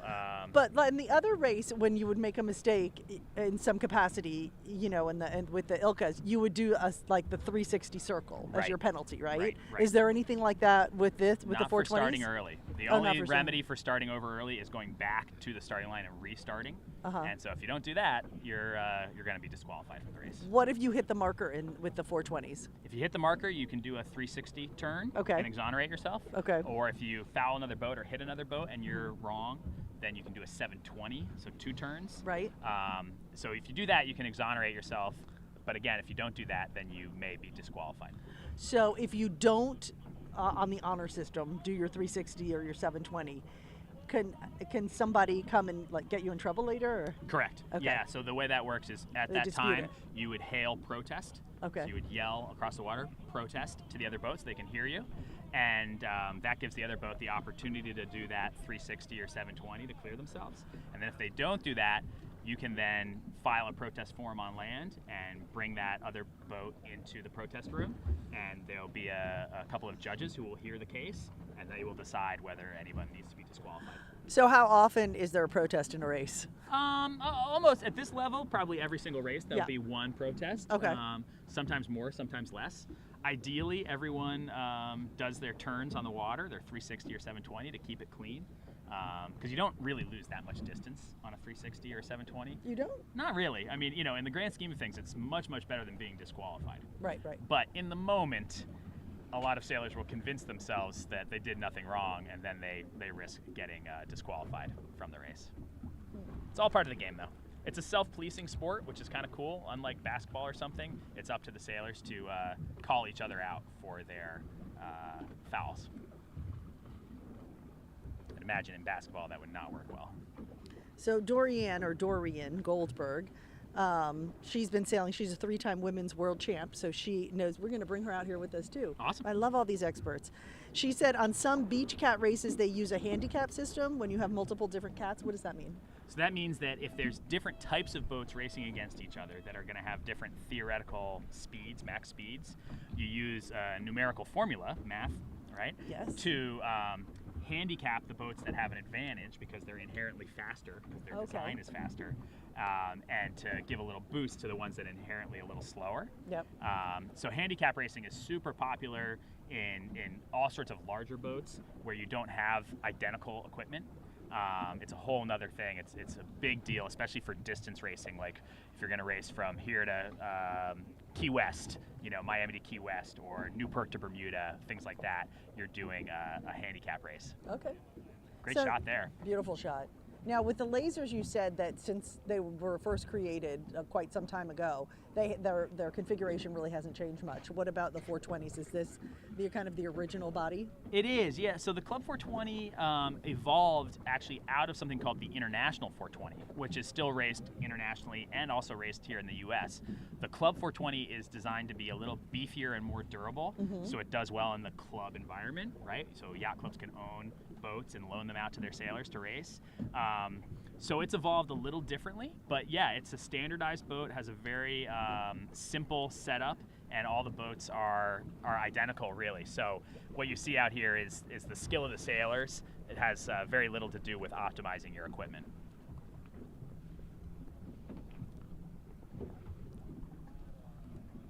Beautiful angle there, looking at that Blue Fleet heading upwind. This is their 4th race of the day for the Blue Fleet, so they've been enjoying the wonderful conditions out here. 10 to 15 knots of breeze. And you can see some leaders crossing there, crossing tacks in the middle of the screen. They're going to sleep well tonight. They sure are. Yeah. Okay, listen, we have a lot of time to fill, so I'm just going to ask you some random questions. Sure. What's your favorite meal to eat after sailing? Oh, wow, that's a tricky one. I think a lot of these sailors like Chipotle. Is that right? I'm going to go with Chipotle. Really? I would think after. See, nice I was and thinking, filling. Okay. Lots I was of thinking options. like out on the salt air, you might want something sweet to, good savory and sweet. No? I think it's mostly in the evenings. It's about hearty. Maybe Hearty. a lot of these sailors will eat multiple dinners. Okay. Have 2 dinners, an early dinner and a late dinner. On the water, they're going to have a good breakfast in the morning, but then pretty much just light snacks while they're out there racing. Nice. There's only 10 or 15 minutes between races, so you can just have a granola bar or a banana. Mhm. So yeah, they're going to get in, and they're teenagers, so they're going to be hungry. And you obviously have water, Gatorade, or what's the deal? Yeah, exactly. Water, Gatorade. Really important to stay hydrated between races, especially when you're going to have a 4-race day like this. And there's no breaks. Very little. Right, it's just like set up for the next race, go. Set up for the next race, go. Exactly. Okay. Great angle there with the city of Miami in the background. Do you have any epic races that really stand out in your mind? Where something went really well or went really wrong? I think everyone has, their favorite couple of races. For me, it was in France. I went to the Laser Europeans, and I won a race at the Europeans on my 25th birthday, which is a pretty cool, cool day. Very cool. So yeah, sometimes when you're having trouble sleeping or something, you can replay those races in your mind, and it's kind of fun. I had a good moment then. Yeah, exactly. Yeah, that's great. Your wish came true. Yep. So for some of these sailors, it might be one of these races today that they'll take home with them and think back on like, oh yeah, that was epic. Yeah, well, I'm sure for the winner, and for everybody, just being here, the whole experience. Yeah, and sometimes it's the races where you don't do well, or you really windy conditions, when it's kind of survival type conditions. Yeah. Pretty fun and memorable as well. One of the greatest sailors ever, Paul Elfstrom, was quoted as saying that his favorite condition was a storm. Yeah, close cross there. That was really close. But did it look closer than it was? No, that was close. Well, so the boat on starboard tack had right of way, and the boat on port tack was ducking behind them. So they both knew that they weren't going to collide. The port tack boat that we're following now was just going to duck behind them as close as possible. And usually, nothing goes wrong in that scenario. Now, are they in the boat both in the same category? Are they both blue, or are they? Yeah. Okay. Yep, they are. Yep, that's both the Blue Fleet. Looks like the Yellow Fleet is getting a little closer to starting their race. So in 2 or 3 minutes, we might be able to catch some yellow. Here now, is that both of them are kind of hanging over the side? Is that right? Yeah. So that the skipper is hiking, like kind of like those Ilka sailors were. And then the crew in the 420 has a trapeze. Okay. All right, here is the Yellow Fleet for the 420s. And this is race 1 minute to go. Race number 4 for the day. Okay, we know it's 1 minute to go because the red and white flag went down in the back. Exactly. I'm a quick study, John. You are. Wonderful, You'll be out here racing in no time. You need a boat. Do you have a boat? No, I have friends with boats. Time for a race boat. I have wonderful short-term memory. So you can see they're lining up. Again, it looks like the pin end at the far end of the screen is a little bit favored. So, thank you. Hopefully they stay behind the line so we don't have a general recall. Now the yellow flag, what's that all about? When that's yellow for the Yellow Fleet. When that goes down, that is go. I gotcha.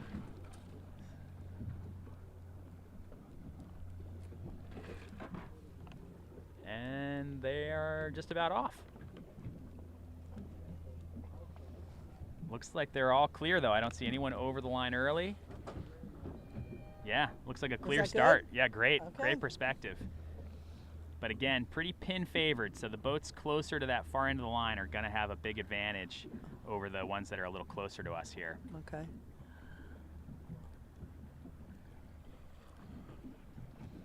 Very congested though. You can see clear air is still so important. Tacking out and getting clear air is going to be the move for most of these boats. So now, as a coach, what's the plan when the race is over? Just do you kind of break it down right away? What worked, what didn't? Yeah, assuming this is the end of the day, probably a quick chat after the race, but then save most of it for when you get on land, so you can have a more in-depth discussion. Or some coaches like to keep it really simple after racing and have a more detailed discussion tomorrow morning. Okay. Because the sailors, they're hungry, they're tired, they can't absorb a whole lot of knowledge at this after 4 races in a day. So it can be better to just do it the next morning.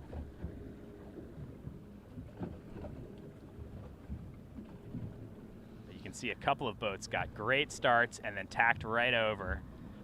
All right, we got 9045, I think. 9045 and then 8335. Got some heavy seas on the boat here. Yep, we're rocking.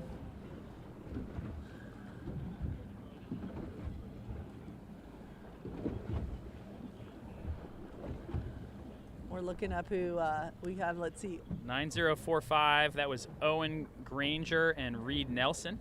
Owen and They're Reed. heading out to the right side of our screen there. Okay, then we have 8335, I believe.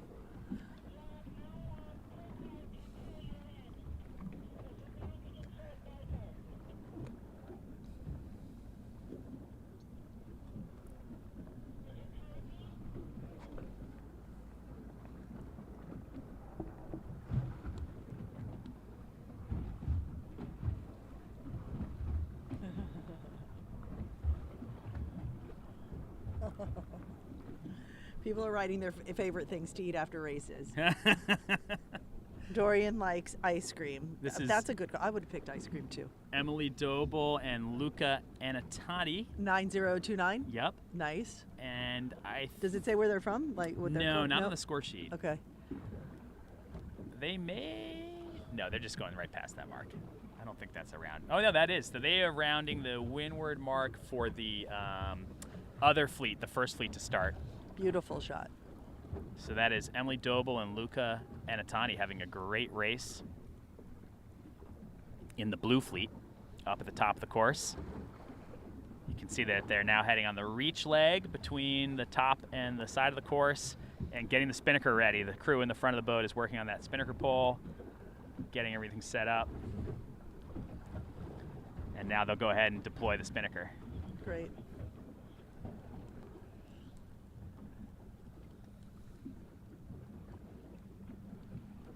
They've got another boat hot on their heels.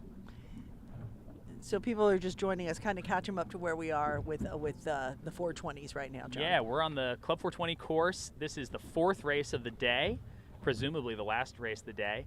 Right now we are with the, I believe this is the blue fleet at the top of the course, sailing on the reach leg. And these are our lead 2 boats, Emily and Luca, and then I believe this is 8106. Let's see who that is. 8106, and in front of them I think we have 9029. So 8106 is Drew Dorsey and Ryan Hoffman having another good race there. And 9029? 9029 is Emily Doble and Luca Anatani. Okay, that's what you said. Beautiful. So you This can see is they're great. going on the reach leg here. That can have the spinnaker and the trapeze going at the same time. Beautiful. So this is sort of their max speed opportunity, the most powerful point of sail. And as you can see, the drone perspective is just irreplaceable. Irreplaceable. It's amazing. I mean, Such a great thing for sailing. now what's going to happen? They're going to hit this wake here. Is that going to mess them up a little bit? They might. Yeah. That'll give them a little bounce. Yeah. Rather large yacht there. Cutting through the race course. It's hard to control the perimeter, right? I mean, how do you... It is. You At can't an put a event rope like this, around it. Yeah, you can't do too much. I mean, it's something like the Olympic Games. They'll have, sort of like police boats around the perimeter. Right. But it's not really feasible. It's good to be out here during the week so we can at least avoid the weekend boat traffic. But it's something you learn to deal with as a sailor. You know, you're going to get waked. Yeah. Ooh, great battle there. Neck and neck. Looks like Second place boat might overtake here. They've got a little extra power going.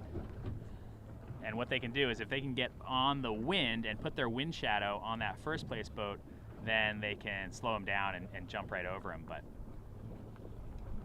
Emily is holding them off. Nice job.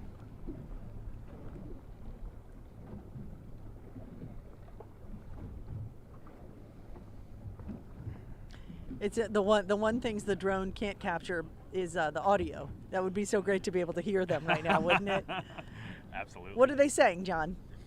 Hopefully they're not saying too much. Okay. You know, you want to keep the communication really clear and concise. Okay. So a little thing like, you know, trim, ease, you know, I'm steering up, I'm steering down. But you don't want to say too much. Yeah, Okay. you really, and between the skipper and crew, it should almost be like a code in that what I say, when I say one specific word, it might mean a lot, but I say it with one word, you know, rather than a long explanation. And you don't want to misunderstand each other. And that's kind of a standard thing. Like, for instance, we met the duo out here who they were sailing together for the first time. They obviously don't know each other that well. Right. So yeah, hopefully they've discussed that ahead of the race in terms of some of the things that they're gonna say and what they really mean by that. But yeah, with a new teammate, you definitely have to work on communication. Well, it worked for them. They won. Worked great. Yeah.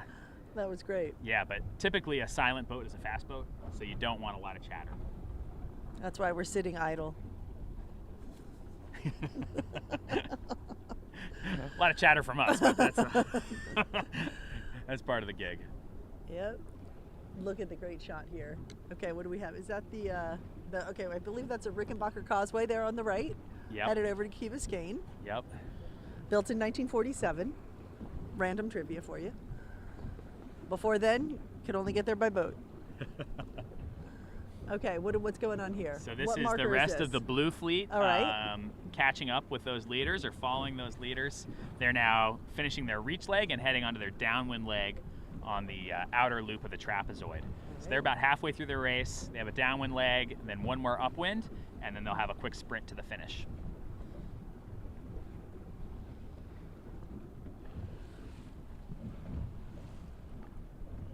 So you can see the blue fleet on the top of the screen there heading towards that reach mark, and then the yellow fleet in the foreground here sailing upwind to their first mark. They just started the race. So this is the last day of qualifying here at the Orange Bowl, and the top finishing boats will move into the gold fleet tomorrow, and then everyone else will be in the silver fleet starting tomorrow. Great. Emily and Luca are from California Yacht Club. All right. That's according to Dorian Goldberg. They were in 15th place. Having a great, they're looking good. They're out in front right now. They held off that challenge from behind them. Okay. They're asking, can the drone pilot tell how fast they're going? I don't think so. I can ask him in a minute, but it's kind of hard because of the way the drone is positioned. But yeah, I would guess they were going probably 10 or so knots.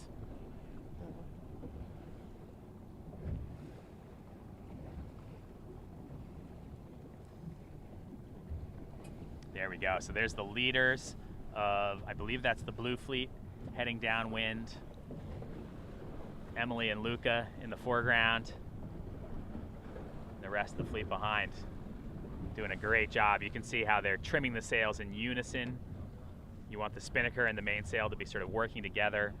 And you're allowed to actually pump the sail. You see how they're pulling the sail? Okay, that gives you a little oomph. In rhythm with the waves. So you're only allowed to pump once per wave in order to initiate surfing. Oh, okay. And then, so you can't just pump unlimitedly or that would be a foul. But you can see that they're working the boat hard. It's still quite physical when you look closely at what they're doing. They're not just sitting there taking a break. The pump gets the boat surfing, and then they glide along and then catch the next wave. So is this another situation where, say, you're pumping more than you're supposed to? Would somebody... You could be protested. Okay. Correct. Okay. Yeah. All right, so we're looking at, looks like number 1 and number 2 right here? That's true. Yep, Okay. A great perspective.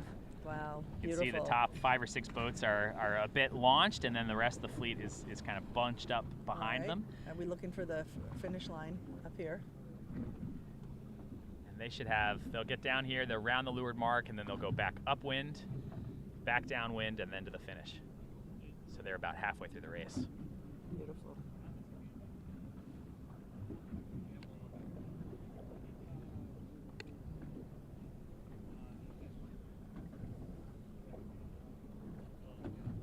So I would say most of these kids started pretty early on with sailing, right, to get to this point. Yeah, probably 10 or 12, I would guess. Okay.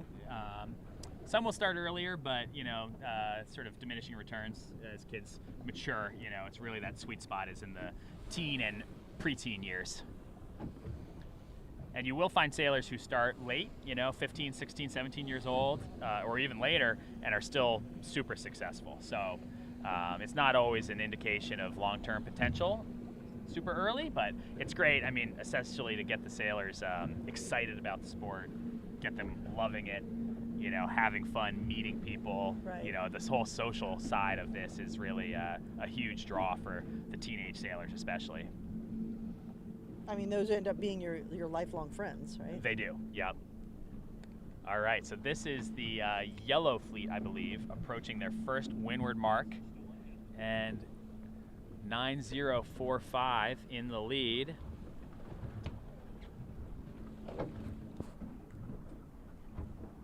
(9045) is Owen Granger and Reed Nelson with a nice lead after the first leg. 9215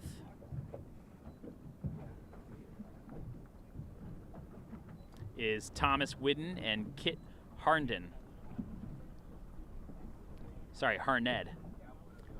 Thomas and Kit in second place, and then 5897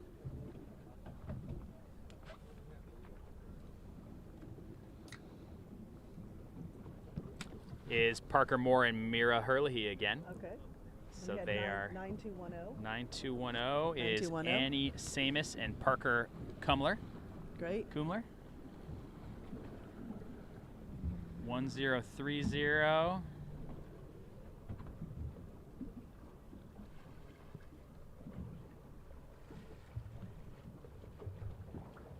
is Pillar Cudney and Ashton Tierney. So nice job to all the sailors.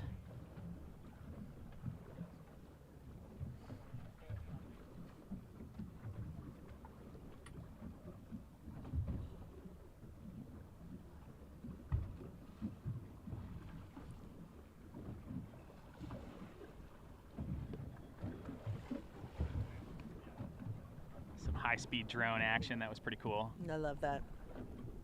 It's like a video game. We got to get you some virtual reality goggles. That's next, right? We do that too.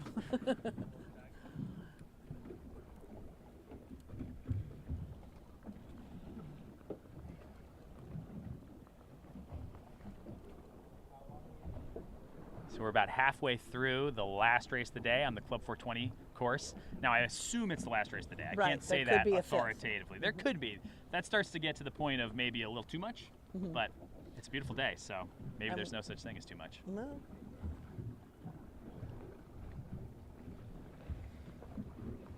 Beautiful, and when you're young, you're a teenager. That's right. There's have endless stamina. And I think you can see us there. Are we there? That's us. Hello. Down there in that little boat. Right Not there? the big one, the little one. That one right there, right? That's us.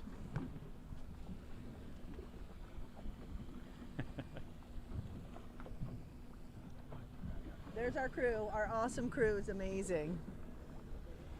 All right.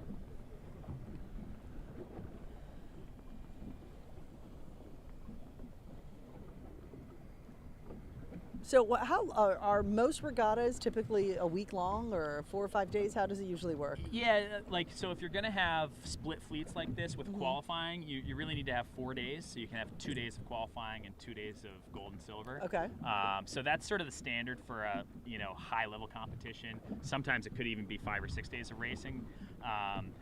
But more typically it's 2 or 3 days for most sort of national or regional events. 2 or 3 days is plenty.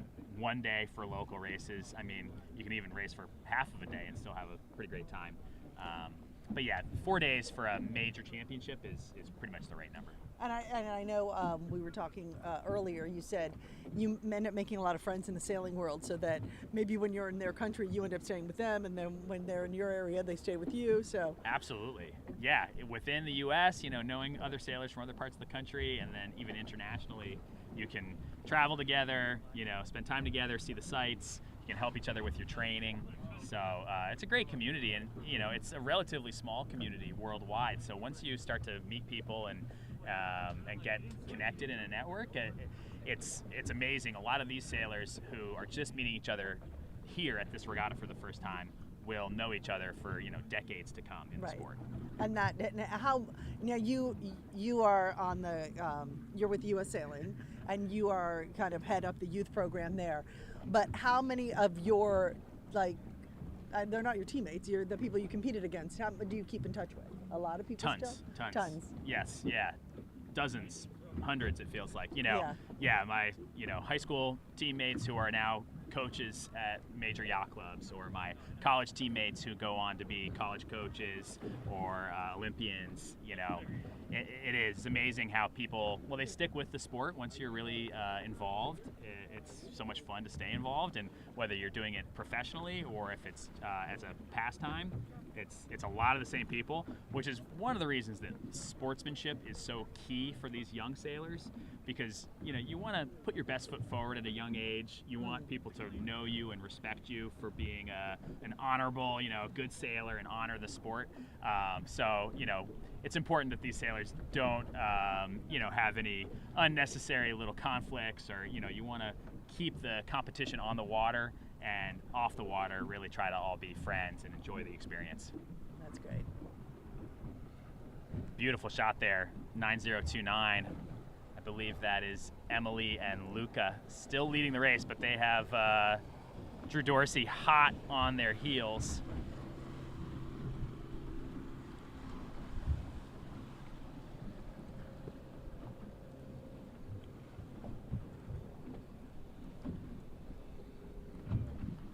But beautiful shot there. You can see the skipper in the back of the boat steering with her left hand and trimming the mainsail with her right hand. And then the crew out on the trapeze, adjusting the jib, but mostly adjusting their body weight to keep the boat tracking through the water.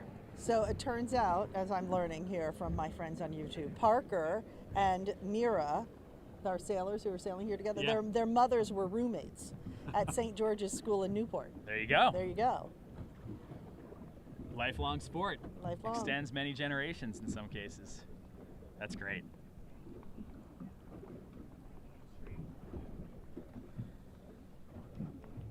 Here's the second place boat in that race. To me, they look a little tight. I think they need to ease off their sail controls a little bit and get some more power. They look like a bigger team, and the crew is not all the way out on the trapeze wire. So what you can do is ease some of the different control lines, like the boom vang or the outhaul, to add a little bit more power to the sail if you are underpowered. So let the sail out a little. Let the sail out. Let it make it a little bit rounder, a little more full, and that adds more power. It's a little like on an airplane when you're taking off and landing. They put down the flaps to make the wing nice and round and powerful, and then when they hit top speed, they flatten the wing out. It's the same idea with your sails. Okay. But yeah, it's a real battle in the front of this race. Far from over. Emily and Luca hanging on to the lead so far.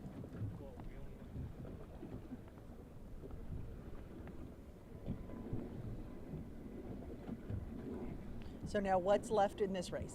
So in this race, they're sailing upwind. They have their next downwind leg and then the little sprint to the finish. So they're getting close. They're over halfway done with this race.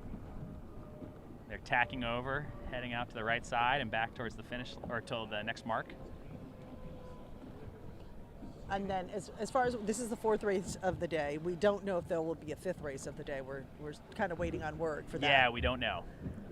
Maybe. I think this is likely to be the last race of the day, but never say never. Never say never. Oh, yeah, sorry. We only have 20 batteries for our drones, so it might be our last race. We could just do an audio only. That's right. This will be a podcast. Called radio. Actually, just call me. Stream on the phone. Oh. This will be great for Emily and Luca. Can get some nice technique footage out of this. Their Yep. coaches can go over that. Friends with for them. life. That's true. It's so cute.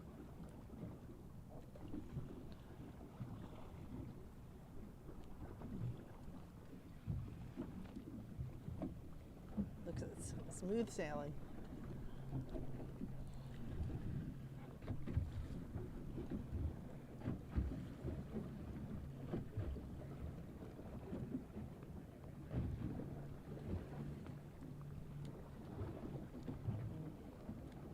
So right now we still have the Ilkas are finishing up, the Optis are finishing up, and then here we are at the 420s. That's right. Yeah, I think everyone's really going for it today. Okay. I still see all the fleets out here, and it's such a beautiful day for sailing. So I think all the race officers are just going for maximum quality of and course. quantity. Get the most in that you can. It doesn't get better than this condition-wise. Yeah, which is really good for especially these qualifying fleets, so that they get a fair shot at the gold and silver qualification for tomorrow. Right. Oh, it looks like Emily and Luca may have been passed there. Can you tell in that shot? Close. Oh, what's going on here? Very close. 8106 appears to have taken the lead. That's Drew Dorsey and Ryan Hoffman. So Okay. tight battle at the front of this last race. So Drew and Ryan look like they're pulling out in front, 8106.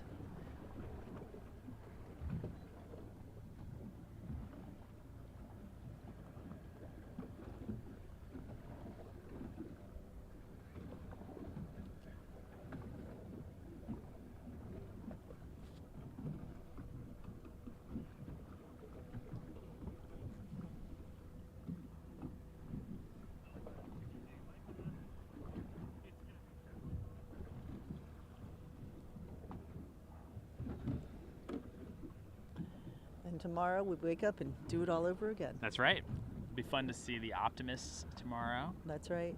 Little Opties. And so that's the majority of our sailors are in Optis, right? It's our Yeah, I biggest- think there's over 200 sailors in the Opti red, white, and blue fleet. So Oh, yeah. huge number.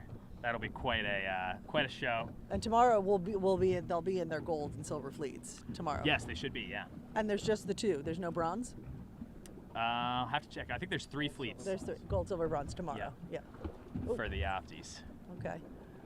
That'll be fun. That's fun. Yeah. And there's so many things happening at one time. It's a little chaotic. You can follow it a little bit more because there's a little fewer boats. Yes. Yeah, and they're a little more spaced out. The Yeah. Optis are just like little bugs all over the place. So this looks like a pretty clear lead here, right? I think so, but we'll see where Doble is coming on starboard from the left-hand side of our Oh, screen. yeah. So they have right of way, and we'll see whether Dorsey is crossing. It's close. This is neck and neck. We got a great shot of it wow. here.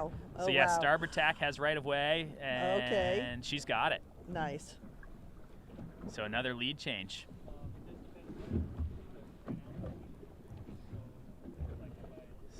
So Emily and Luca take back their lead. All right. But Drew and Evan are hot on their heels. It's far from over. So they're going to have to keep. Yeah, we'll see. going There's back. the There we mark go. there. Okay. So we'll go around the mark and they'll pull out their spinnaker. Exactly. All right.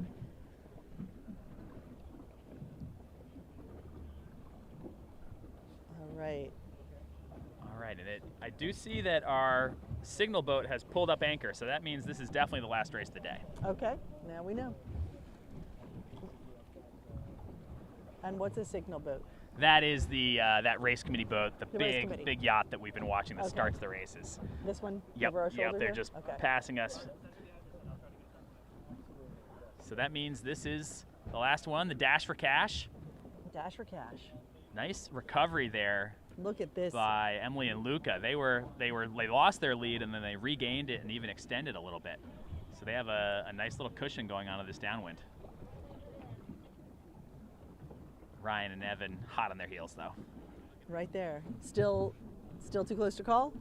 I think Emily is extended a little bit. I think she and Luca, it's their race to lose at this point, but or their race to win, I should say. Right. Think positive, right? That's right. Always. But the downwind leg is a time where the boat behind can catch up because they can use their wind shadow to blanket the other boat and slow them down. Okay. So you're never totally comfortable. If you're in the lead and you're going downwind and there's another boat, 3 or 4 boat lengths behind you, you're never fully comfortable or confident because they can catch up pretty quickly.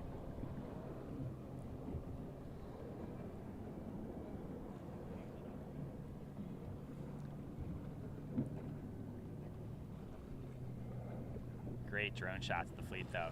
You can see the front two have separated a bit from the third and fourth, and there's definitely some fleet separation on these qualifying fleets because everyone is blended together. You won't see that as much tomorrow in Gold Fleet.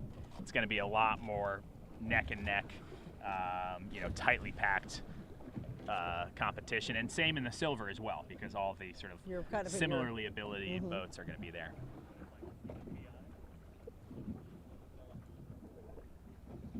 So as a coach, you're on the sidelines really here. What are you doing? What are you thinking? What's going on? Well, the coaches, they're in their power boats off to the side of the course. They have their binoculars, they have their notepads, and they're really they're looking around and trying to figure out, what are the next steps for their sailors, whether it's a new technique they need to work on for, a future regatta, or if it's something small that they can improve on for tomorrow. So the coach is really there to kind of lend some perspective and help identify the next opportunities for learning.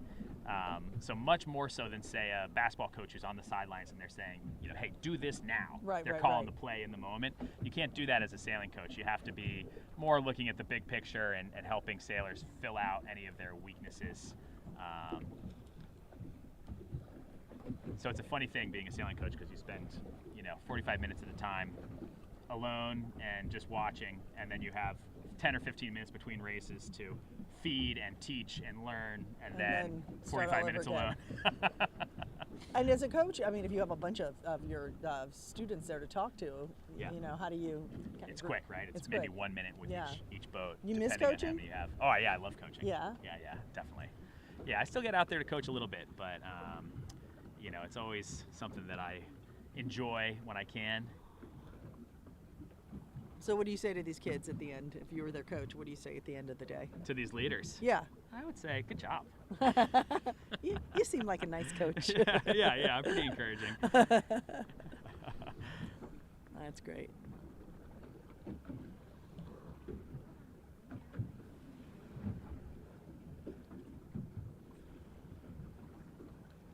Great to see these race leaders out in front. They've gotten a lot of quality camera time. They really have. This is going to be good for their parents real. at home and their club and their teammates. Playing it at their wedding, I'm telling you. Here's a few more boats that we have here. 9006. 9006. I love that. Burgee on the sails. Whose Burgee is that? I can't tell you. Let's see, 9006. If you're at home and you know what that Burgee is, put it in the chat. Put it in the chat. I'm checking. Let's see.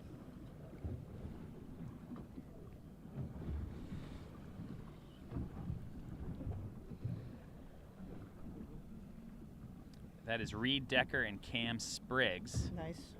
In third place. They are currently in 7th overall, so definitely in contention going into the Gold Fleet tomorrow.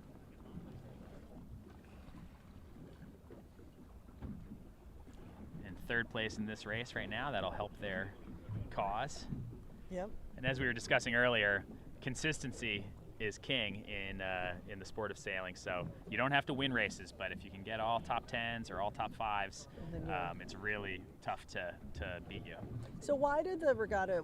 This is number 77 from the? Why did they give them an additional number? Why not just go by their sail number? That helps at a big event like that. That helps the finish boat identify each boat because it's easier for them to record just number 76 rather than the longer 4-digit. Okay. So it's not always done that way, but it's helpful for the race committee. And how are the numbers determined? That's a good question. It might be alphabetical, or it could be based on some other, when they registered or something like that. So this is the last downwind leg for the 420, I want to say this is the blue fleet, coming downwind, and they will have a short reach and a short upwind and then finish. And then just behind them will be the 420 yellow fleet, who are currently up at their windward mark. So across the finish line in about 6-7 minutes? Yeah, I would say so. Yeah. Okay. Catching on. Yeah, you are. You're quick steady. I'm telling you, you need a boat. Yeah. Time to get a race boat. Let's do it. You live in the right place. We had There's I lot grew of up on sailing it. out here. We had a Morgan 33 when I grew up on. Nice. But then after school, after college, we got rid of it. You know, when I finished college a few years ago. You know, they say never sell a boat unless you're buying another boat. Oh, that's true, because then you'll never Because then get you never one get a again. boat. That's right. So, word to the wise. I like that. Never sell a boat unless you're buying a boat. Otherwise, you have no boat. That's right. Then it's harder to get a boat. I have 3 boats, but they're all under 12 feet long, so. That's all you need. Pretty Are they pretty all small. just for one person? Yeah, well, 2 of them are, one's a paddleboard, one's a wingboard, and Okay. one's a sailboat for my son. So, Okay. you know, And he's slim pickings. And your son's how old? He is 8.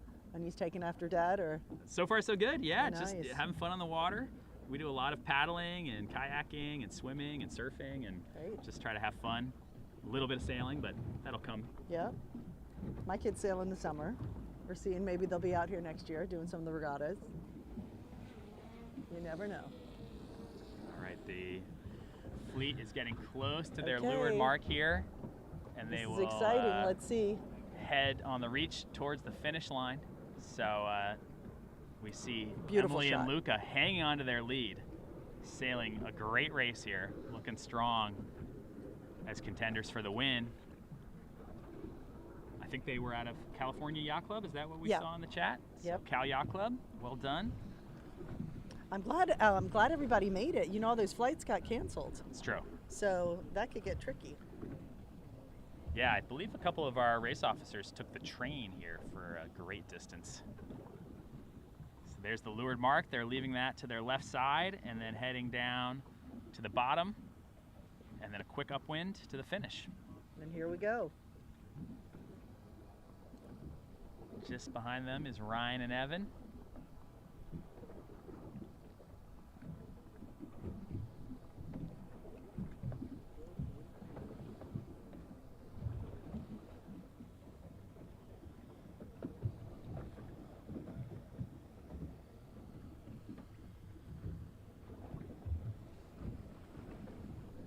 Literally a perfect day for sailboat racing. Absolutely perfect. Nothing left to be desired. And great job by the race committees getting these races off with only a handful of general recalls. That's a good feeling as a race committee, getting 4 quality races in on a beautiful day like this.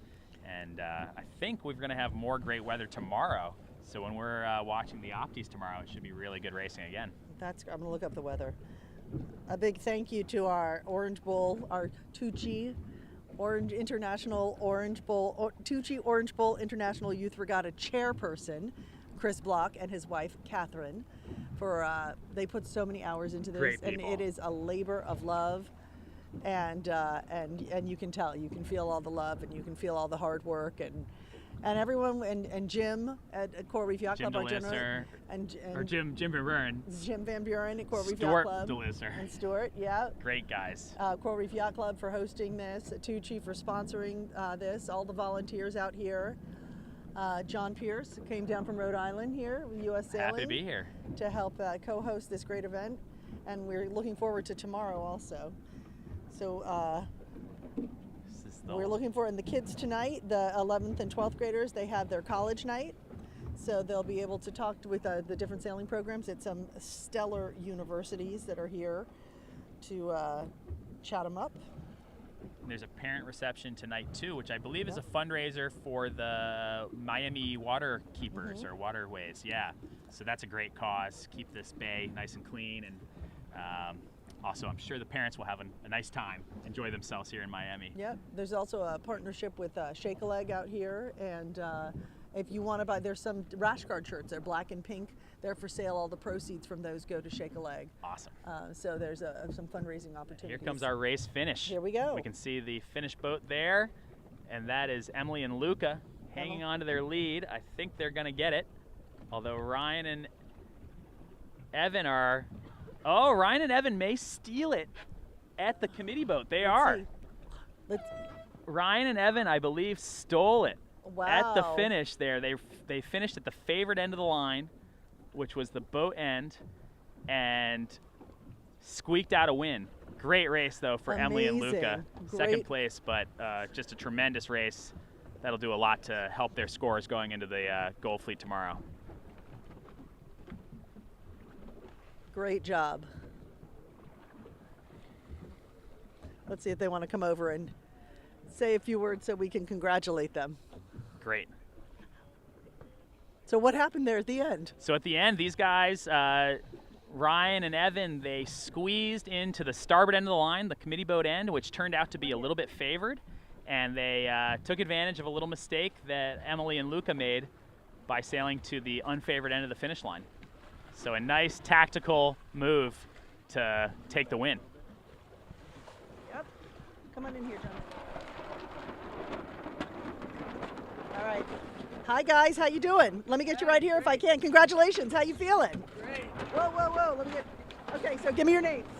Drew Dorsey. Ryan Hoffman. And what just happened there? So at the finish, we got them just by waiting and tacking at the boat. The boat was a little lower than the pin we thought, so we thought we might have a chance of getting them, and we got them just by a split second. It was really lucky. It looked like you were in second there for a while.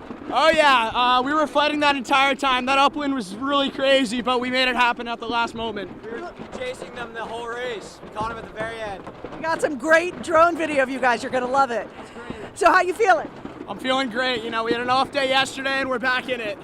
You know, we're trying our best, and we want to prove ourselves out there. Well, I think you just did. Congratulations to you both. Thank you. All right. Thanks, guys. Come on up. Awesome. Hi, guys. How you doing? Come on up here. Go ahead and give me your names. Oh. Here we go. Hi, guys. Go ahead and give me your name. Reed Decker. And? Cam Spriggs. What is it? Cam Spriggs. Cams. And tell me what went on out there. Just kind of a persistent left shift throughout that last race. It's kind of just making sure we stuck to our side and committed to it. Did you come in about third, you think? Yeah. Okay. How does that feel? Felt pretty good. That was a good result to get at the end of the day there. Yeah. How does it factor into the rest of the races? Definitely helps us out throughout the racing. Just good to keep banking those top 3 scores early on in the regatta. Great. Where are you guys from? We're from Newport Beach, California.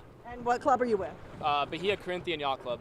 All right, great. Congratulations. We're super proud of you. Thank you. Okay, guys, bye.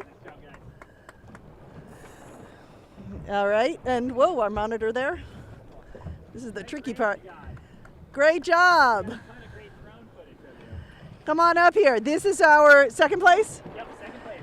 You guys, great job. Amazing. We'll get you guys to come on up here. What are your names? Come on up here. I'm Emily.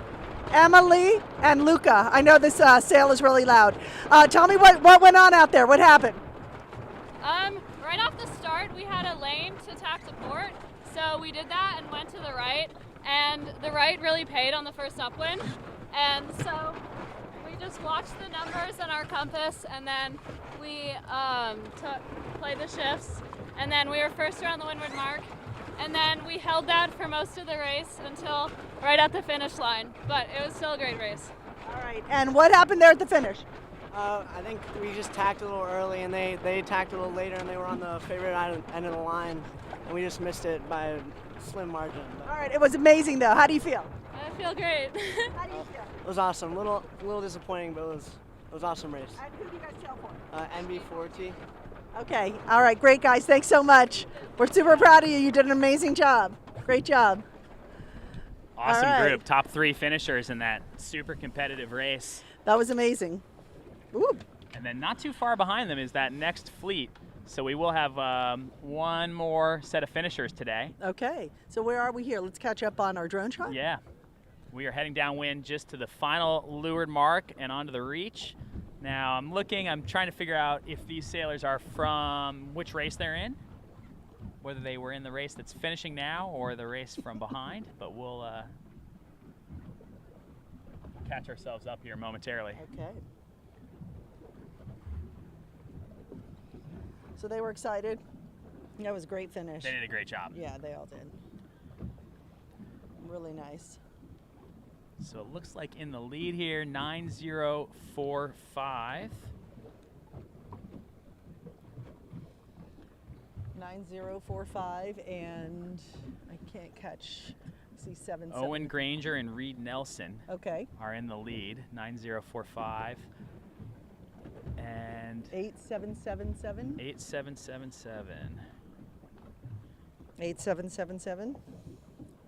I think 8777 might be the tail end of the race previously. I'm not sure. But yeah, 9045 just took the lead. And they look to be pretty well ahead, pretty comfortable. That was an exciting pass there at the end of that last race. That was exciting. Unexpected. Yep. But one last minute move there, it made all the difference in the world. it did, yeah.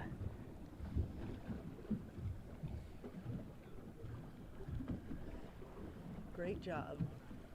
All right, so who are those boats on the top right? Are those coaches or? Yeah, I think so. Yep, you can see some motorboats following along down there outside the course. You can see the rest of the other fleet heading in, and then 9045 is leading their last race. Ooh, they just took some nasty waves.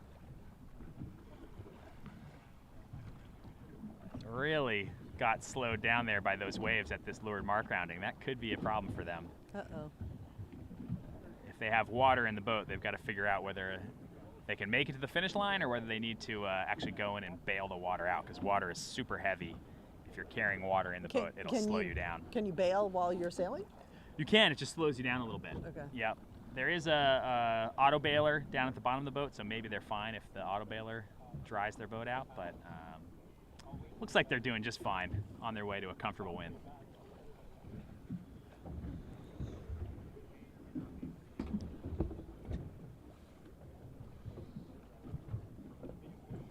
Well, this has been a lot of fun. It is a lot of fun, Yeah. right? A lot of fun hanging out with you, John. Seriously, what a good day. Like, I mean, Tons we of got so racing. lucky. I was worried when it was so cold and rainy in the earlier part of the week and over the weekend. Yeah, no rain. No Although thanks. it was cold, so we did get a little taste of a proper Christmas down here in South Florida. It was cold for us. It was in the 40s, right? The low That's 40s. cold. That's cold. It was cold. No, especially cold on the water then, but I think the temperature started to go up before the sailors were out on the water, so that was fortunate.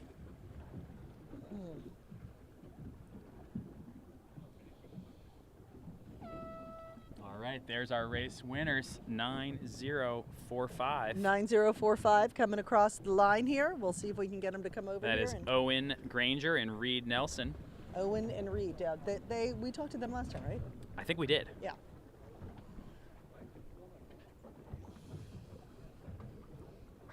And then looks like next across will be 9215.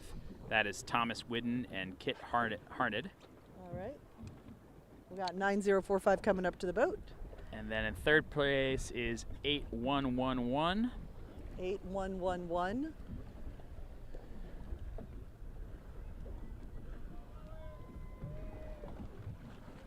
And after them, we have 8777 that cross. So we have 9045 coming up to talk to us now, then 9215.